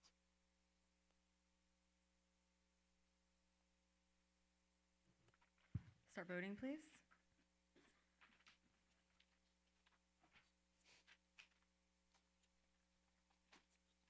Your Honor, that motion carries with Councilmembers Shake and Gerson voting no. Thank you. And just to be clear, I think any item that the Airport Commission would have been taken, as stated by Councilman Matucci, it would be addressed by the Airport Transportation Committee, which consists of 3 council members. So we have that covered. Okay, that was 9E. Moving on to item 10, public hearing. Now is the time and place for a public hearing on agenda item 10A. Conduct the first public hearing on the proposed fiscal year 2024 to 2025 operating budget and capital improvement plan. Is there a staff presentation? Good evening, Honorable Mayor and members of the City Council. This is Sheila Poisson, Finance Director. Tonight, I will be presenting an overview of the fiscal year 24-25 operating budget and the capital improvement plan. The budget document itself was made available publicly on the finance website and posted with the agenda on Wednesday, May 1st. In addition to publishing online, a copy of the presentation was made available at the city clerk public counter. The slides before you are also posted on the city website. Before we dive in, and I forget, I'd like to thank all the departments for their joint efforts in developing this year's budget document. The budget team, which is David Sesser, Crystal Covarrubias, and Alexis Motonaga, City Manager Aram Shaparian for his guidance, and lastly, Ian Daly for his work on what will be his last budget as he transitions to the City Manager's office, and now Pabalan, our Assistant Finance Director, for her work on what is her first budget. Next slide. As we look forward to fiscal 25, we have before you a budget that is balanced. Designed to address the City Council's budget priorities that were approved on December 19th of 2023. Also to note that the 10-year forecast maintains the reserves ratio of 20%, which adheres to our policy that is also in this budget document. Next slide. Our capital budget was new for this year for the first time, in which we utilized a zero-based budget approach for all non-infrastructure projects. Essentially what that means is we started over from scratch. So we changed up the structure of the capital improvement plan, as you'll see in the forthcoming slides, to a new location-based methodology, no longer based on department. And it will begin addressing the building index study that identified about $205 million in necessary investments. This report that was completed in March 2024 by Kitchell Inc. of Los Angeles included items such as HVAC, plumbing, electrical, roofing, playground equipment, and other elements. I'd also like to note that this estimate only considers repairs and upgrades, not complete replacement of buildings. So given the magnitude of the needs that were identified in this report, city staff made a concentrated effort to allocate as much funding as we possibly could towards capital projects. For example, starting in this upcoming fiscal year, the general fund and operating fund and Measure SST fund combined are contributing $10.6 million. However, with the recommended 10-year time frame for completion, additional funding would be needed to be identified to make what is estimated to be $20 million per year. Next slide. This slide highlights the city's typical budget development timeline and the major milestones. The city's budget process involves all departments and generally lasts about 5 to 6 months. Tonight marks the first of 2 public hearings with this budget document, and the second public hearing is scheduled and anticipated adoption on June 4th. Next slide. The Budget Review Team, or BRT, is a comprehensive team including the Finances Budget Team, the City Manager, department heads, and selected other managers and supervisors. This year, the BRT met in November, January, and April to discuss multi-year projections, evaluate vacancies, identifying other efficiencies and revenue opportunities. Next slide. The Finance and Governmental Operations Committee, which consists of 3 City Council members, also meet annually to review first quarter and mid-year budget updates, and these updates serve as a tool for staff when we project the upcoming budget every year. Next slide. The city continues to monitor our key performance indicators as listed here. These indicators provide an objective measure of the city's fiscal health and align with metrics formerly used by the state auditor and the Government Finance Officers Association. As of fiscal year 22-23 audited financials, the city is in the green or low risk category for 7 of the 10 categories. Next slide. The city considers these listed major economic indicators when developing its forecasts and budget. As we're all aware, the Fed began leveraging policy decisions in March 2022 to try and temper the economy and cool inflation trends. To date, the Fed has kept the rates at 5.25 to 5.5% range, where it has been since last July. Last month, Fed Vice Chair Jefferson stated that he expected inflation to slowly decline and the labor market and demand to rebalance. Since inflation has stalled or even reversed in the last month, with the inflation rate rising again to 3.5% in March, economists are currently betting on no rate cuts until the Fed's September 2024 meeting at the earliest. GDP appears to increase at a steady rate of 3% over the last 3 quarters, is anticipated to decrease slightly through the end of the year. And lastly, in the labor market, we're seeing unemployment trends creep upwards, with California and the South Bay cities ranging from 4.8% to 5.9%, but Torrance faring better than our neighboring cities and the state at 4.2%, but higher than national levels of 3.8%. Economists anticipate unemployment to mildly increase in this year in 2025, but anticipate unemployment levels to gradually come down in the years after that. Next slide. Right, the city's budget breaks down into 5 main fund types or classifications, with the general fund, enterprise, and internal service funds housing the bulk of city operations. The general fund supports the large majority of citywide services that include public safety, community services, community development, administrative support such as finance, HR, city attorney's office, etc., and are primarily supported by taxes and fees for service. Non-major governmental funds are just government funds that don't meet the asset or revenue threshold to be considered major for the annual comprehensive report. In this classification are the Air Quality Management District, Meadow Park Parking Lot District, Section 8 housing as examples. Enterprise funds are fee-supported businesses, differing from the general fund in that they charge fees at rates that can support both daily operations and provide working capital for the replacement of equipment, functioning more like the private sector. In this classification are airport, sanitation, sewer, transit, and water. Internal service funds are used to account for financing services provided by one city department to other city departments. In this category are self-insurance and fleet services funds. And lastly, fiduciary funds are essentially custodial funds where the city is the trustee. Because of a trust arrangement can only be used for the needs of the trust beneficiaries. For example, this includes Area G, Interoperability Network of the South Bay, INSB, and redevelopment. These organizations have their own boards and are responsible for those budgets, therefore not discussed as part of this hearing or budget process. Next slide. When we develop the city's operating budget, we focus on recurring revenues and recurring expenditures to ensure that we maintain a structurally balanced budget for the long term. Listed here are revenues we can generally rely on year after year, though they may fluctuate with the economy, and expenditures we anticipate every year. Next slide. Speaking of structurally balanced, it's really, to be really obvious, it's when we're looking at recurring revenues and recurring sources, when we can equate those together, that's when we have a balanced budget. Next slide.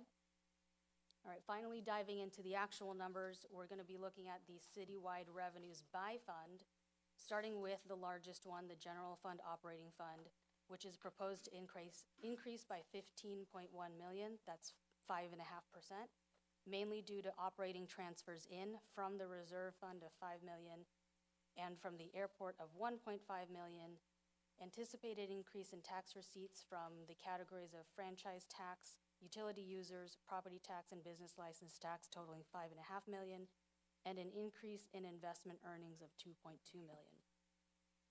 The Measure SST Fund is proposed to increase by $2.1 million. Given that the initial year of receipts collected totaled $18.1 for the period October 22 through June 23, going into fiscal year 24, because there was uncertainty in the economy at that time and talks of a recession, staff set a conservative budget at $23 million. And so based on this current economy and FY24 receipts, we're anticipating $25 million of receipts in fiscal 25. The General Fund Restricted Fund is proposed to decrease by $12.8 million. That's really due to a decrease in transfers to the SEPT Fund, both from the General Fund Operating Fund and the Measure SST Fund, which was $10.5 million from the General Fund and $2.5 million from Measure SST. mainly because of the increase in the UAL payment that's required in the upcoming year. The airport fund is proposed to increase by 1.3 million, mainly from increases in rent from ground leases, hangar storage, and landing fees. Sanitation fund is proposed to increase by 2.8 million, and that's from a recent series of annual rate increases we just completed through the Proposition 218 process approved by council. In starting July 2023, fees increased by 16%. Annually after that is 9%. The prior year budget didn't incorporate these increases, and that's why that's such a large increase this year. The transit fund is proposed to decrease by $2 million, mainly from a reduction or anticipated reduction in Transportation Development Act or TDA funding. The Fleet Services Fund is proposed to increase by $1 million due to an increase in department contributions, which is really set by our department, the Finance Department, made towards future vehicle replacements. And lastly, the Self-Insurance Fund is proposed to increase by $3 million due to the increased need for more contributions necessary to maintain a balanced budget. As mentioned several times before, this fund has been inadequately budgeted for historically, degrading the fund balance into negative levels.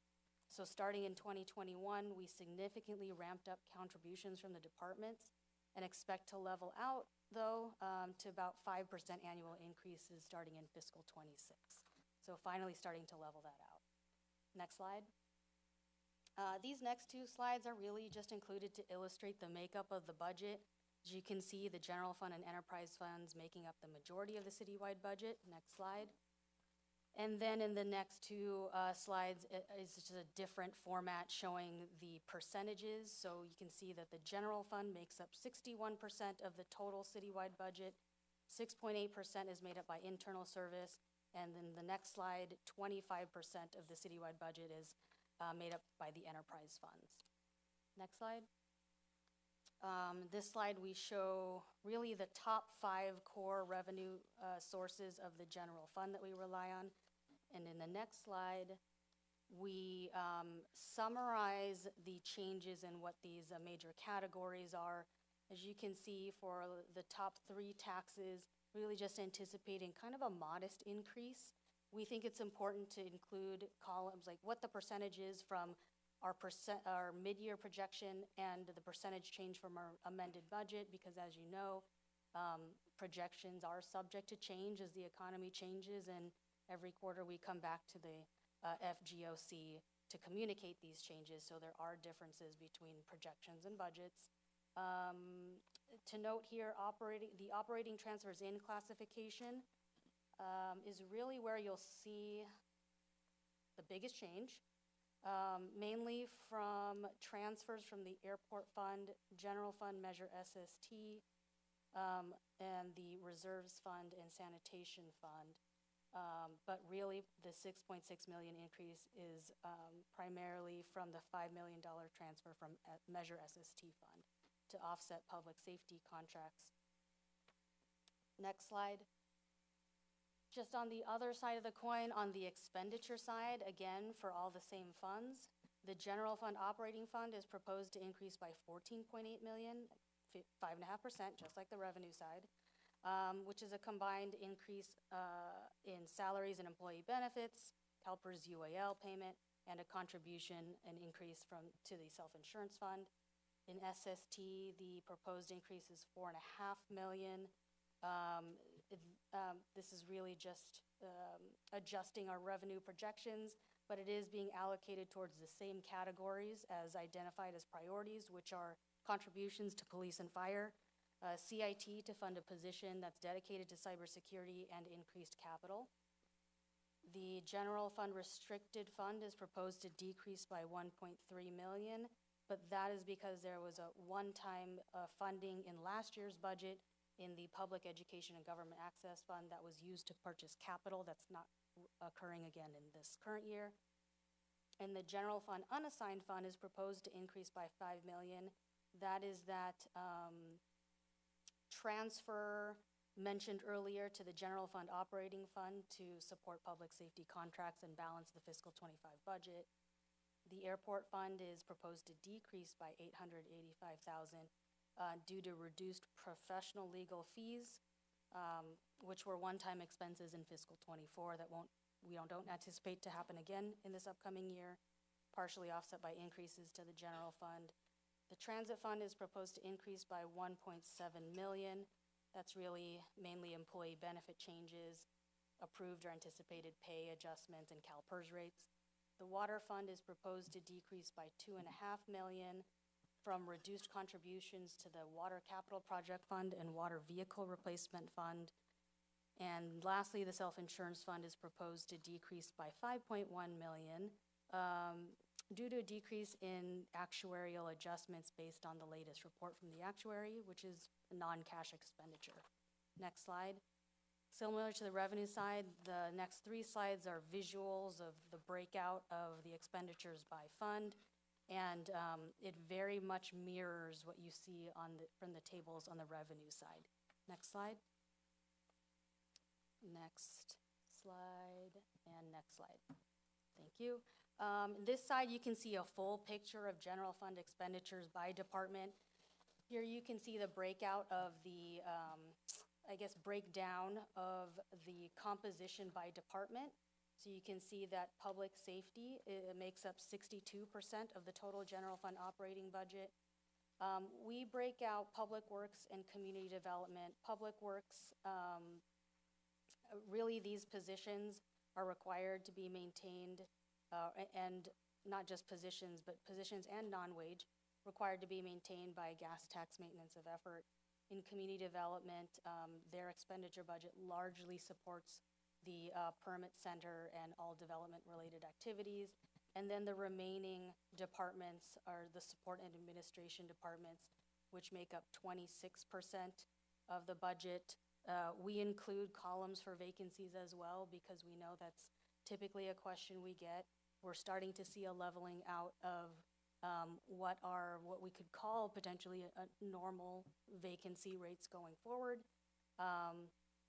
with the public safety departments seeing the majority of vacancies throughout the years. Next slide.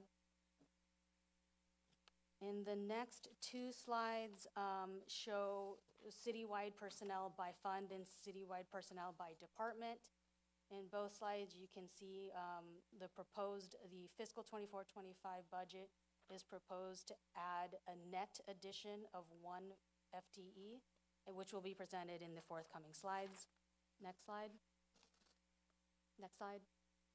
Under citywide areas of focus, we continue to monitor these areas. I mentioned already self-insurance fund. On the cash balance side, though this continues to be on this list because although cash balances are currently sufficient to manage our day-to-day operations, the cash balance distribution by fund as of December and the last several years is relatively low for operations of their size.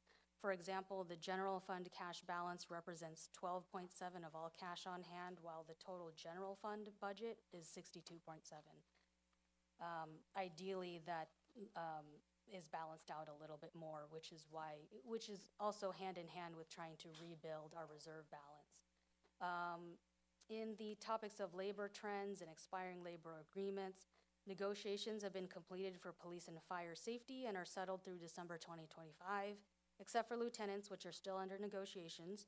Negotiations are also actively underway for non-safety miscellaneous, which are set to expire this June 30th. Speaking of labor agreements, it appears that recent negotiations have been successful in retention, thankfully, as we are seeing positive trends in the number of voluntary resignations. As an example, what was reported at the mid-year budget to FGOC, in fiscal year 22 and fiscal years 23, we saw total resignations of 133 and 121 respectively. 6 months into this fiscal year 2024, we are seeing 44 voluntary resignations, so it seems to be a positive trend. Next slide. As always, we're monitoring citywide pension costs, which are largely impacted by however the investments returns turn out to be at the end of the fiscal year. This is just an example of how much it can swing one way or the other in any one year. You can see in the last 3 years, our funded status fluctuated from 70% to over 100% and then back down to 87%. And that's due to returns really swinging. In fiscal 21, the returns were 21%, in fiscal 22, a negative 6.1, and a preliminary fiscal 23 return of 5.8. Fiscal 23 data will be released in July 24. Every year we update what the changes are going to be or anticipated to be for our UAL payments. And we come back typically in November with a pension workshop for the public. Next slide. In the next slide here, which I think is probably the one we want to make sure long-term that we maintain the balanced budget, and thankfully we have yet another year. As I had mentioned in the previous slide, why we focus on these categories, these sections below, you'll see annual UAL payment, SEPT contributions, SEPT balances, because those really are, is the area that can fluctuate significantly in the shortest amount of time, which is why a few years ago we opened I think the acronym is CalPERS Employee Pension Pre-Funding Trust, SEPT. Okay. So we opened up that fund, and at any point in time when we are able, we contribute amounts to that to help offset and balance out the fluctuations in the first year. As you can see, we start drawing from this fund, or anticipated to start drawing from this fund already in fiscal 26, and it looks like we'll need to continue to do so in the coming years, but we'll also continue to contribute to that fund in the coming years. And this tool or strategy really allows us to balance the budget even with those swings. I'll also note here that there is a use of reserves. Offsetting that, not shown on this slide, is the contribution from Measure SST. So it's essentially an in and an out of the reserve balance. Next slide. This is our 10-year forecast for reserves. So as I had mentioned, we show here as well, it's a net zero balance. Contribution from Measure SST in fiscal 25 is $5 million. And again, as mentioned, the $5 million quote use of reserves is to offset our public safety contracts recently negotiated, though I will say that given what appears to be our normal vacancy rate, there is a high likelihood that that $5 million use of reserves may not even occur. So the commitment from Measure SST to rebuild our fund balance, our reserves, will likely continue to be the case. Next slide. This is our general fund Measure SST 10-year forecast. We, once again, are maintaining the same priority categories with quality of life, fiscal sustainability, and capital contributions and cybersecurity. Next slide. At this time, I'd like to give everyone a break from my own voice and turn it over to the departments to explain the proposed changes in their respective departments. Next slide. Yes, for the city attorney's office, we had a position for a deputy city attorney 1 that was going to be funded through the county as part of working out a homeless court for Torrance. That homeless court fell through, so the funding isn't there, so we're getting rid of that position.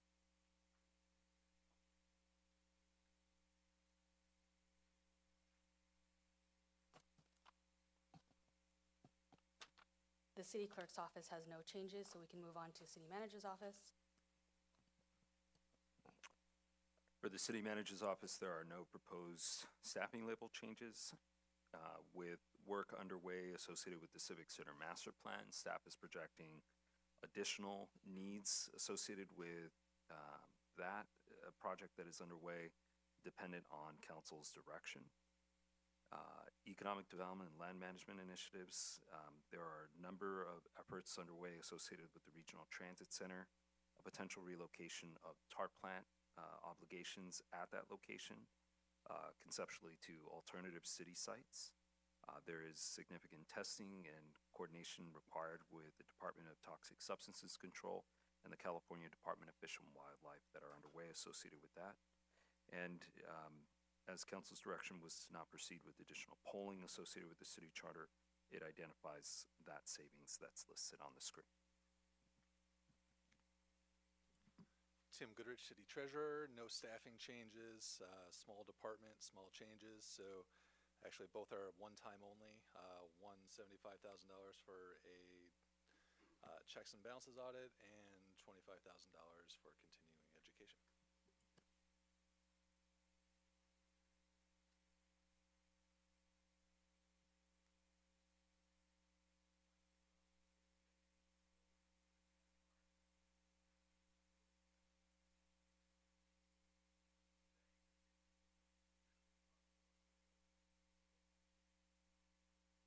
Linking crucial locations, such as airport and fire stations. Our ETL and data integration suite, this project will streamline data collection, processing, and disseminating, enabling the city to make informed decisions and also fostering data-driven decision-making. And then our enterprise cashiering system, this new system will serve as a vital upgrade, replacing an end-of-life system that falls short of current regulatory standards. And then for our critical asset management system, this is for fire. This software is vital for ensuring that compliance with the fire department certification standards and safeguarding critical assets. And then for the general fleet services, specialized assets management systems will streamline operations and replacing outdated fleet and transit software, and enabling efficient tracking and maintenance of our city's diverse assets. Good evening, Your Honorable Mayor, council members. For the Community Development Department, we are requesting a few staffing level changes. We're requesting the reduction of a part-time administrative project aide in exchange for a new housing specialist within our Section 8 program. This is due to the need of the increase of Section 8 vouchers that we continue to produce and the need to keep those up to date, as well as one additional planning associate. As we continue to receive ongoing increase in applications, entitlement applications, as well as large projects, additional accessory dwelling units, and wireless telecommunication facilities that both require state mandate timelines that we are mandated to follow. We are requesting one additional planning associate. We will be looking at reducing, no longer having our contract with Wildan Engineering for our code enforcement services. Our code enforcement program is fully staffed now, so we no longer need to have this service with Wildan Engineering, as well as we have some other one-time miscellaneous expenditures that we're saving of $50,000. Good evening, John LaRock, Community Services Department.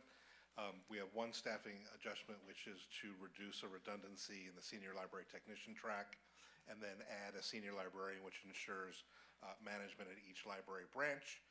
And then our operating changes reflect really the cost of doing business. Community-based programs reflects animal control increases for the contract with LA County Animal Control Services. Recreation programs reflects the cost of operating the plunge, chlorine and other chemicals to do the water, also some special event programming. There is some offsetting revenue for those increases. Cultural service programs, there's funding to provide for the initiation of the Utility Box Public Art Program and supporting some of the other free programs we provide in the parks in the summer. Library is the increasing cost of media procurement for the library, books, CDs, movies, newspapers, magazines. Park Service Supplies is really their general operation for the procurement of seed, fertilizer, dirt, sand, as well as the procurement of pour-in-place rubber for playground services. And then our park operations contracts, that's tree trimming and supplemental landscaping vending. Thank you. Sheila Poussin once again for Finance. The Finance staffing budget is proposed to eliminate 1.0 claims technician position and 1.0 workers' compensation claims examiner position now that the department's outsourced all workers' compensation claims administration services to a third-party consulting firm for the police and fire departments. As we analyze that contract over the last year, we have identified, or we have confirmed that moving over to the contract did identify savings of about $14,000. This is good news there. In non-wage, we are proposing to reduce the expenditure budget for legal services as the matter with SoCal Edison has concluded, and a reduction in business license audit cost to better match what we're seeing is actually being collected. And so far, HDL, who we have that contract with, has collected about $300,000 in delinquent or unreported license fees. Next slide. Good evening, Mayor and Council. David Dumais, Fire Chief. For fire, we're requesting 2 additional full-time ambulance operators. That would increase our full-time ambulance 24/7 operation in the south end of town, where we've identified a higher need in the latter year or so. Managing our ambulance operators was a business manager. We were unable to secure this individual, and so we moved one of our fire captains that was a fire chief's adjutant into this position, so we no longer need this position at this time. The .5 FTE intern is actually cleanup language. We refer to the interns as cadets. So rather than do an intern and a cadet, we're gonna call these 1.0 or 2 half-time cadets in the department. And then operating non-wage changes. Firefighter turnout protective gear is very expensive.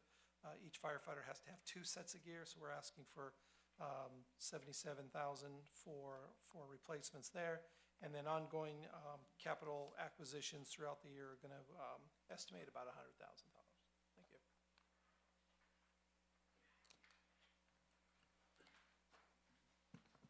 Good evening, Sean Megadichin, General Services.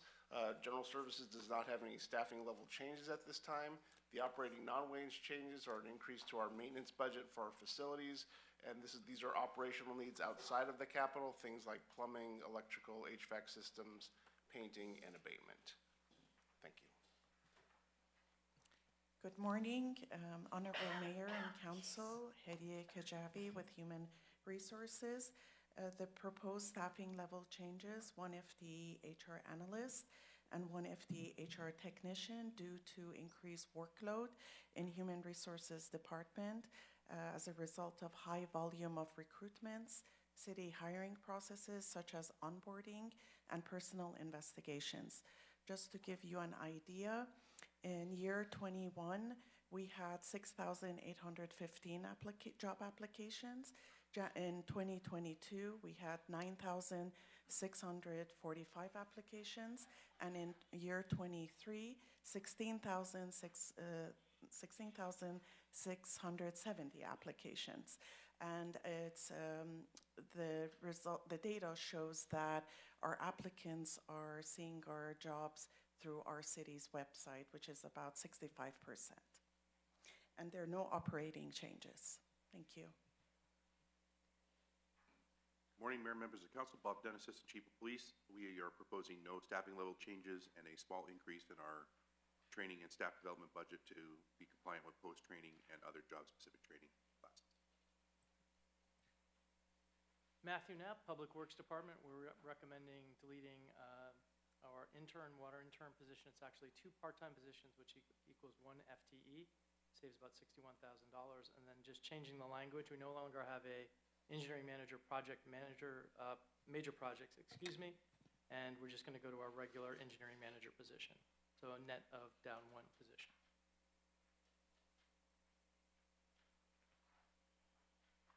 Good morning, Mayor and members of the City Council. Kim Turner, Transit Director. Currently, we have no staffing level changes or any operating changes. Thank you. All right, moving on. There was one thing I should have mentioned. I kind of skipped through this slide because I thought it was another summary, but the summary of all the position changes that were just explained by all the departments, I had mentioned that it was a 1.0 increase. The net cost of all the position changes to the city is $64,510, and that was on slide 24. All right, so moving forward to the operating fund program transfers out. We like to include this slide because we realize in the summary tables, it's 1 line item, but the 1 line item is a big dollar amount. in fiscal 24-25. Total transfers out in the general fund is proposed to be 14.7 million. Of these, you can see here the funds that they are being transferred out to. Not really any large or significant changes here other than what we already noted, the reduction to the SEPT contribution. And the details here can be found on page 86. Next slide. On this slide, we list what it was either in programs that are subsidized by the city.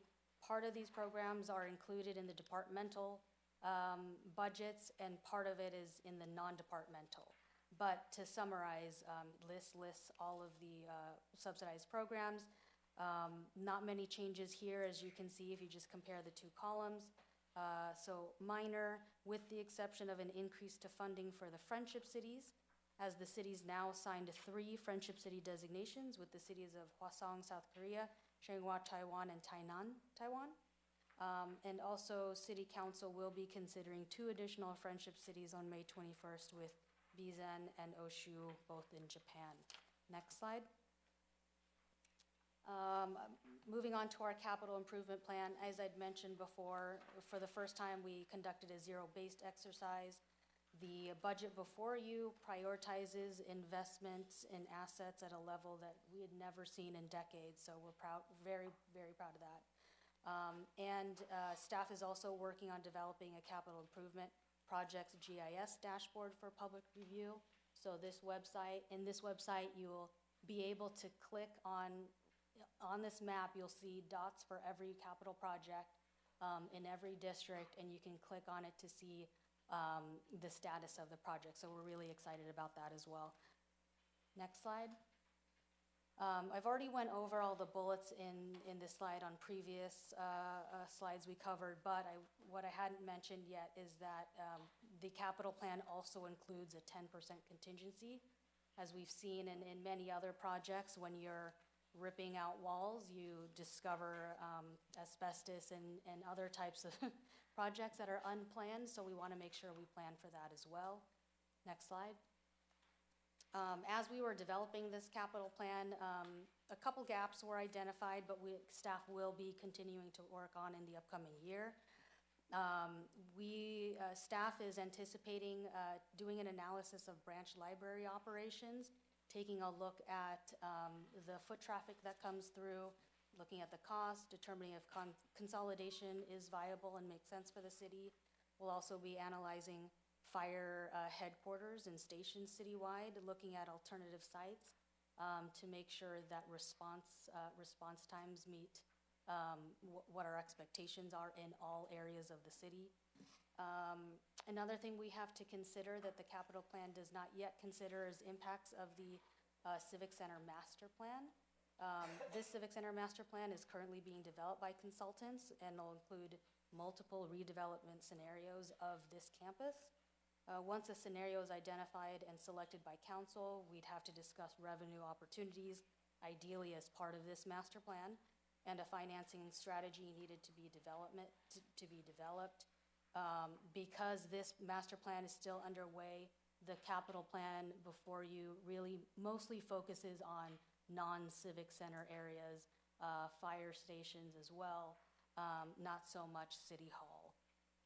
And then lastly, for general services and community services, as you'll see in the forthcoming slide, there's these significant investments are being made, which may require a need for additional staffing to manage this level of projects.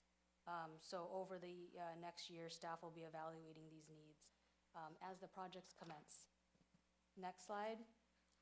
I won't go over this line by line. The next couple slides show really kind of the new structure, as I mentioned, of this budget, in being by project type instead of department. Specific locations and funding sources can be found in the book starting on page 166. But you can see here that this upcoming year we're proposing $66.8 million in capital projects. Next slide. And in the next 2 slides list specifically the investments that measure SST. we'll be making over the next year. So over the next year, Measure SST will be investing $7.8 million in projects to these specific locations. And that, I believe, concludes the presentation, and staff is available for questions. Thank you. Well, thank you. Thank you, Sheila, and the entire staff. I think, and thank you for spending some time with me yesterday to grind through all the questions. So that saves some of it tonight. At this point, I can go to the public. I just want to make sure I get this right. Each speaker will have up to 2 minutes to speak. So at this, any members? I see one member of the public has put in a card. James Henry. James.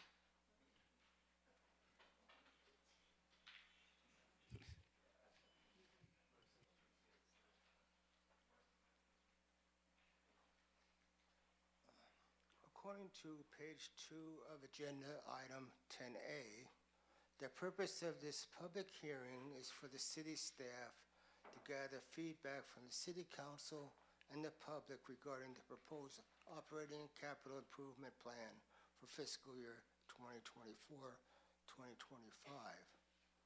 As a North High graduate class of 1969 and a North Torrance homeowner since 1976, I think I qualify as a member of the tax-paying public in the city of Torrance, and that you will listen to my public comments. First, under the category of city treasurer, on page number 99 of this proposal, I can't find any revenue for the city treasurer department.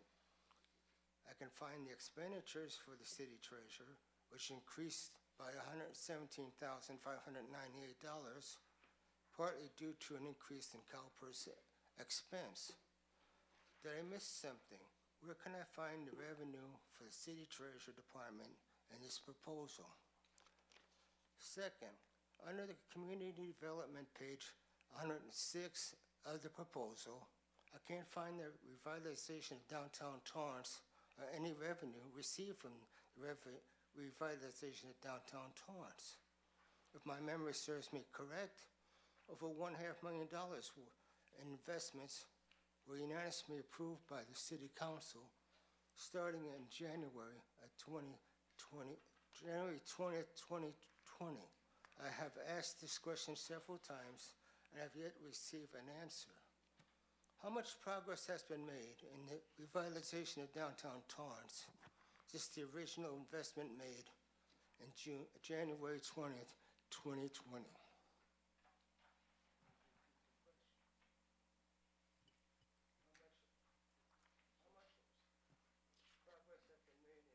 Sir, I think your time is up. The staff has a response this moment for the question. A partial response. Okay. Mayor, this is Sheila Poisson with Finance. Regarding his first question in the City Treasurer's Department, the City Treasurer's Department is not a revenue-generating department. If he's referring to investment earnings are included in the use of money and property category in the general fund. In terms of the status of the downtown revitalization, I would have to defer to staff. If I may, Your Honorable Mayor, Council Members, Michelle Ramirez, Community Development Director, and the actual budget document on page 195 of the budget document, 210 of this. I'm not sure which way it goes.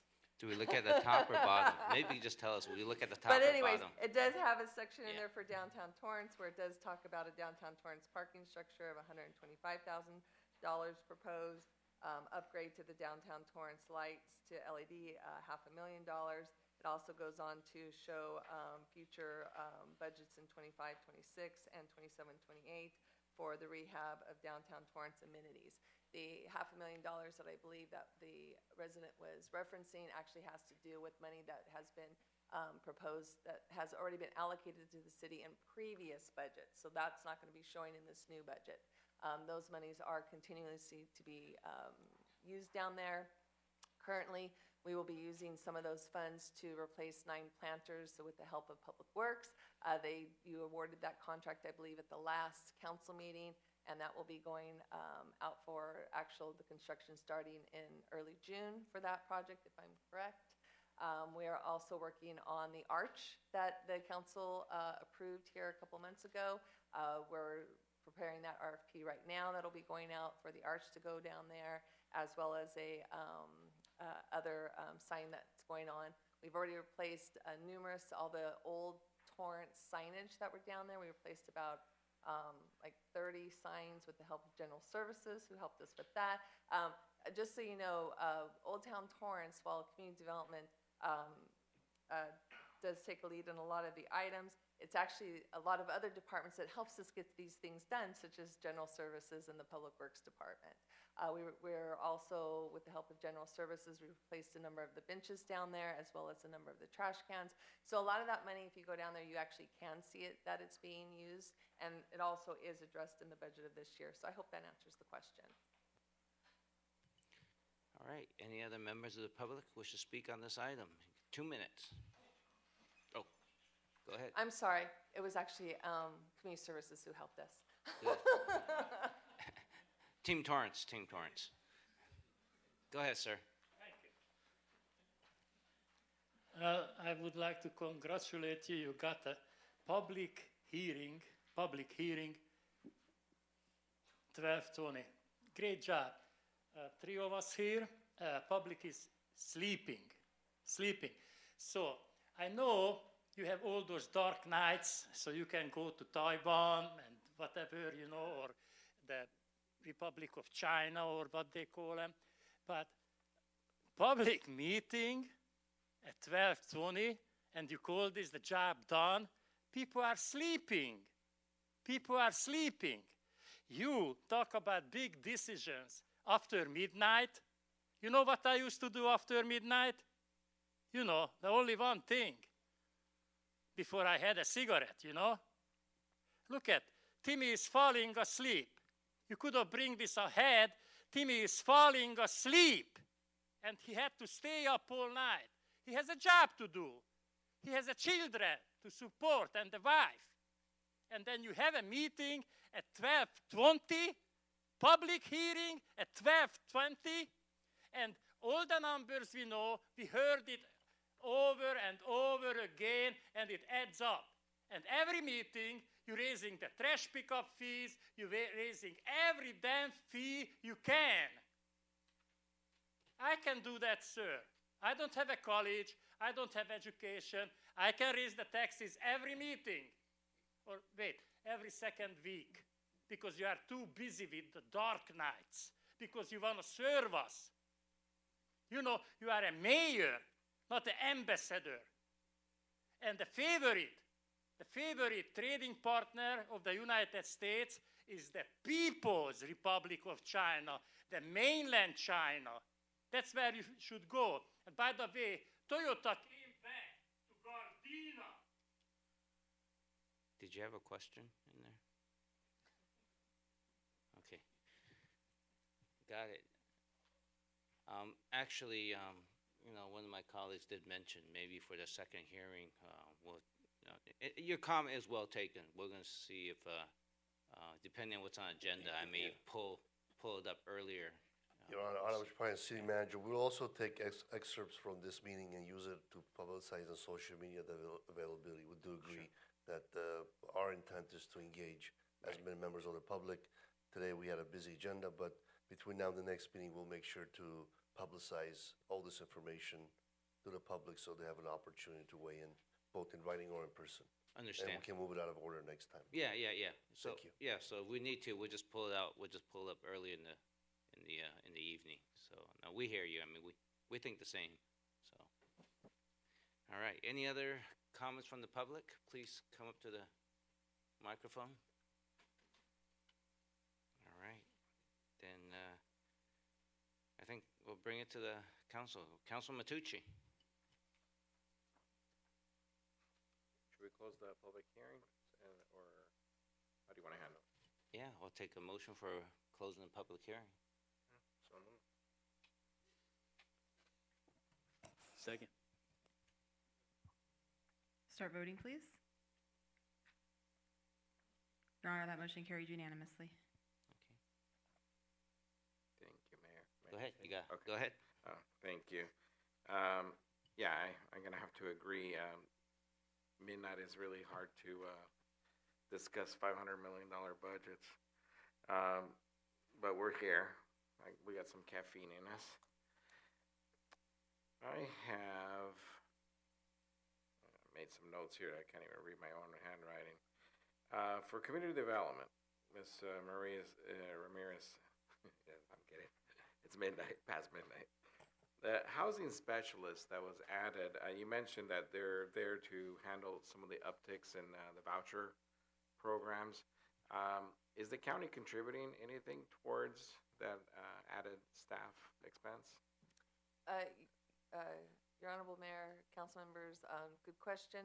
The Section 8 program, we get directly from the federal government. We're our own entitlement, so we don't receive any funds for it. Oh, so it's not a county program? No, this is strictly from the federal government, U.S. Department of Housing and Urban Development, directly to the city. Okay, and do we handle any of the LA County vouchers through? We do not. Okay. The only way we would handle an LA County voucher or a voucher from any other city is if they were to port into our city and we didn't absorb that port. But then we would be billing them for that service. But typically we will absorb it because we want the admin money. And the only way to get the admin money is we have to absorb it. Absorb it, okay. And if I remember correctly, there's about 500 vouchers? We have 611 regular vouchers. We receive funding for about a little over 500 vouchers, though. The funding does come through the federal government. As we increase our lease-up rate, then they tend to give more money so that we can get back up to that 611 point. Okay, and will this housing specialist also manage the waiting list? They will manage the waiting list. There would be a total of 3 housing specialists. Among the 3 housing specialists, the division of duties would be the same, but they would be divided equally, where they would be maintaining the waiting list. They would also be qualifying people off the waiting list. They also carry their own caseload for the renewals of each, of people on the Section 8 program. They also assist with the check run that has to be done each month, leasing up, trying to find property owners that are willing to lease up to our Section 8 tenants. So it's a long list of items that all 3 of them are responsible for doing. Very good. And how often do we clean the list? Because I remember at one point we had over 10,000 people. Yes, yeah. So we do actually need to purge a list annually. So what happens? I called it clean. I don't know. What is it called? Purging? It's called purging the I list. don't know. It does sound kind of bad since there's a movie called The Purge. Bad, yeah. But it's not like that. Actually, we send out a notice to everybody on the waiting list.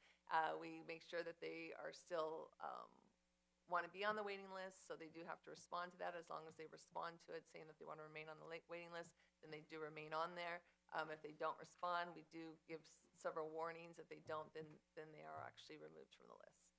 Okay. All right. And, okay, so that's good to know. That's good to know. Then I had a question on the positions that are vacant. Page 22 of the presentation shows, I think, 160 positions, of which 77 are from our police department. Do we have a number? I don't know if I should ask the chief on this. Do we have an exact number of how many of those vacancies are sworn officers? Give me 1 second, sir. I'll look it up for you. Oh, okay. Sorry, I didn't mean to put you on the spot. Yeah. Oh, do you have it? I have it as of March.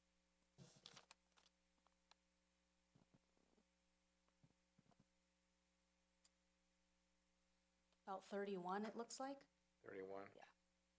So is the difference like in support staff or what would that mean? So I can speak broadly about vacancies in general. You can see that the majority of the vacancy count is from public safety, but what city departments and the budget review team have been analyzing and reviewing as a budget review team is how long these vacancies have been sitting.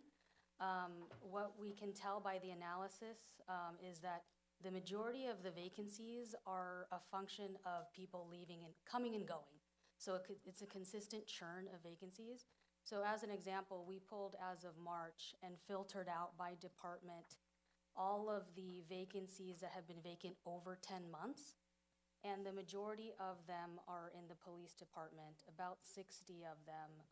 But what I will say about the police department vacancies is because the police department is continuing to work with the Department of Justice, that's the reason why we continue to maintain these vacancies until we complete the work with them and we get feedback from the DOJ.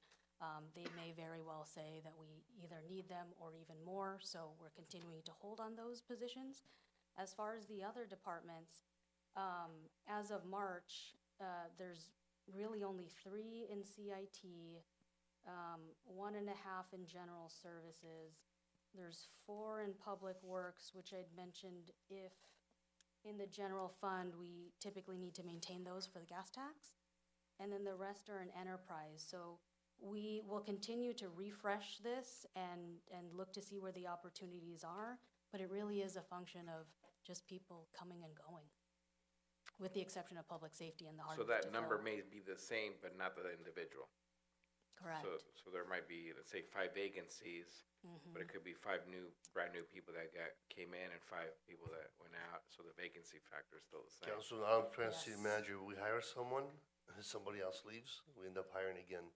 And what we used to experience in 10, 15, 20-year career tenures, now we're seeing, we'll be lucky if there's a 3-year to 5-year.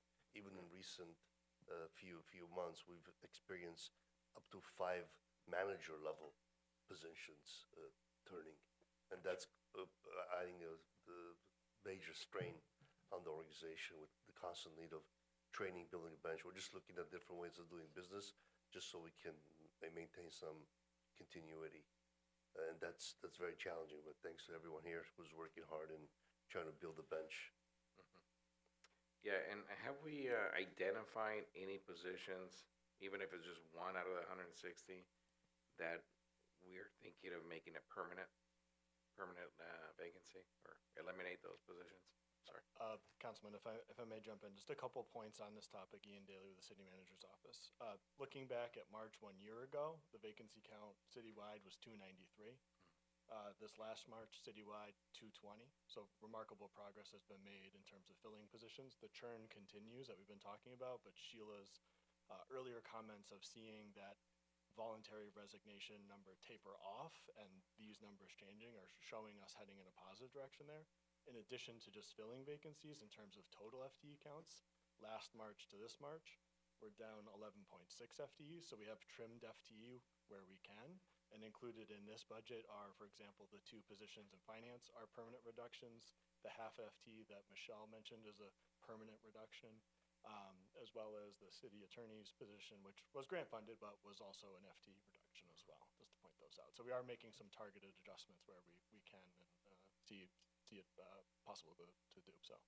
Okay, great. And, I mean, from the private sector to public is, completely different, and I want to make sure that we don't have a policy of, use it or lose it. If you don't include it in the budget this year, you'll never get it back, so I want to kind of, at least from our stance, I think we have a pretty good understanding that if you need an extra body in there to do the job, I think we're all behind that, I guess if you can justify, That's that exactly position. our point. The last few years, the agility and the support you provide us is one of the ways we've been able to succeed. And that's departments coming to us. I've directed department heads to overfill in instances where we do expect that high turnover, just so service doesn't suffer. Areas where it's a very unique body of work, being able to, for example, our management assistant program, flexing with the vacancy. So having that agility has given us the latitude to be able to provide, again, our number 1 priority is to provide services, but that what we don't approach from your point, as you said, for the sake of having positions.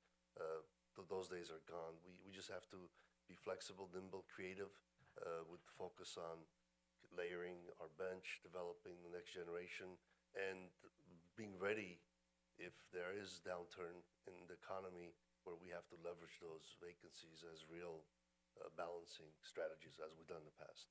Yeah, I mean, and we know economies, they fluctuate, they swing. We have a presidential election coming up, and there's, it's kind of like driving on the freeway.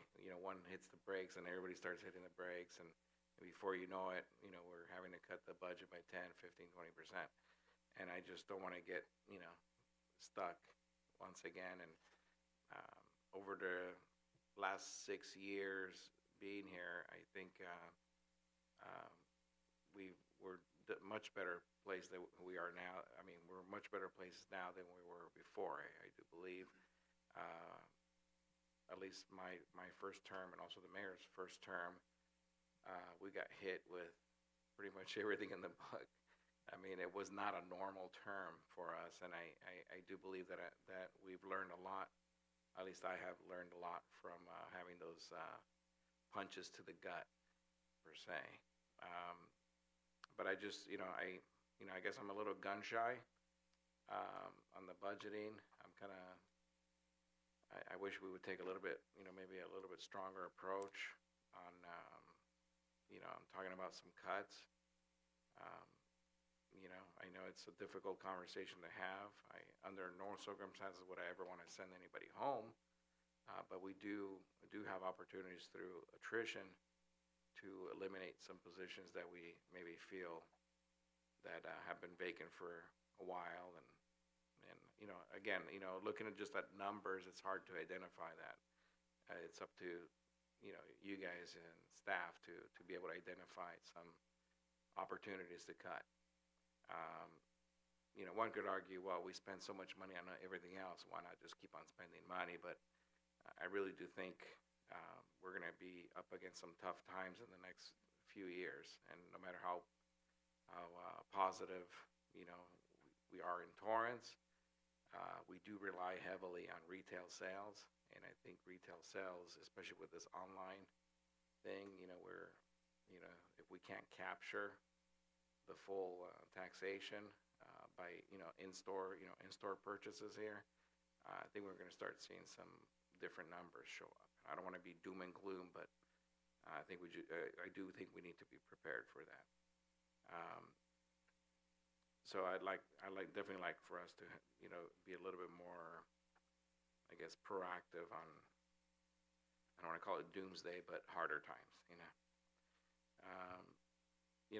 I think in conversation we talked about every position being justified, and I think that goes at all levels, from upper management down to the person that's doing the grunt work.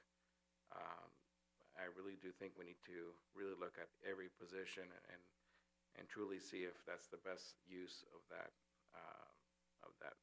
investment in labor. I don't know exactly how we're structured above, on top, but some of the feedback that I've gotten, excuse me, is that individuals have to report to multiple people. So I don't know how true that is. But, I don't want to have a situation to where, they make the joke, one person's digging the hole and 5 people are watching. There may actually be some truth to that, I'm not saying that it's happening here per se, but, if one individual has to report to 3 supervisors, let's say, which is probably not happening, but if it did, that's something that we definitely need to take a look at. And even if it's happening on a smaller scale, I think those are things that we need to correct. So,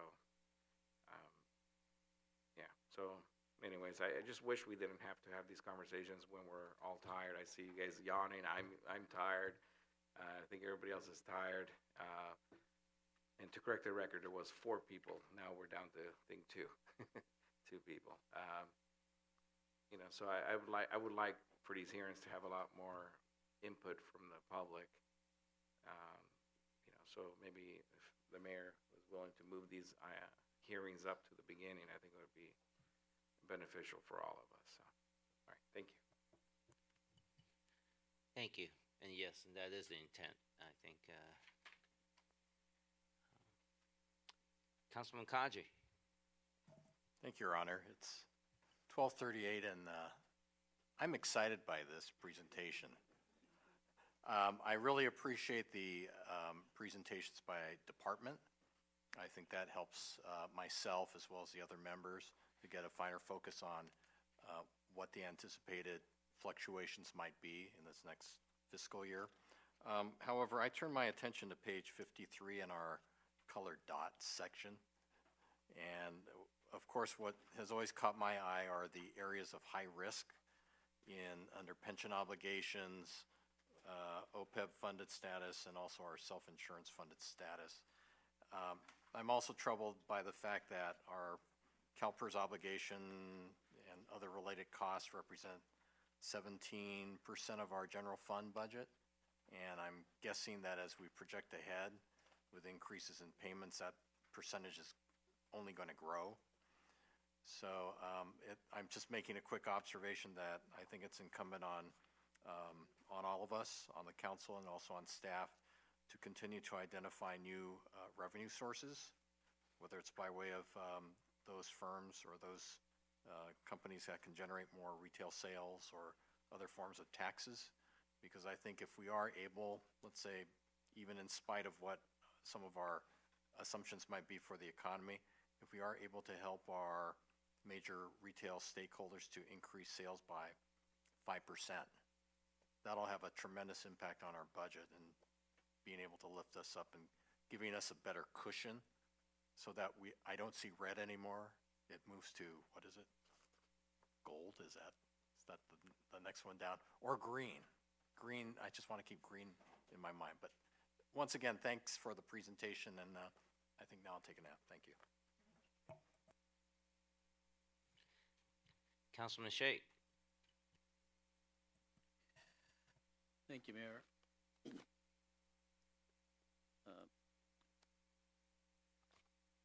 Ms. Poisson, could you elaborate briefly, what are the main contributing factors for our bond rating? I should have asked you, but just if you have that information. Councilman, the question being, what are the main factors that contribute to our positive bond rating? Currently, the city's bond rating is AA. The main factors that the raters look at is really what your recurring revenue sources are, the trend of those revenue sources, and the financial trend of the city. So whether or not the city is trending in a direction that is seeing revenues and expenses maintaining that positive flow. And then secondly, they're also looking at management and city council policies and also even our processes internally. Thank you. I'm just going to make a general statement. If we look at page 14, that's the citywide budget summary page on the handbook. If my interpretation is that our revenue is increasing by 2.2%, but our expenses are increasing by 3.2%. Okay, so on page 14, and the section you're referring to is the citywide budget summary. Yes. If we were referring to, for example, the general fund operating fund, that subsection, you'll see revenues and expenses exactly match and exactly balance. Okay. But there are other funds, such as, I'll say the SEPT fund, that are really just funds that are receiving contributions from others. So you'll see revenues exceed expenditures because in this particular year, there's no expense anticipated that year. But every year, they're receiving contributions from other funds. So that's the reason why citywide budget won't necessarily always match. Okay. Yeah, I think you just answered 2 or 3 questions. In the same line for your presentation numbers, page number 17, even your proposed budget for revenue shows the same trend. Page 17, your 23-24 amended budget, the sales 64 million, then it's going to go down in 24-25, 60 $2 million, right? But that's ties to what you said earlier. At the end of the day, it's going to match. This is, go ahead, I'm sorry, go ahead. Sorry, I interrupted. No, I'm sorry, go ahead. The statement the statement applies to the general fund operating fund. So that being the largest fund and a subset of the total general fund budget, where that houses all of the taxes and fees and all of our support departments. That's where the top, actually this is all general fund. This particular fund will balance exactly. What we're saying here, you're pointing out sales tax. We are anticipating a reduction because I think I had mentioned in the presentation, our fiscal '23 sales tax peaked. So it peaked in that fiscal year right after the pandemic. And then, you know, in this year, starting this year, we're starting to see that taper off. So we don't anticipate that level of growth anymore, which is why we're not necessarily saying actuals are going down, which is why we include these two columns. So when we're looking at actuals as of mid-year, we're thinking that, anticipating that the sales tax will increase 2.2%. But based on last year's budget, the last year's budget was higher. Yeah, and again, I'm sorry I didn't ask you that question. It's coming up now earlier. Basically, general fund is a piece, one of the piece of the bigger pie. Exactly. Right. So this, although it shows this a little bit different trend going south, but overall, we are meeting our expenses. That's what I'm getting at.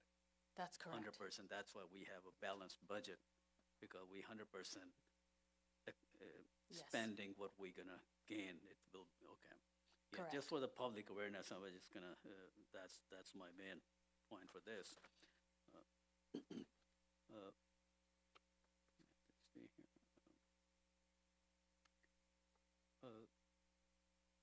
So HR, they are adding two vacancies because of the high number of applications, right? Correct. And other things as well, onboarding. So every application we receive, we actually review them. So 16,670. Quite a big number, right? Yes. But the goal is to have all the vacancies filled. And with that, do you think in the future,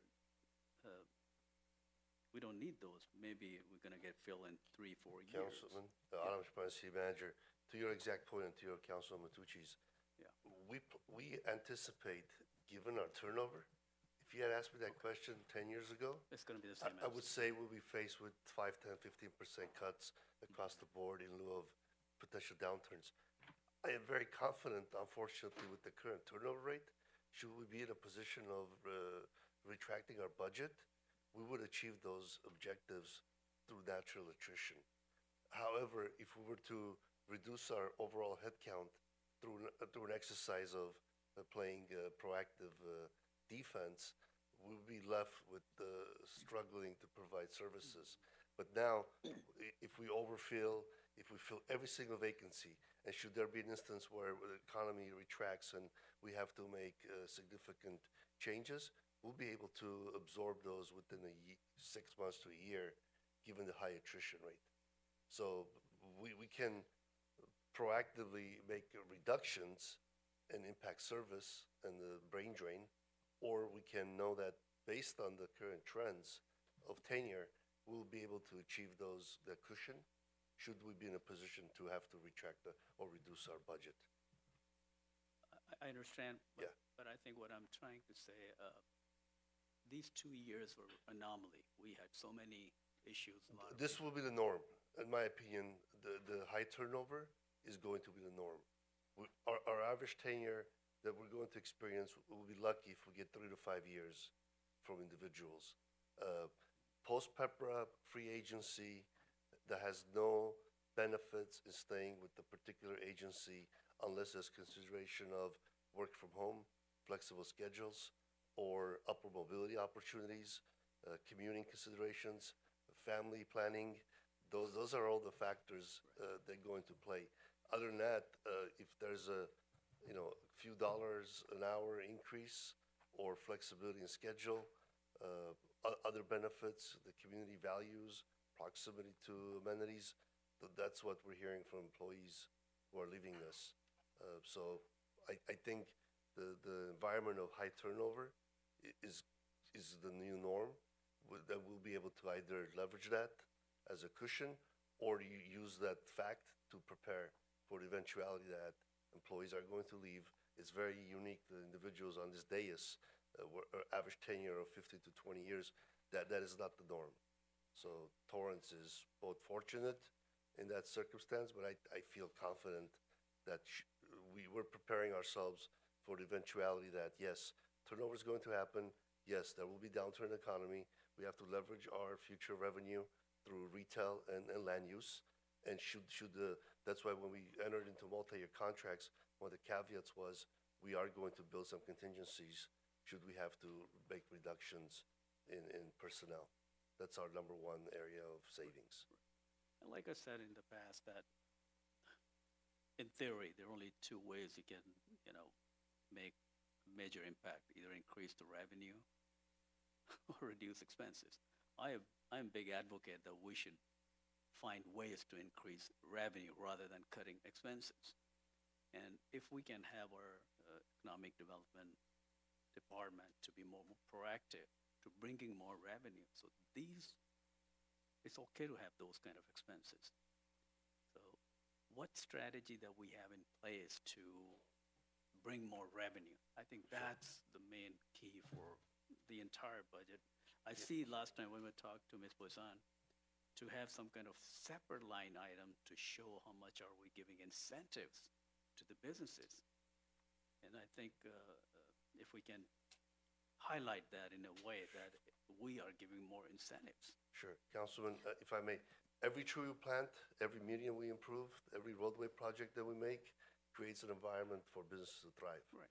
Every police officer we hire, the system you all approved tonight for the increasing axiom and fuses and the safety elements, those are all investments. The areas where I think we struggled is in our ability to tell our story in a way where it'll create the environment to attract businesses who want to be here. And as such, as you know, next week, we are going to send a contingency to the International Council of Shopping Centers to meet with some major players in both the retail and the hotel industries, as well as the housing policy decisions that we made to be able to attract companies who want to bring the talent. So I think it's a total ecosystem, but we are also working on facade improvements, meeting with literally vacant parcel owners and asking them, what are your plans to improve and enhance your dormant properties? And I think that proactive approach, thanks to the council's accountability measures, will help us in moving that direction. And just looking at Mr. Daly here, he joining us as Deputy City Manager for Strategic Initiatives, working through both our community engagement and economic development, you're going to see some major changes in that direction. Yeah, it's very positive. I mean, Thank you. Thank you. I appreciate that. Councilman, you had a question. You mentioned business assistance. I guess 2 points I should make to address your question for HR and the two positions. Not only is there a need because of increased recruitments and hiring, but I believe, and correct me, Director Kajabi, there's also an increasing trend in grievances and investigations as well. Correct, yes. And then your comment on business assistance and economic development. So what you're looking for is in our economic development budget that's in the city manager's office budget, there's a total of $184,000 allocated for economic development assistance contracts. A couple examples are we have $72,000 allocated for a redevelopment consultant, $40,000 for signage and wayfinding consultants, a $45,000 budget for business recruiting commission, and also a $20,000 budget for one-time funding for awareness of the FUSIS Business Assistance Program. How much was last year? Last year, for those particular line items, were the same. We increased signage and wayfinding by 10,000. We increased business recruiting from 26,000 to 45,000. And the FUSIS business assistance budget line item is brand new. And if I may, that's providing a grant program for shopping centers to help them purchase the cameras that will tap into our real-time response center, where we're trying to help expand that footprint citywide, so shopping centers will feel that they're safe, and as such, it'll create a much more vibrant retail experience. And also beautifying our city, that's another big, we want to make sure what we can do to beautify our city. One other question I had for Matt, I think. You have one post, but I didn't see any amount. Let's see, Public Works, page 43. Normally when you're asked for FTE, normally we have a number here, so I don't have any number here. On page 43, I'm sorry. Councilman, I could jump in. The dollar amount related to that one FTE reduction is $60,774. Right, but we are projecting one full-time engineer. Oh, I'm sorry. So we deleted a major projects title a few years ago. A few years ago. So, so that was just updating the language so that we don't have that position. We just have engineering manager positions right now. We have 4 budgeted, so we're just cleaning up the language. Nice. And then it was the 61,000 to get rid of the 2 interns. And just to give you a little bit more background on that, over the last 6 years, we hired 50 interns, and we've only retained 4. So what we saw, we trained a lot of people that ended up in the water industry, just not working for the city of Torrance. So, and what we did is that we took our operator 1 position and we deleted the fact that they would have to have a distribution 1 license at time of hire, and we made it time of end of probation. So we're getting people in, we're training them, we're getting them their license, they're staying longer. The interns didn't have a lot of loyalty to the city. They came in, they're working 1,000 hours a year.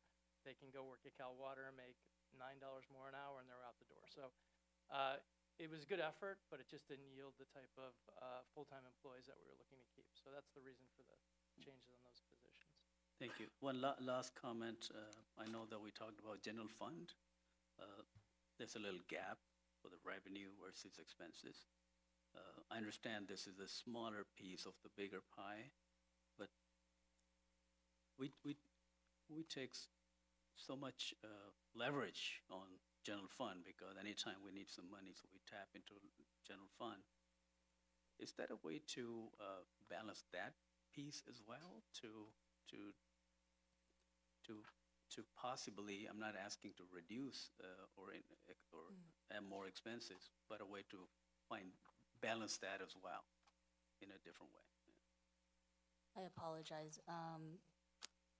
I'm not quite sure. Is it a sub-fund that you're questioning of the general fund? Right. Which one? So within the general fund, we have, let me just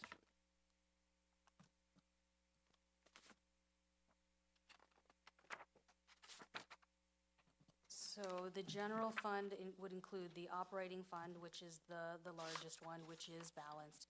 There is the restricted SEPT fund. Wait, that's not really. There's the Measure SST fund. Right. So you're on page 15, right? You're looking at page 15. Okay. The Measure SST fund, only in this upcoming fiscal 25 year, is showing a use of fund balance because we're using fund balance that was built up over the last year and a half to allocate towards capital projects. All right, we'll talk offline about that. Okay, thank you. Thank you, Mayor. Thank you. I think one of the key things I think staff wants feedback from us is also, are there any adjustments to what they're proposing? I didn't hear any, but I did hear some suggestion from Councilman Tucci, is that, if there's an opportunity for, I'll call it, staff enhancement. That was really the same question I had with Assistant Chief Dunn, is if we got better tools to do our job better and faster, then if we have vacancies, at some point, we might say, hey, we're good here, so we don't need to go up to that funding balance. I think that's definitely something we should look at in the future. And I know recently, in the last year or two, because of the vacancies on the order of 200 or so, we've had the luxury of doing some incentive hiring so that we could attract good employees here. And the better employees we could attract here, that would, if we, the domino effect would be that we will get better businesses who will want to come. The business want to come to a safe city. Business want to come to a clean city. Business want to come if they could bring their whole family here and the whole corporate headquarters here if there's good schools. And our job is looking for every opportunity. And I think we've been trying to do this in every way we can. And I'm just going to share, looking at this budget book here on the bottom of page 1, I'm just going to share it. Sheila, I'm doing it just because, I think I need to confess. One of my big thing is if we're using reserves to balance the budget, I have a little heartburn with that. Not just a little heartburn, I have a big heartburn. But if you, in the middle of page 1 in the budget message, it says these increases are primarily driven by increased transfer from general fund unassigned reserves. And I just want to share it so that the public will also know, my colleagues, is that when I ask the question, that it's actually, that's a pass-through of $5 million from SST. And we just went from SST to general funds and then to the SEP, right, I think. So it wasn't, it was a pass-through, so. To operating, yes, exactly. As opposed to using reserves to balance the budget. I just want to make sure that,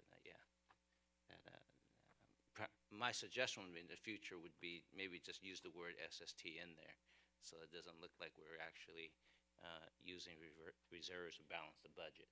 That's just me personally, right? I mean, just, it always sounds bad when there's wording that seems to say that we're balancing the budget with the, the fund unassigned reserves. Could be just semantics, but I'm simpleton here. Are there any areas, I just saw Councilwoman click in, that's, that we're looking for staff are looking at, hey, we should, make some adjustments before. I will have some adjustments that I'll save for the second public meeting. Okay, and that was, okay. Do you have anything you want to bring up now? I know you clicked in just now. I just said it. Oh, I'll wait for the second public meeting. Okay, got it. All right. So we've already closed the public hearing. We had all the council speak. I better make sure I'm not rambling here. We did that.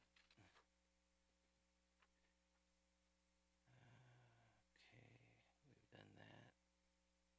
I think at this moment, our second public hearing is scheduled on June 4th. And we're going to, depending on how the agenda is, we'll bring this earlier so that hopefully there is a few questions from the public to chime in.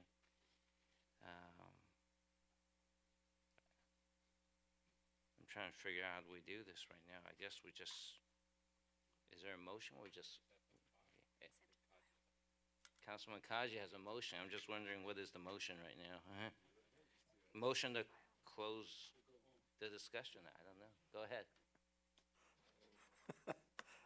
I'd like to make a motion to close the public hearing and adjourn to the second public hearing on Tuesday, June 4th, 2024 as part of the regularly scheduled city council meeting. I will second that. I think it sounds like we're losing horsepower. Start voting, please.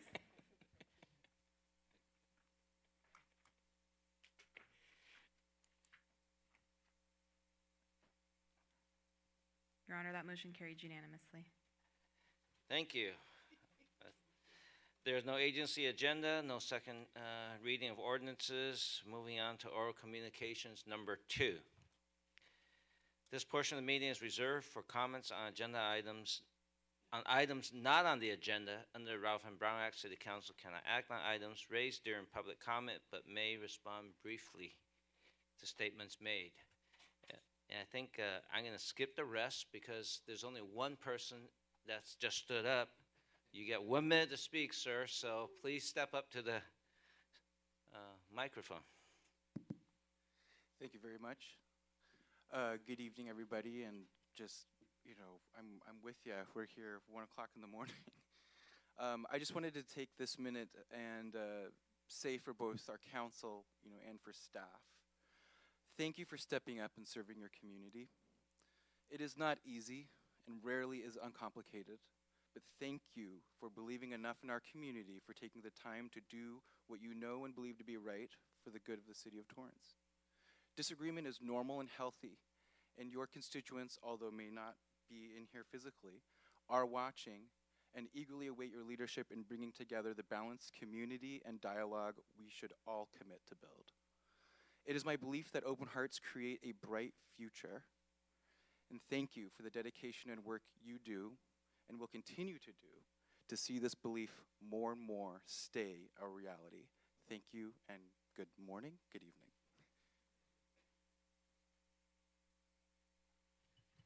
I don't see any other members of the public, so I am going to go to City Council members. I'm looking at my sheet to see the name orders.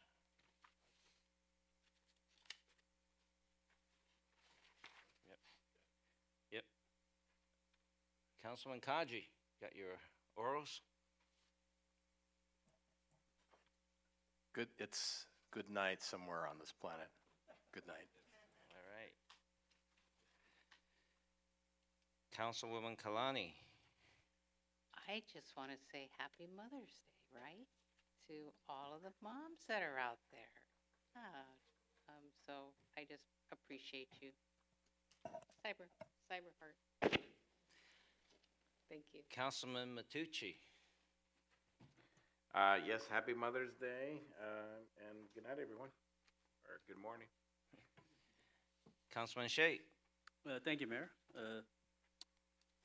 Just an announcement. I think one of our council person already made an announcement. I'll just to say that I'm hosting an event, a special tour of Torrance Transit Center on May 11th at 1 p.m. for 2 hours, so please join. Also, my wife had a birthday yesterday. I hope I'm right. Yes, yesterday. And happy Mother's Day, happy birthday to Jill. Thank you. Thank you. Looks like there's an inconsistency here, but Councilwoman Lewis. Okay. Councilman Gerson. Good morning. Okay.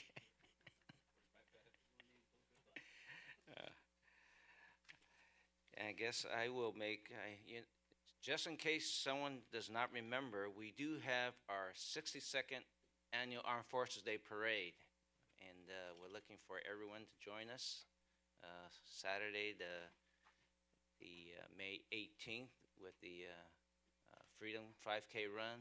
And parade starts at 1:30, and look up when the 2 F-35s come by and wave, and maybe he or she will make a little high sign with us. And at this point, I'm looking over. I think we're going to recess to, not recess, we're going to go transition into closed session. All right?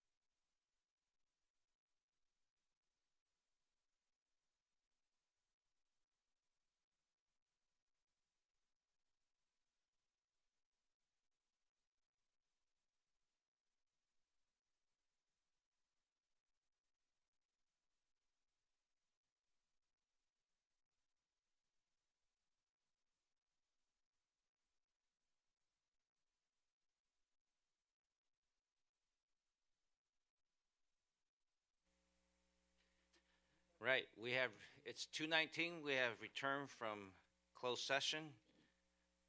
City Attorney, do we have any actions to report out? Nothing to report, Your Honor. I'll take a motion to adjourn tonight's City Council meeting. Sorry. I move that we adjourn tonight's meeting until Tuesday, May 21st, 2024 at 5 p.m. for closed session with regular business commencing at 6:30 p.m. in the Leroy J. Jackson Council Chamber.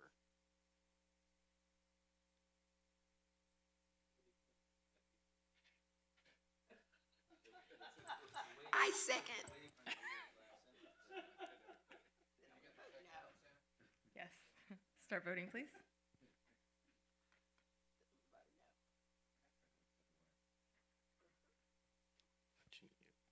Your Honor, that motion fails with Councilmember Kaji abstaining, Councilmembers Kalani, Lewis, and Sheikh voting no.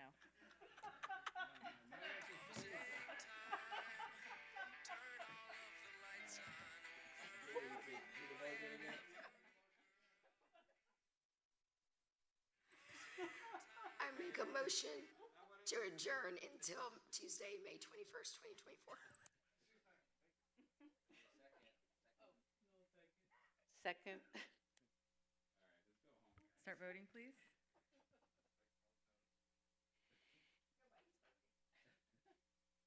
Your Honor, that motion carries with Councilmembers Gerson and Sheikh voting no. All right, good night, 2:21 a.m.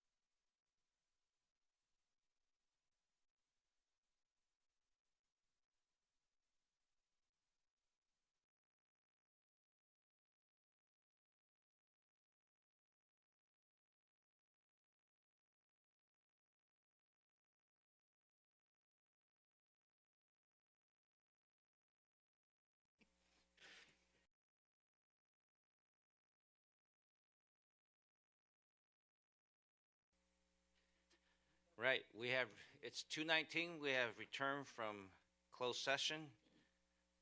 City Attorney, do we have any actions to report out? Nothing to report, Your Honor. I'll take a motion to adjourn tonight's city council meeting.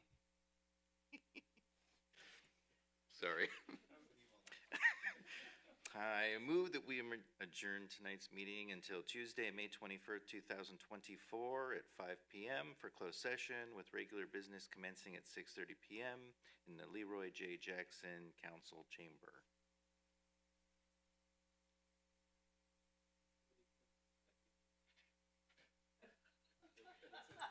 I second. Yes. Start voting, please.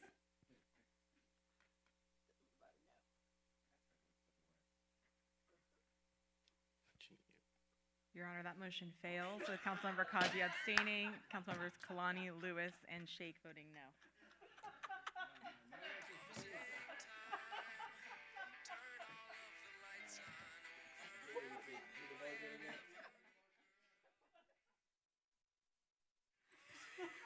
I make a motion to adjourn until Tuesday, May 21st, 2024.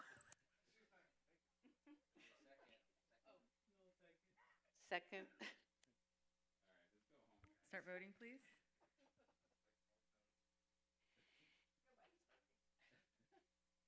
Your Honor, that motion carries with Councilmembers Gerson and Sheikh voting no. All right, good night, 2:21 a.m.